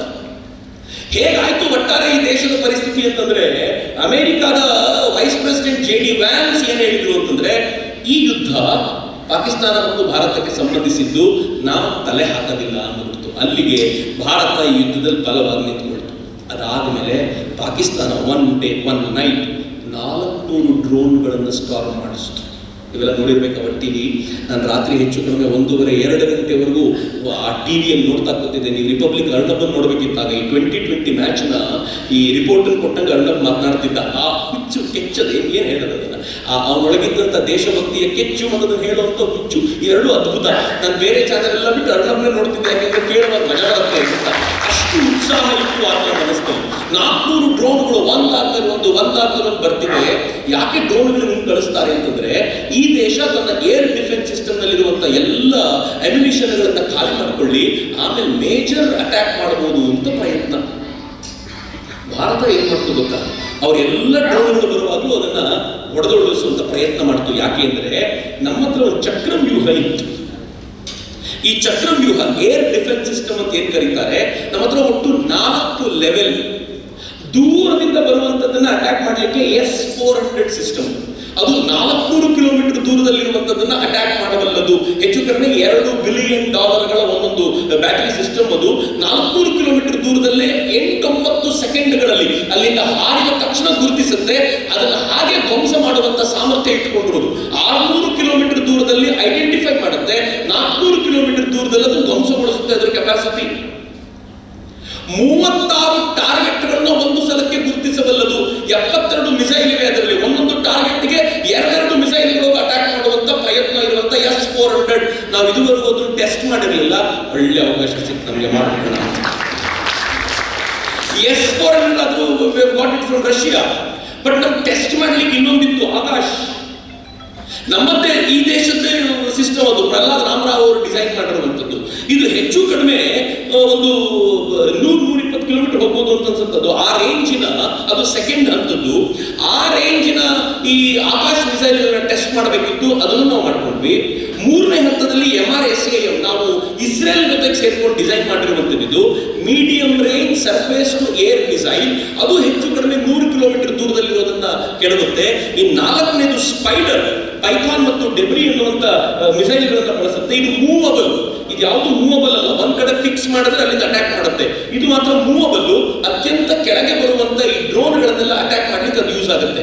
4 ಹಂತದಲ್ಲಿ ಪಾಕಿಸ್ತಾನದ ಒಂದು ಡ್ರೋನ್ ಕೂಡ ಭಾರತಕ್ಕೆ ಎಂಟರ್ ಮಾಡಿದಂತೆ ಭಾರತ ತಡೀತಲ್ಲ. ನಮಗೂ ಎಲ್ಲ ಟೆಸ್ಟ್ ಆಗೋಯ್ತು. ಎಲ್ಲ ವಿಮಾನಗಳನ್ನು ಟೆಸ್ಟ್ ಮಾಡಿದ್ವಿ, ಎಲ್ಲ ಮಿಸೈಲ್ಗಳನ್ನು ಟೆಸ್ಟ್ ಮಾಡಿದ್ವಿ, ನಮ್ಮ ಏರ್ ಡಿಫೆನ್ಸ್ ಟೆಸ್ಟ್ ಮಾಡಿದ್ವಿ. ನೀವು ನೋಡಿರ್ಬೋದು, ನಮ್ಗೆ ಗೊತ್ತಿಲ್ಲ ಎಷ್ಟು ಜನ ನೋಡಿದ್ದೀರೋ. ಅದಾದ್ಮೇಲೆ ಒಂದು ಮೀಟಿಂಗ್ ನಡೀತು. ನಮ್ಮ ರಕ್ಷಣಾ ಸಚಿವರು ಮತ್ತೆಲ್ಲ ರಕ್ಷಣಾ ಇಲಾಖೆಯ ಮುಖ್ಯಸ್ಥರು ಕೂತಿದ್ರು, ನಕ್ಕೊಂಡು ಕೂತಿದ್ದಾರೆ. ನಂಗೆ ಇದಾದ್ಮೇಲೆ ಗೊತ್ತಾಯ್ತು ನಕ್ಕೊಂಡು ಯಾಕೆ ಕೂತಿದ್ದಾರೆ ಅಂತಂದ್ರೆ, ವರ್ಲ್ಡಿನ ಮುಂದೆ ನಮ್ದು ಟೆಸ್ಟೆಡ್ ಓಕೆ ಅಂತ ನಮ್ಮವರು ಪ್ರೂವ್ ಮಾಡಿ ಇನ್ನು ಮುಂದೆ ನೀವು ಖರೀದಿ ಮಾಡಬಹುದು ಅಂತ ಹೇಳಿದ ಮೇಲೆ ಇನ್ನದು ಬರದೆ ಏನಾಗಿರುತ್ತೆ ಅಂತ. ಆದ್ರೆ ಪಾಕಿಸ್ತಾನಕ್ಕೆ ಸಮಾಧಾನ ಆಗಲಿಲ್ಲ. ಪಾಕಿಸ್ತಾನ ಏನು ನಾಗರಿಕ ವಿಮಾನಗಳನ್ನು ಮುಂದಿಟ್ಟುಕೊಂಡು ಹಿಂದಿನಿಂದ ಅಟ್ಯಾಕ್ ಮಾಡ್ತಿತ್ತು. ಭಾರತೀಯರು ರಿವರ್ಸ್ ಅಟ್ಯಾಕ್ ಮಾಡಿದ್ರೆ ಯಾವ್ದಾದ್ರು ಒಂದು ವಿಮಾನ ಉರುಳಿ ಬೀಳಿ ಭಾರತೀಯರು ಜನಸಾಮಾನ್ಯರನ್ನ ಕೊಂದ್ರು ಅಂತ ಜಗತ್ತಿನ ಮುಂದೆ ಹೇಳೋಣ ಅಂತ ಪಾಕಿಸ್ತಾನ ಕಾಯ್ತಾ ಕೂತಿತ್ತು. ಮತ್ತು ನಮ್ಮ ಧಾನ್ಯಗಳ ಮೇಲೆ ಅಟ್ಯಾಕ್ ಮಾಡುವಂತ ಪ್ರಯತ್ನ ಮಾಡಿದಾಗ ಯಾಕೆ ಅಂತಂದ್ರೆ, ಪಾಕಿಸ್ತಾನದ ಬಳಿ ಇದ್ದಂತ ಈ ಚೀನಾದ ಏರ್ ಡಿಫೆನ್ಸ್ ಸಿಸ್ಟಮ್ ಒಂದು HQ-9 ಇನ್ನೊಂದು HQ-16 ಕೆಲಸನೇ ಮಾಡಲಿಲ್ಲ. ಚೀನಾ ಆಮೇಲೆ ಒಂದು ಹೇಳಿಕೆ ಕೊಡ್ತು, ಬ್ರಹ್ಮೋಸನ್ ತಡೀರಿ ಅಂತಂದ್ರೆ ಎಲ್ಲಿಂದ ತಡೆಯೋದು? ಬ್ರಹ್ಮೋಸನ್ ತಡೆಯುವಂತ ಸಾಮರ್ಥ್ಯ ನಮ್ಮ ಎರಡೂ ಏರ್ ಡಿಫೆನ್ಸ್ ಸಿಸ್ಟಮ್ ಇಲ್ಲ, ಹಿಂಗಾಗಿ ನಾವು ಬ್ರಹ್ಮೋಸನ್ ತಡಿಲಿಕ್ಕೆ ಆಗಲಿಲ್ಲ ಅಂತ. ಬ್ರಹ್ಮೋಸನ್ ಅಲ್ಲ, ಅದಕ್ಕಿಂತ ಮುಂಚೆ ಕಳಿಸಿರುವಂತ ಸಣ್ಣ ಪುಟ್ಟ ಮಿಸೈಲ್ಗಳನ್ನು ಕೂಡ ಇಟ್ಟು ತಡಿಲಿಲ್ಲ. ಅದಕ್ಕೋಸ್ಕರ ನಾವು ತಮಾಷೆ ಮಾಡ್ತಾ ಹೇಳ್ತಿದ್ವಿ. ಹೆಂಗ್ ಹೇಳ್ತೀವಿ ಅಂತಂದ್ರೆ, ಒಳ್ಳೆ ನಿದ್ದೆ ಮಾಡಿ ಇದ್ರೆ, ನಿದ್ದೆ ಅಂದ್ರೆ ಹೆಂಗಿರ್ಬೇಕು, HQ-9 ತರ ಮಲ್ಕೋಬೇಕು. ಇದು ಚೀನಾಕ್ಕೆ ನಾವು ಕೊಡಬಹುದಾಗಿರುವಂತ ಉಡುಗೊರೆ. ನೀವು ಜಗತ್ತಿಗೆ ಏನ್ ಕೊಡಬಹುದು ಅಂದ್ರೆ ಇಷ್ಟು ಮಾತ್ರ ಕೊಡಬಹುದು ಅಂತ. ಅದು ಭಾರತದ ಕೆಪಾಸಿಟಿ ಆಗಿತ್ತು. ಪಾಕಿಸ್ತಾನದ ಮಿಸೈಲ್ ಇತ್ತು, ಇದನ್ನ ನಮ್ಮ ಸೈನಿಕ ಮುಖ್ಯಸ್ಥರು ಹೇಳಿದ್ರು. ಅವ್ರ ಫತಾ ಮಿಸೈಲ್ ಅಲ್ಲಿಂದ ಹೊರಡೋದು ದಾರಿಯಲ್ಲೇ ತುಂಡಾಗಿ ಬೀಳ್ತಿತ್ತಂತ.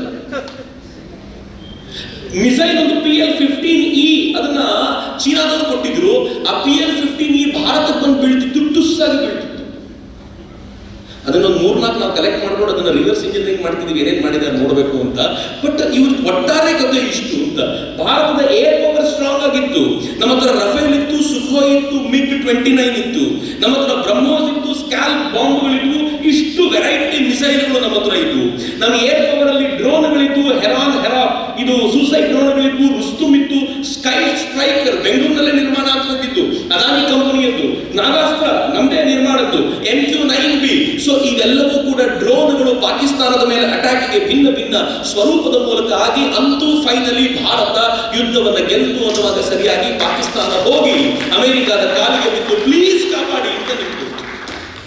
ನಾನು ಯಾಕೆ ಇದನ್ನು ತುಂಬಾ ಧೈರ್ಯವಾಗಿ ಹೇಳಬಲ್ಲೆ ಅಂತಂದ್ರೆ, ಒಂದು ದಿನ ಮುಂಚೆ ಅದೇ ಅಮೆರಿಕ ಹೇಳಿತ್ತು ಇದು ಇಬ್ಬರ ನಡುವೆ ಜಗಳ, ನಾನು ಮಧ್ಯೆ ಬರೋದಿಲ್ಲ ಅಂತ. ಆದ್ರೆ ಅದೇ ಅಮೆರಿಕ ಯಾವಾಗ ಮಾರನೇ ದಿನ ಪಾಕಿಸ್ತಾನ ಕೇಳ್ತೋ, ಪಾಕಿಸ್ತಾನದ ಅಮೆರಿಕಾದ ಪ್ರಮುಖರೊಬ್ಬರು ಈ ದೇಶದ ವಿದೇಶಾಂಗ ಸಚಿವರ ಜೊತೆ ಮಾತನಾಡಿದ್ರು. ಇತ್ತೀಚೆಗೆ ಅವರೇ ಹೇಳಿದ್ದಾರೆ, ಸೌದಿ ಅರೇಬಿಯಾದವರು ಕೂಡ ನಮ್ಮ ಹತ್ರ ಮಾತನಾಡಿದ್ರು. ಪಾಕಿಸ್ತಾನ ಕೇಳ್ಕೊಳತ್ತೆ, ಈಗ ದಯಮಾಡಿ ನಿಲ್ಲಿಸ್ಬಿಡಿ ಇದನ್ನ ಅಂತ ಕೇಳ್ಕೊಳ್ತು. ನಾವು ಇವ್ರು ಯಾರ ಮಾತನ್ನು ತಳ್ಳೋ ಸ್ಥಿತಿಯಲ್ಲಿ ಇರಲಿಲ್ಲ. ನಾವಂತೂ ಯಾವಾಗಲೂ ಹೇಳ್ತಿದ್ವಿ ನಾವು ಎಸ್ಕಲೇಟ್ ಮಾಡ್ಲಿಕ್ಕೆ ಇರೋರಲ್ಲ ಅಂತ. ಪಾಕಿಸ್ತಾನ ಕೇಳ್ಕೊಂಡ್ರೆ ನಿಲ್ಲಿಸ್ತೀವಿ ಅಂತ. ರಿಪೋರ್ಟ್ ನೋಡಿ ಎಷ್ಟು ಚೆನ್ನಾಗಿದೆ. ಮಧ್ಯಾಹ್ನ 12:30 1 ಗಂಟೆಗೆ ಪಾಕಿಸ್ತಾನದ DGMO ಕಾಲ್ ಮಾಡ್ತಾರೆ. ನನ್ನ ದೇಶದ DGMO ಸಿಗಲ್ಲ ಅವರಿಗೆ. 3 ಗಂಟೆಗೆ ವಾಪಸ್ ಕಾಲ್ ಮಾಡ್ತಾರೆ. ವಾಪಸ್ ಕಾಲ್ ಮಾಡಿದಾಗ ಭಾರತ ಕಂಡೀಷನ್ ಹಾಕುತ್ತೆ. ಕಂಡೀಷನ್ ಏನು? ಎಲ್ಲ ಕಂಡೀಷನ್ ನಂದು. ಇಂಡಸ್ ವಾಟರ್ ಟ್ರೀಟಿ ಮುಂದೆ ಯಾವತ್ತೂ ಓಪನ್ ಆಗೋದಿಲ್ಲ.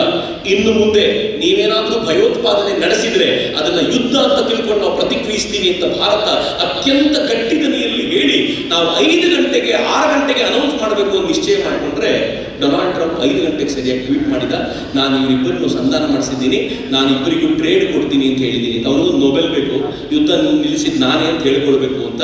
ಆದರೆ ಭಾರತ ಇದು ನಾನು ಗಂಡಸ್ತನ ಅಂತ ಹೇಳ್ತಿದ್ರಿ. ಡೊನಾಲ್ಡ್ ಟ್ರಂಪ್ ಹಂಗೆ ಹೇಳಿದ ನಂತರ ಕೊನೆ ಪಕ್ಷ ಪ್ರೆಸ್ ಮೀಟ್ ಮಾಡುವಾಗ ಅಮೆರಿಕಾನು ಸ್ವಲ್ಪ ಹೆಲ್ಪ್ ಮಾಡ್ತು ಅಂತ ಆದರೂ ಹೇಳಬೇಕಿತ್ತಲ್ಲ.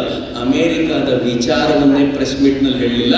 ಪಾಕಿಸ್ತಾನ ನಮ್ಮನ್ನು ಕೇಳ್ಕೊಳ್ತು, ನಾವು ನಿಲ್ಲಿಸಿದ್ದೀವಿ ಅಂತ ಹೇಳುವಂಥ ತಾಕತ್ತಿತ್ತಲ್ಲ, ಅದನ್ನು ಮೆಚ್ಚಬೇಕು ಅಂತ ನಾವು ಗುರುತಿಸಬೇಕು. ಇದನ್ನ ಈ ದೇಶದ ಪ್ರಧಾನಿ ಎಲ್ಲೂ ಮಾತಾಡಲಿಲ್ಲ. ಆದರೆ ಡೊನಾಲ್ಡ್ ಟ್ರಂಪ್ ಇದುವರೆಗೂ ನಾನು ಲೆಕ್ಕ ಹಾಕಿದ್ದೀನಿ, ನೆನ್ನೆಯೂ ಸೇರಿದಂತೆ 12 ಬಾರಿ ಹೇಳ್ಕೊಂಡ ನಾನೇ ಯುದ್ಧ ನಿಲ್ಲಿಸಿದ್ದು, ಪ್ಲೀಸ್ ನಂಬಿ ಅಂತ. ಜಗತ್ತು ಇವತ್ತು ಹೇಳುತ್ತೆ ಭಾರತದ ಕೆಪಾಸಿಟಿ ಇದೆ ಬಿಡು, ನೀವು ತುಂಬಾ ಏನು ಹೇಳಬೇಕಾಗಿಲ್ಲ. ಎಲ್ಲಿವರೆಗೂ ಅಂತಂದ್ರೆ very proud of my PM. ಮೊನ್ನೆ ಅವರು G7ಗೆ ಹೋಗ್ತಾರೆ. G7ಗೆ ಹೋಗಿ ವಾಪಸ್ ಇವ್ರು ಹೋದ 1 ದಿನಕ್ಕೆ ಹೋಗೋ ಮುಂಚೆ ಡೊನಾಲ್ಡ್ ಟ್ರಂಪ್ G7 ಹೊರಟು ಬಿಟ್ಟಿದ್ದ. ಡೊನಾಲ್ಡ್ ಟ್ರಂಪ್ ಇವರಿಗೆ ಫೋನ್ ಮಾಡಿ ಮಾತನಾಡ್ತಾನೆ. 35 ನಿಮಿಷಗಳ ಮಾತುಕತೆಯಲ್ಲಿ ಈ ದೇಶ ಹೇಳುತ್ತೆ, ಡೊನಾಲ್ಡ್ ಟ್ರಂಪ್ಗೆ ನಾವು ಕ್ಲಿಯರ್ ಮಾಡಿದ್ದೀವಿ, ನಂದು ಮತ್ತು ನಿಮ್ದು ಮಾತು ನಡೆದೇ ಇಲ್ಲ, ಟ್ರೇಡಿನ ವ್ಯವಹಾರದ ಚರ್ಚೆ ಇದರಲ್ಲಿ ನಡೆದಿಲ್ಲ ಅಂತ ಕ್ಲಿಯರ್ ಮಾಡಿದ್ದೀವಿ ಅಂತ. ಕೊನೆಗೆ ಡೊನಾಲ್ಡ್ ಟ್ರಂಪ್ ನನ್ನನ್ನ ಹೇಗೂ ಹೋಗ್ತಾ ಇದ್ದೀರಾ ಅಮೆರಿಕಕ್ಕೆ ಬಂದು ಹೋಗಿ ಅಂತಂದ್ರೆ ಕಾಲರ್ ಟೈಪ್ ಮಾಡ್ಕೋಬೇಕು. ಈ ದೇಶದ ಪ್ರಧಾನಿ ಹೇಳಿದ್ರು, ನಂಗೆ ಬೇರೆ ಕೆಲಸ ಇದೆ, ಬರಲ್ಲ ಅಮೆರಿಕಕ್ಕೆ ಅಂತ. ಏನ್ರಿ ಇದು? ಈ ದೇಶದ ಪ್ರಧಾನಿಯವರಿಗೆ ಹೇಳಿದ ಅಷ್ಟೇ ಅಲ್ಲ, ಅದನ್ನೇನೋ ಫೋನಲ್ಲಿ ಮಾತಾಡಿದ್ರು ತಿಳ್ಕೊಳ್ಬೇಡಿ. ಮೊನ್ನೆ ಭುವನೇಶ್ವರದಲ್ಲಿ ಪ್ರಾಬಬ್ಲಿ ಪುರಿಯಲ್ಲಿ ಕಾರ್ಯಕ್ರಮ ಅನ್ಸುತ್ತೆ, ನರೇಂದ್ರ ಮೋದಿ ಅವರು ಮಾತನಾಡ್ತಾ ಜನಸಮೂಹದ ಮುಂದೆ, ಸಾವಿರಾರು ಜನರ ಮುಂದೆ ಏನ್ ಹೇಳಿದ್ರು ಗೊತ್ತಾ? ನನಗೆ ಟ್ರಂಪ್ ಫೋನ್ ಮಾಡಿದಾಗ ಬಂದು ಹೋಗಿ ಅಂತ ಹೇಳ್ದ. ನಾನು ಹೇಳ್ದ, ಇಲ್ಲಪ್ಪ, ನನ್ನ ಜಗನ್ನಾಥನ ಕ್ಷೇತ್ರಕ್ಕೆ ಹೋಗ್ಬೇಕು, ನಾನು ಅಲ್ಲಿಗೆಲ್ಲ ಬರೋದಿಲ್ಲ ಅಂತ. ನಿನ್ನ ಅಮೆರಿಕಕ್ಕಿಂತ ನನ್ನ ಜಗನ್ನಾಥನ ಕ್ಷೇತ್ರ ದೊಡ್ಡದು ಅಂತ ಹೇಳಿ ಬಂದಿದ್ದೀನಿ ಅಂತ. ಯಾರಿಗಿಂತ ಈ ಸಾಮರ್ಥ್ಯ? ನನಗೆ ಗೊತ್ತಿಲ್ಲ, ಹಿಂದೆ ಯಾರಾದ್ರೂ ಅಮೆರಿಕಾದ ಅಧ್ಯಕ್ಷರ ಆಹ್ವಾನವನ್ನ ಹೀಗೆ ತಿರಸ್ಕರಿಸಿದ ರೆಕಾರ್ಡ್ ಇದೆಯೋ ಇಲ್ಲೋ ಗೊತ್ತಿಲ್ಲ. ನರೇಂದ್ರ ಮೋದಿ ಆ ಕೆಲಸವನ್ನು ಮಾಡಿದ್ದಾರೆ. ಅದರ ದುರದೃಷ್ಟ ಏನು ಗೊತ್ತಾ? ಇಡೀ ಜಗತ್ತು ಭಾರತವನ್ನು ಪ್ರೈಸ್ ಮಾಡುತ್ತೆ. ಏನೇ ಹೇಳಬೇಕು, ಕಾಂಗ್ರೆಸ್ಸಿಗರಿಗೆ ಕೋಪ ಬರುತ್ತೆ, ನೀವು ನಮ್ಮ ನಾಯಕರ ತೇಜೋವಧೆ ಮಾಡ್ತೀರಾ ಅಂತ. ನೀವೇನಾದರೂ ನನಗೆ ತೇಜೋವಧೆ ಮಾಡಲಿಕ್ಕೆ ನಿನಗೆ ನರೇಂದ್ರ ಮೋದಿ ಅಷ್ಟೇ ಬುದ್ಧಿ ಅಂತಂದ್ರೆ ನನಗೆ ಬಹಳ ಖುಷಿ. ನಾನೇನಾದ್ರೂ ನಿಮಗೆ ರಾಹುಲ್ ಗಾಂಧಿ ಅಷ್ಟೇ ಬುದ್ಧಿ ಅಂದ್ರೆ ಖುಷಿ ಆಗುತ್ತೆ ನನಗೆ. ಆಗೋದಿಲ್ಲ ರೀ. ನೀವು ನನ್ನನ್ನು ನರೇಂದ್ರ ಮೋದಿಯ ಭಕ್ತ ಅಂತ ಕರೆದ್ರೆ ಐ ಆಮ್ ವೆರಿ ಪ್ರೌಡ್. ನಿನಗೆ ರಾಹುಲ್ ಗಾಂಧಿ ತರ ಮಗ ಹುಟ್ಟಲಿ ಅಂತಂದ್ರೆ ಖುಷಿ ಆಗುತ್ತೆ? ಯಾವುದು ಖುಷಿ ಪಡೋದಿಲ್ಲ. ಕಾಂಗ್ರೆಸ್ಸಿಗರು, ನಾನು ಬೇರೆ ಬಗ್ಗೆ ಮಾತನಾಡ್ತಿಲ್ಲ, ಹಂಗಿದ್ದಾಗ ನಿಮ್ ಕೋಪ ಯಾಕೆ ಅಂತಂದ್ರೆ ರಾಹುಲ್ ಗಾಂಧಿ ಯಾವತ್ತೂ ಭಾರತೀಯತೆಯ ಹತ್ರಕ್ಕೆ ಬರಲೇ ಇಲ್ಲ. ಇಸ್ರೇಲ್ ಅವರು ಮೊನ್ನೆ ಇರಾನ್ ಮೇಲೆ ದಾಳಿ ಮಾಡಿದ್ರಲ್ಲ, ಆ ಇಸ್ರೇಲ್ನ ವಿರೋಧ ಪಾರ್ಟಿಯವರು ಏನ್ ಹೇಳ್ತಾರೆ ಗೊತ್ತಾ? ಇಸ್ರೇಲ್ನ ವಿರೋಧ ಪಾರ್ಟಿಯವರು ಹೇಳ್ತಾರೆ, ನಮಗೆ ಬಹಳ ಹೆಮ್ಮೆ ಇದೆ, ಈ ದೇಶ ಇರಾನ್ ಮೇಲೆ ದಾಳಿ ಮಾಡಿ ಈ ತರ ಮಾಡ್ತಲ್ಲ ಅನ್ನೋದಕ್ಕೆ ಬಹಳ ಖುಷಿ ಇದೆ ಅಂತ ವಿರೋಧ ಪಕ್ಷದವರು ಹೇಳ್ತಾರೆ. ಪಾಕಿಸ್ತಾನದ ವಿರೋಧ ಪಕ್ಷದ ನಾಯಕರುಗಳು ಸೋತ ಪಾಕಿಸ್ತಾನವನ್ನು ಬಲವಾಗಿ ಸಮರ್ಥಿಸಿಕೊಳ್ತಾರೆ. ಆದರೆ ರಾಹುಲ್ ಗಾಂಧಿಯಲ್ಲಿ ನಿಂತ್ಕೊಂಡು ಕೇಳ್ತಾರೆ, ಬಿದ್ದ ವಿಮಾನಗಳು ಎಷ್ಟು ಹೇಳಿತ್ತು? ನಮ್ಮ COS ಹೇಳಿದ್ರು, ವಿಮಾನ ಕಳ್ಕೊಳ್ಳೋದು ಬಿಡೋದು ಬೇರೆ ಪ್ರಶ್ನೆ ಕಂಡ್ರಪ್ಪ, ಏನ್ ಅನ್ಕೊಂಡಿದ್ವು ಅದನ್ನ ಅಚೀವ್ ಮಾಡಿದ್ವು ಮುಖ್ಯ, ಅದು ನೋಡ್ಬೇಕು ಅಂತ. ಬಿದ್ದ ವಿಮಾನದ ಲೆಕ್ಕ ಹೇಳಿ ಅಂತ. ಯಾರಿಗೆ ಲೆಕ್ಕ ಕೊಡ್ಬೇಕು? ಯುದ್ಧ ನಿಲ್ಲಿಸಿದ್ದೇಕೆ ಅಂತ ಪ್ರಶ್ನೆ. ಫಸ್ಟು ಯುದ್ಧ ಮಾಡಿ ಶುರು ಮಾಡ್ಬಿಟ್ಟು ಪೀಕಿ ಕೊಟ್ಟು ನಿಲ್ಸಿ ಎಂದು. ಯಾವಾಗ ನಾವು ಸೀಸ್ ಫೈರ್ ಒಪ್ಕೊಂಡ್ವೋ, ಯಾಕೆ ನಿಲ್ಲಿಸಿದ್ರಿ ಅಂದ್ರೆ ಏನು ಸ್ಟ್ಯಾಂಡ್ ಏನು ಇರಲ್ಲ. ನರೇಂದ್ರನ್ನ ಸರೆಂಡರ್ ಮೋದಿ ಅಂತ ಕರೆದರು. ಸ್ವತಃ ಅಮೆರಿಕ ಗೊತ್ತಿದೆ ಈ ಮನುಷ್ಯ ಸರೆಂಡರ್ ಆಗೋ ಜೀವ ಅಲ್ಲ ಅಂತ. G7ಗೆ ನರೇಂದ್ರ ಮೋದಿ ಅವರನ್ನ ಕರೆದೇ ಇಲ್ಲ ಅಂತ ಇವರೆಲ್ಲ ಪುಕಾರ ಹಾಕ್ಸಿದ್ರು. ನರೇಂದ್ರ ಮೋದಿ ಹೋಗಲ್ಲ ಅಂತ ಕೂತಿದ್ರು. ಸ್ವತಃ ಕೆನಡಾದ ಅಧ್ಯಕ್ಷ ಫೋನ್ ಮಾಡಿ, ನೀವು ಬರಬೇಕು ಅಂತಂದ್ರೆ ನರೇಂದ್ರ ಮೋದಿ ಕಂಡೀಷನ್ ಹಾಕದೆ ಆಗಿರ್ಲಿಕ್ಕಿಲ್ಲ. ಈ ಖಾಲ್ಸಾ ಉಗ್ರಗಾಮಿಗಳು ಅಥವಾ ಈ ಸಿಖ್ ಉಗ್ರಗಾಮಿಗಳನ್ನು ಯಾರನ್ನ ನೀವು ಪ್ರತ್ಯೇಕತಾವಾದಿಗಳು ಅಂತ ಘೋಷಿಸೋದಿಲ್ವೋ ಅಲ್ಲಿವರೆಗೂ ನಾನು ಬರೋದಿಲ್ಲ ಅಂತ ಹೇಳಿದ್ರೆ, ಇವರು ಹೋಗಿ ವಾಪಸ್ ಹೋಗೋದ್ರ ವೇಳೆಗೆ ಅವ್ರನ್ನ ಟೆರರಿಸ್ಟ್ ಗ್ರೂಪ್ ಅಂತ ಘೋಷಣೆ ಮಾಡ್ತಲ್ಲ ಈ ಕೆನಡಾ. ಸಾಮಾನ್ಯವಾದ ಸಂಗತಿ ಅಲ್ಲ ಇವೆಲ್ಲ. ಅಂತವ್ರನ್ನ ಸರೆಂಡರ್ ಮೋದಿ ಅಂತ ಕರೆಯದ. ಸದನದಲ್ಲಿ ಚರ್ಚೆ ಮಾಡಿ ಯಾರಿಗೋಸ್ಕರ ಚರ್ಚೆ ಮಾಡಬೇಕು? ನೀವು ಜಗತ್ತಿಗೆ ಭಾರತದ ಕುರಿತಂತೆ ಹೇಳಿ ಈ ತರ ಚರ್ಚೆ ಮಾಡದ. ಆದ್ರೆ ನರೇಂದ್ರ ಮೋದಿ ಎಂತ ಮಾಸ್ಟರ್ ಸ್ಟ್ರೋಕ್ ಹೊಡೆದ್ರು ಅಂತಂದ್ರೆ, ಇವರಿಷ್ಟೆಲ್ಲ ಬೈಕೊಂಡು ತಿರುಗಾಡ್ತಾ ಇರ್ಬೇಕಾದಾಗ ಅದೇ ಕಾಂಗ್ರೆಸ್ನಿಂದ ಶಶಿ ತರೂರ್ ತಗೊಂಡ್ಬಂದ್ರು, DMKಯಿಂದ ಕನ್ನಿಮೋಳಿ ತಗೊಂಡ್ಬಂದ್ರು, ಆ ಕಡೆಯಿಂದ ಸುಪ್ರಿಯಾ ಸೋಲೆನ್ ತಗೊಂಡು ಬಂದ್ರು, ಕೆಲವು BJP MP ಸೇರಿಸಿ ಜಗತ್ತಿನ ಕೆಲವು ಪ್ರಮುಖ ರಾಷ್ಟ್ರಗಳಿಗೆ ಕಳಿಸಿಕೊಟ್ಟು ಭಾರತ ಏನ್ ಮಾಡ್ತು ಅಂತ ಎಕ್ಸ್ಪ್ಲೈನ್ ಮಾಡಿಸಿದ್ರು ಅದೇ ಕಾಂಗ್ರೆಸ್ ನಾಯಕರುಗಳಲ್ಲಿ. ಜಯರಾಮ್ ರಮೇಶ್ ಏನ್ ಕೇಳಿದ್ರು ಗೊತ್ತಾ? ಹೆಂಗ್ ಸೆಲೆಕ್ಟ್ ಮಾಡಿದ್ರು ನೀವು ಇವ್ರನ್ನೆಲ್ಲ? ನಾವು ಕೊಟ್ಟಿದ್ವಲ್ಲ, ಯಾರ ಹೆಸರು ಕೊಟ್ಟಿದ್ರು ಗೊತ್ತಾ? ಕರ್ನಾಟಕದಿಂದ ರಾಜ್ಯಸಭೆಗೆ ಆಯ್ಕೆಯಾಗಬೇಕಾದ್ರೆ ಯಾರೋ ಖಾನ್ ಇದ್ದಾರಲ್ಲ ಮನುಷ್ಯ, ಪಾಕಿಸ್ತಾನ ಜಿಂದಾಬಾದ್ ಅಂತ ಹೇಳಿದ್ನಲ್ಲ, ಅವನನ್ನು ಕಳಿಸ್ಲಿಕ್ಕೆ ರೆಡಿ ಮಾಡ್ಕೊಂಡಿದ್ರು ಅವರು. ಆದ್ರೆ ನರೇಂದ್ರ ಮೋದಿ ಎಂಥ ಟೀಮನ್ನು ಆಯ್ಕೆ ಮಾಡ್ಕೊಂಡ್ರು ಅಂತಂದ್ರೆ, ಆ ಟೀಮ್ ವಾಪಸ್ ಬಂದಾಗ ಅವರು ವೆಲ್ಕಮ್ ಕೊಟ್ಟು ತಾವೊಂದು ಕಡೆಯಲ್ಲಿ ಅವ್ರ ಜೊತೆ ಮಾತನಾಡಿದ್ದು, ಪರ್ಸನಲಿ ಅವ್ರ ಜೊತೆ ಹಂಚ್ಕೊಂಡಿದ್ದ ರೀತಿ ಇದೆಯಲ್ಲ, ಒಬ್ಬ ಮುತ್ಸದ್ದಿ ಮಾತ್ರ ಮಾಡ್ಬೋದಾಗಿರುವಂಥ ಕೆಲಸ ಅಂತ ನನಗೆ ಅನ್ಸುತ್ತೆ. ಬಟ್ ನೆನ್ಪಿಟ್ಕೊಳ್ಳಿ, ನನಗೂ ಬಹಳ ಬೇಜಾರಿದೆ, ಯುದ್ಧ ಬಹಳ ಬೇಗ ನಿಂತು ಬಿಡ್ತು ಅಂತ. ಇನ್ನೊಂದು ಸ್ವಲ್ಪ ದಿನ ಬಾಕಿ ಇತ್ತು, ಅಷ್ಟು ಆಗ್ಬಿಟ್ಟಿದ್ರೆ ನಾವು ಏನು ಅಂದ್ಕೊಂಡಿದ್ವೋ ಅದು ಮುಗ್ದೋಗಿರ್ತಿತ್ತು. ಬಟ್ ಏನೋ ಅದು ನಮಗೇನೋ ಸ್ವಲ್ಪ ಕಾಲ ಬಾಕಿ ಇದೆ ಅಂತ ಅನ್ಸುತ್ತೆ. ಆದರೆ ನರೇಂದ್ರ ಮೋದಿಯವರ ಇಚ್ಛಾಶಕ್ತಿ ಎಂಥದ್ದಿದೆ ಅಂತಂದರೆ, ಈ ಅವಧಿ ಮುಗಿಯೋದ್ರ ವೇಳೆಗೆ POK ಭಾರತಕ್ಕೆ ಸೇರಿಕೊಂಡ್ರೆ ನೀವು ಯಾರೂ ಅಚ್ಚರಿ ಪಡಬೇಕಾಗಿಲ್ಲ. ಇದು ಬರೆದಿಟ್ಟು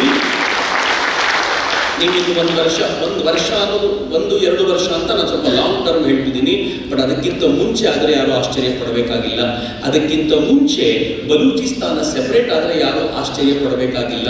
ಬಾಂಗ್ಲಾದಲ್ಲಿ ಮಹತ್ವದ್ದೇನೋ ಇವತ್ತು ನಿನ್ನೆ ಬಾಂಗ್ಲಾ, ಚೀನಾ ಮತ್ತು ಪಾಕಿಸ್ತಾನ ಸೇರ್ಕೊಂಡೇನೋ ಡಿಸ್ಕಷನ್ ಮಾಡ್ತಾ ಇವೆ. ಆದರೆ ಆ ವೇಳೆಗೆ ಪಾಕಿಸ್ತಾನ ಅಮೆರಿಕ ಜೊತೆಗೆ ಸೇರ್ತಾ ಇರುವಂಥ ಲಕ್ಷಣಗಳಿದೆಯಲ್ಲ, ಇದು ಯಾವುದೂ ಕೂಡ ಜಗತ್ತಿನ ದೃಷ್ಟಿಯಿಂದ ಆಗ್ಬೋದಾಗಿರುವಂಥ ಸಂಗತಿಗಳೆಲ್ಲ ಜಗತ್ತಿನಲ್ಲಿ ಏನೋ ಒಂದು ಭಯಾನಕವಾದ್ದು ನಡೀತಾ ಇದೆ. And we are part of it. ಮತ್ತು be happy that India is in safer hands. ಇದು ಒಳ್ಳೆ ವ್ಯಕ್ತಿಯಲ್ಲಿ ಕೂತಿದ್ದಾನೆ, ನನ್ನ ದೇಶಕ್ಕೆ ಒಂದು ಚೂರು ತೊಂದರೆ ಆಗದಂತೆ ನೋಡ್ಕೊಳ್ತಾನೆ ಎನ್ನುವಂಥ ವಿಶ್ವಾಸ ನನಗಂತೂ ಇದೆ. ನೀವು ಆ ವಿಶ್ವಾಸವನ್ನು ಇಟ್ಕೊಳ್ಳಿ. ಆದರೆ ಈಗಿರುವಂಥ ದೊಡ್ಡ ಪ್ರಶ್ನೆ ಏನು ಅಂತಂದರೆ, ಅಖಂಡ ಭಾರತ ವಿಶ್ವಾಸಪೂರ್ಣ ಆಗುತ್ತಾ ಅಂತ. ಆಗಬೇಕು ಅಂತಂದರೆ ಬಹಳ ಗಂಭೀರವಾದ ಸಂಗತಿ ಮಿತ್ರರೇ. ಈ ಇಡೀ ಆ ರಾಷ್ಟ್ರವನ್ನು ತೆಗೆದುಕೊಳ್ಬೇಕು ಅಂತಂದರೆ ನಾವು ಪವರ್ಫುಲ್ ಆಗಿರಬೇಕು. ಚೈನಾ ವಿರೋಧಿಸ್ತಾ ಇದ್ದಂಥ ಟಿಬೆಟ್ ಒಳಗೋಯ್ತಲ್ಲ. ಯಾಕೆಂತಂದರೆ China was more stronger then Tibet. ನಾವು ಸ್ಟ್ರಾಂಗ್ ಆಯಿತು ಅಂತಂದರೆ ಆ ರಾಷ್ಟ್ರಗಳು ಏನಿದೆಯೋ ಅದು ಒಳಗೆ ಬಂದರೆ ಸೈಲೆಂಟಾಗಿ ನಮ್ಮ ಜೊತೆ ಸೇರ್ಕೊಂಡು ಹೋಗ್ಬಿಡುತ್ತೆ. ಒಂದು 40-50 ವರ್ಷಗಳಲ್ಲಿ ನಮ್ಮ ಪಾರ್ಟ್ ಆಗಿಬಿಡುತ್ತೆ. ಯಾರೂ ಆಶ್ಚರ್ಯ ಪಡಬೇಕಾಗಿಲ್ಲ.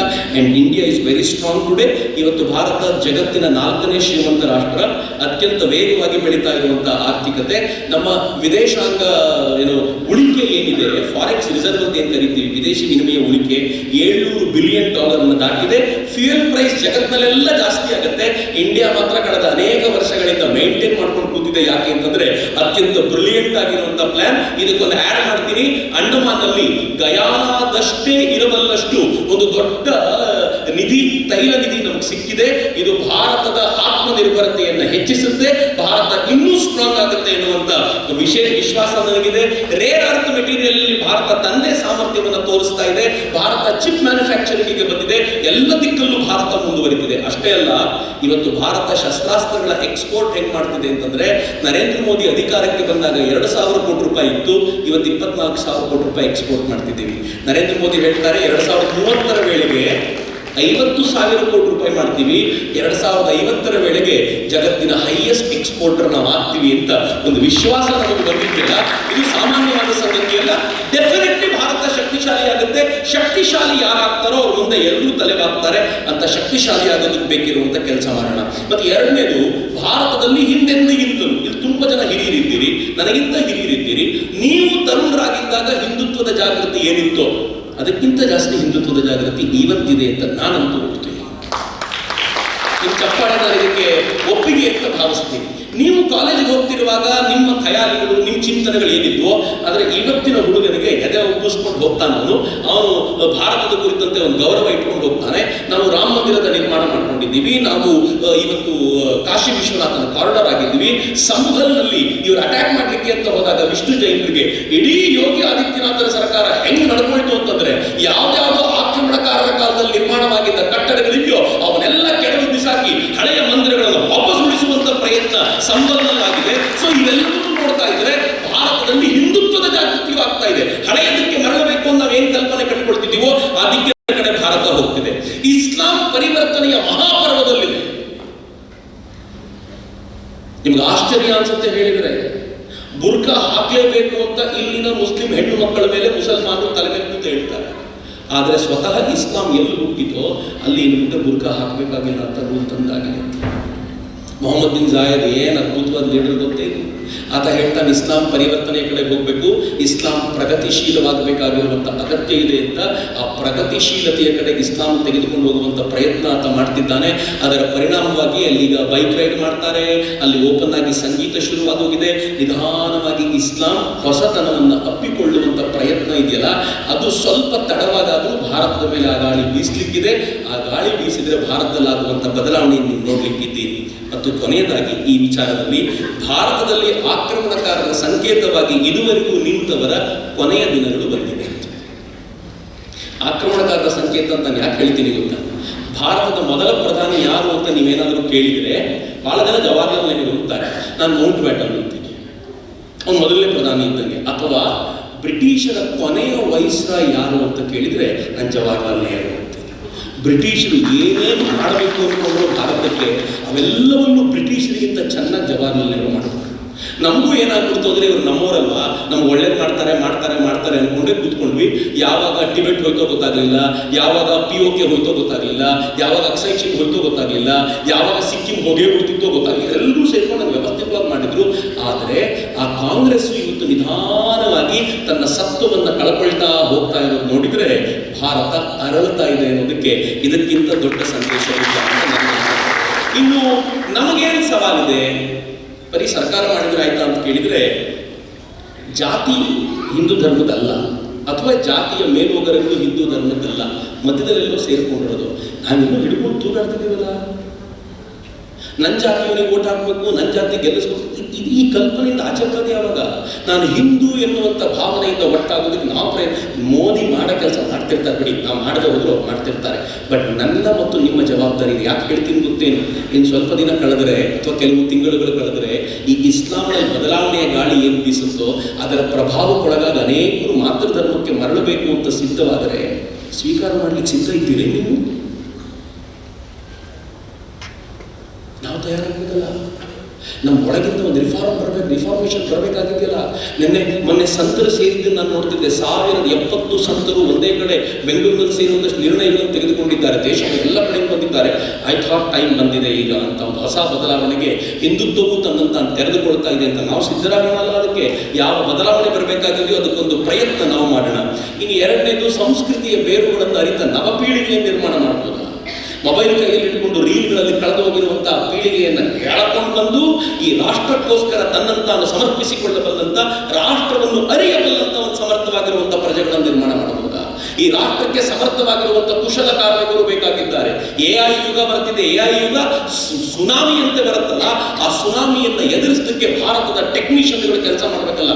ನಮ್ಮ ಮಕ್ಕಳನ್ನು ಅದಕ್ಕೋಸ್ಕರ ನಿರ್ಮಾಣ ಮಾಡಲಿಕ್ಕಾಗತ್ತಾ? ಯೋಚನೆ ಮಾಡಿ, ಅದಕ್ಕೆ ತಕ್ಕಂತೆ ಮಾಡಬೇಕಾಗಿದೆ. ಇನ್ನು ಕೊನೆಯದಾಗಿ, ಶಸ್ತ್ರ ಶಾಸ್ತ್ರ ಎರಡರ ಸಮಾಗಮಕ್ಕೆ ನಮ್ಮ ಮಕ್ಕಳನ್ನು ತಯಾರು ಮಾಡಲಿಕ್ಕಾಗತ್ತಾ? ಬರೀ ಶಾಸ್ತ್ರ ಓದ್ಕೊಂಡಿದ್ರು ಆಗೋದಿಲ್ಲ. ಅವ್ರಿಗೆ ಶಸ್ತ್ರವನ್ನು ಹಿಡಿಯೋದನ್ನು ಹೇಳ್ಕೊಡ್ಬೇಕು. ಶಸ್ತ್ರ ಹಿಡಿಬೇಕು ಅಂತಂದರೆ ಯಾರನ್ನೋ ಕೊಲ್ಲಬೇಕು ಅಂತಲ್ಲ, ಹಿಂದುವಿನ ರಕ್ತದಲ್ಲಿ ಇಲ್ಲ. ಆದರೆ ನಮ್ಮ ರಕ್ತದಲ್ಲಿ ಏನಿದೆ ಅಂತಂದರೆ ಆತ್ಮರಕ್ಷಣೆಯ ವಿಚಾರ ಬಂದಾಗ, ಹಿಂದೂ ತಲೆ ತಗ್ಗಿಸದೇ ಇರುವಂತೆ ದೇಶದ ಕರೆ ಬಂದಾಗ, ಅಗತ್ಯ ಬಂದಾಗ ನಾನು ಸಿದ್ಧವಾಗಿದ್ದೀನಿ ಅಂತ ಹೇಳಬಲ್ಲಂಥ ತರುಣರನ್ನು ನಾವು ಸಮಾಜಕ್ಕೆ ಕೊಡಲಿಕ್ಕೆ ಸಾಧ್ಯವಾ? ತಂದೆ ತಾಯಿಯರು ಈ ಕುರಿತಂತೆ ಆಲೋಚನೆ ಮಾಡಲಿಕ್ಕೆ ಸಾಧ್ಯವಾ? ಒಂದು ಸಲ ಆಂತರಿಕವಾಗಿ ಗಟ್ಟಿಯಾಗಿರುವಂಥ ಇಂಥ ಸಮಾಜವನ್ನು ಕಟ್ಟಿ ನೋಡಿ, ಹೊರಗಡೆಯಿಂದ ಯಾರ್ಯಾರು ಬರ್ತಾರೋ ಎಲ್ಲರೂ ಸೈಲೆಂಟಾಗಿ ನಮಗೆ ಪೂರಕವಾಗಿಯೇ ನಡ್ಕೊಳ್ತಾ ಹೋಗ್ತಾರೆ. ಅಯ್ಯೋ, ಇನ್ನೂ ಅಷ್ಟು ಜನ ಮುಸಲ್ಮಾನರು ಬಂದರೆ ಹೆಂಗಪ್ಪ, ಇಷ್ಟು ಜನ ಬಂದರೆ ಹೆಂಗಪ್ಪ ಅಂತ ತಲೆ ಕೆಡಿಸ್ಕೊಳ್ಬೇಡಿ. ನೀವು ಸ್ಟ್ರಾಂಗ್ ಆಗಿದ್ದರೆ ಬಂದವರೆಲ್ಲರೂ ಪೂರಕವಾಗಿ ಜೋಡಿಸ್ಕೊಳ್ತಾ ಹೋಗ್ತಾರೆ. ಸ್ಟ್ರೆಂತನ್ನು ಪಡ್ಕೊಳ್ಳೋದು ಹೇಗೆ ಅನ್ನೋದರ ಕುರಿತಂತೆ ನಾವು ಗಮನ ಹರಿಸೋಣ ಅಂತ. ನಾನು ಯಾಕೆ 3 ದಿನ ಇದೊಂದು ವಿಚಾರವನ್ನು ಆರಿಸಿಕೊಂಡೆ ಅಂತಂದರೆ, ಈಗ ಟೈಮ್ ಬಂದಿದೆ. ಈ ಸ್ಟ್ರೆಂತನ್ನು ಬಲಗೊಳಿಸಿಕೊಳ್ಳುವಂಥ ಟೈಮ್ ಬಂದಿದೆ. ಹಾರ್ಟ್ಲಿ ಇನ್ನೊಂದು 2-3 ವರ್ಷ ಎಂತೆಂಥ ಬದಲಾವಣೆಗಳು ಜಗತ್ತಿನಲ್ಲಿ ಆಗುತ್ತೋ ಅದೆಲ್ಲವನ್ನೂ ನಾವು ನೋಡ್ಲಿಕ್ಕೆ ಸಿಗುತ್ತೆ. 2025 ಎಷ್ಟು ಕಿರಿಕಿರಿ ಆಗಿಬಿಟ್ಟಿದೆ ಅಂದರೆ, ಇನ್ನೂ 6 ತಿಂಗಳು ಬಾಕಿ ಇದೆಯಲ್ಲಪ್ಪ ಈ 2025ರಲ್ಲಿ ಅಂತ ಟೆನ್ಷನ್ ಶುರುವಾಗಿದೆ ಅನೇಕರಿಗೆ. ಇನ್ನೂ ಅನೇಕ ಬದಲಾವಣೆಗಳನ್ನು ನಾವು ನೋಡ್ಲಿಕ್ಕಿದ್ದೀವಿ, ಭಾರತದಲ್ಲೂ ಆಗಲಿಕ್ಕಿದೆ. ಅಂಥ ಹೊತ್ತಿನಲ್ಲಿ ಈ ರಾಷ್ಟ್ರದ ಪರಂಪರೆಗೆ ಪಕ್ಕಾಗಿ ನಡ್ಕೊಳ್ತಾ ಅದಕ್ಕೆ ತಕ್ಕಂತೆ ಬೆಳೆದು ನಿಲ್ಲುವಲ್ಲಿ ನಾನು ನೀವು ಬಲವಾಗಿ ನಿಲ್ಲಬೇಕಾದಂಥ ಅಗತ್ಯ ಇದೆ. ಆ ಪ್ರಯತ್ನವನ್ನು ನಾವೆಲ್ಲರೂ ಪ್ರೀತಿಯಿಂದ ಮಾಡೋಣ ಅಂತ ಕೇಳುವುದರೊಂದಿಗೆ ನನ್ನ ಮಾತು ಮುಗಿಯುತ್ತೆ. ಈ ಇಡೀ ಕಾರ್ಯಕ್ರಮಕ್ಕೆ, ಇಷ್ಟು 3 ದಿನಗಳ ಕಾರ್ಯಕ್ರಮದಲ್ಲಿ ನಾನು ಬಳಸಿರುವಂಥ ಎಲ್ಲ ಪುಸ್ತಕಗಳ ಲಿಸ್ಟ್ ಇಲ್ಲಿದೆ. The story of Islamic imperialism, Hindu temples, what happen to them, Arun ಶೌರಿದು, ಸೀತಾರಾಮ್ ಗೋಯಲ್ರದು, ಸಾವರ್ಕರ್ದು ಎಲ್ಲ ಪುಸ್ತಕಗಳ ಲಿಸ್ಟ್ ಇದೆ. ಯಾರಿಗಾದರೂ ನಾನು ಇದನ್ನು ಓದಬೇಕು, ಮುಂದುವರಿಸಬೇಕು ಅಂತಂದರೆ ಡೆಫಿನೆಟ್ಲಿ ಇದನ್ನು ಓದ್ಬೋದು. ಕುಂದಾಪುರದ ಬಗ್ಗೆ ನನಗೊಂದು ಅಭಿಮಾನ ಯಾವಾಗಲೂ ಇದೆ. ಯಾಕೆ ಅಂತಂದರೆ, ದೊಡ್ಡ ದೊಡ್ಡ ಕೆಲಸಗಳು ನಾವು ಏನೇ ಮಾಡಿದಾಗಲೂ ಅದಕ್ಕೆ ಮೂಲ ನೆಲೆ ಕುಂದಾಪುರ ಯಾವಾಗಲೂ ಆಗಿದೆ. ಹೊಸ ಸ್ವರೂಪವನ್ನು ಪಡ್ಕೊಳ್ಳೋ ಸಂದರ್ಭದಲ್ಲಿ ಕುಂದಾಪುರದಲ್ಲೇ ಅದರ ಕಾರ್ಯಕ್ರಮ ಆಗಿತ್ತು. ಕಳೆದ ಬಾರಿ ಇನ್ನೂ ಮಲಗಿದರೆ ಏಳುವಾಗ ಭಾರತವಿರುವುದಿಲ್ಲ, ಕುಂದಾಪುರವೇ ಅದಕ್ಕೆ ಶುರುವಾಗಿತ್ತು. ಈ ಬಾರಿ ನಾವು ಈ ಪ್ರಯತ್ನ ಏನು ಮಾಡ್ತಿದ್ದೀವೋ ಅದಕ್ಕೂ ಕುಂದಾಪುರವೇ ನಾಂದಿಯಾಗಿದೆ. ಈ ಪ್ರೀತಿಗೆ ನಾನು ಉತ್ಪೂರ್ವಕವಾದ ಧನ್ಯವಾದಗಳನ್ನು ಸಮರ್ಪಿಸ್ತಾ ಒಂದು ಸಲ ಹೊಸದಾಗಿ ಅಖಂಡ ಭಾರತಕ್ಕೊಂದು ಜೈಕಾರ ಹಾಕೋಣ. ಅಖಂಡ ಭಾರತಕ್ಕೆ! ನಿಖರ ಸುದ್ದಿ, ಸದಭಿರುಚಿಯ ಕಾರ್ಯಕ್ರಮ. ನೀವು ನೋಡ್ತಾ ಇದ್ದೀರಾ ಕಹಳೆ ನ್ಯೂಸ್, ಸಮಾಜದ ಜಾಗೃತಿಗಾಗಿ ವಸ್ತುನಿಷ್ಠ ವರದಿ.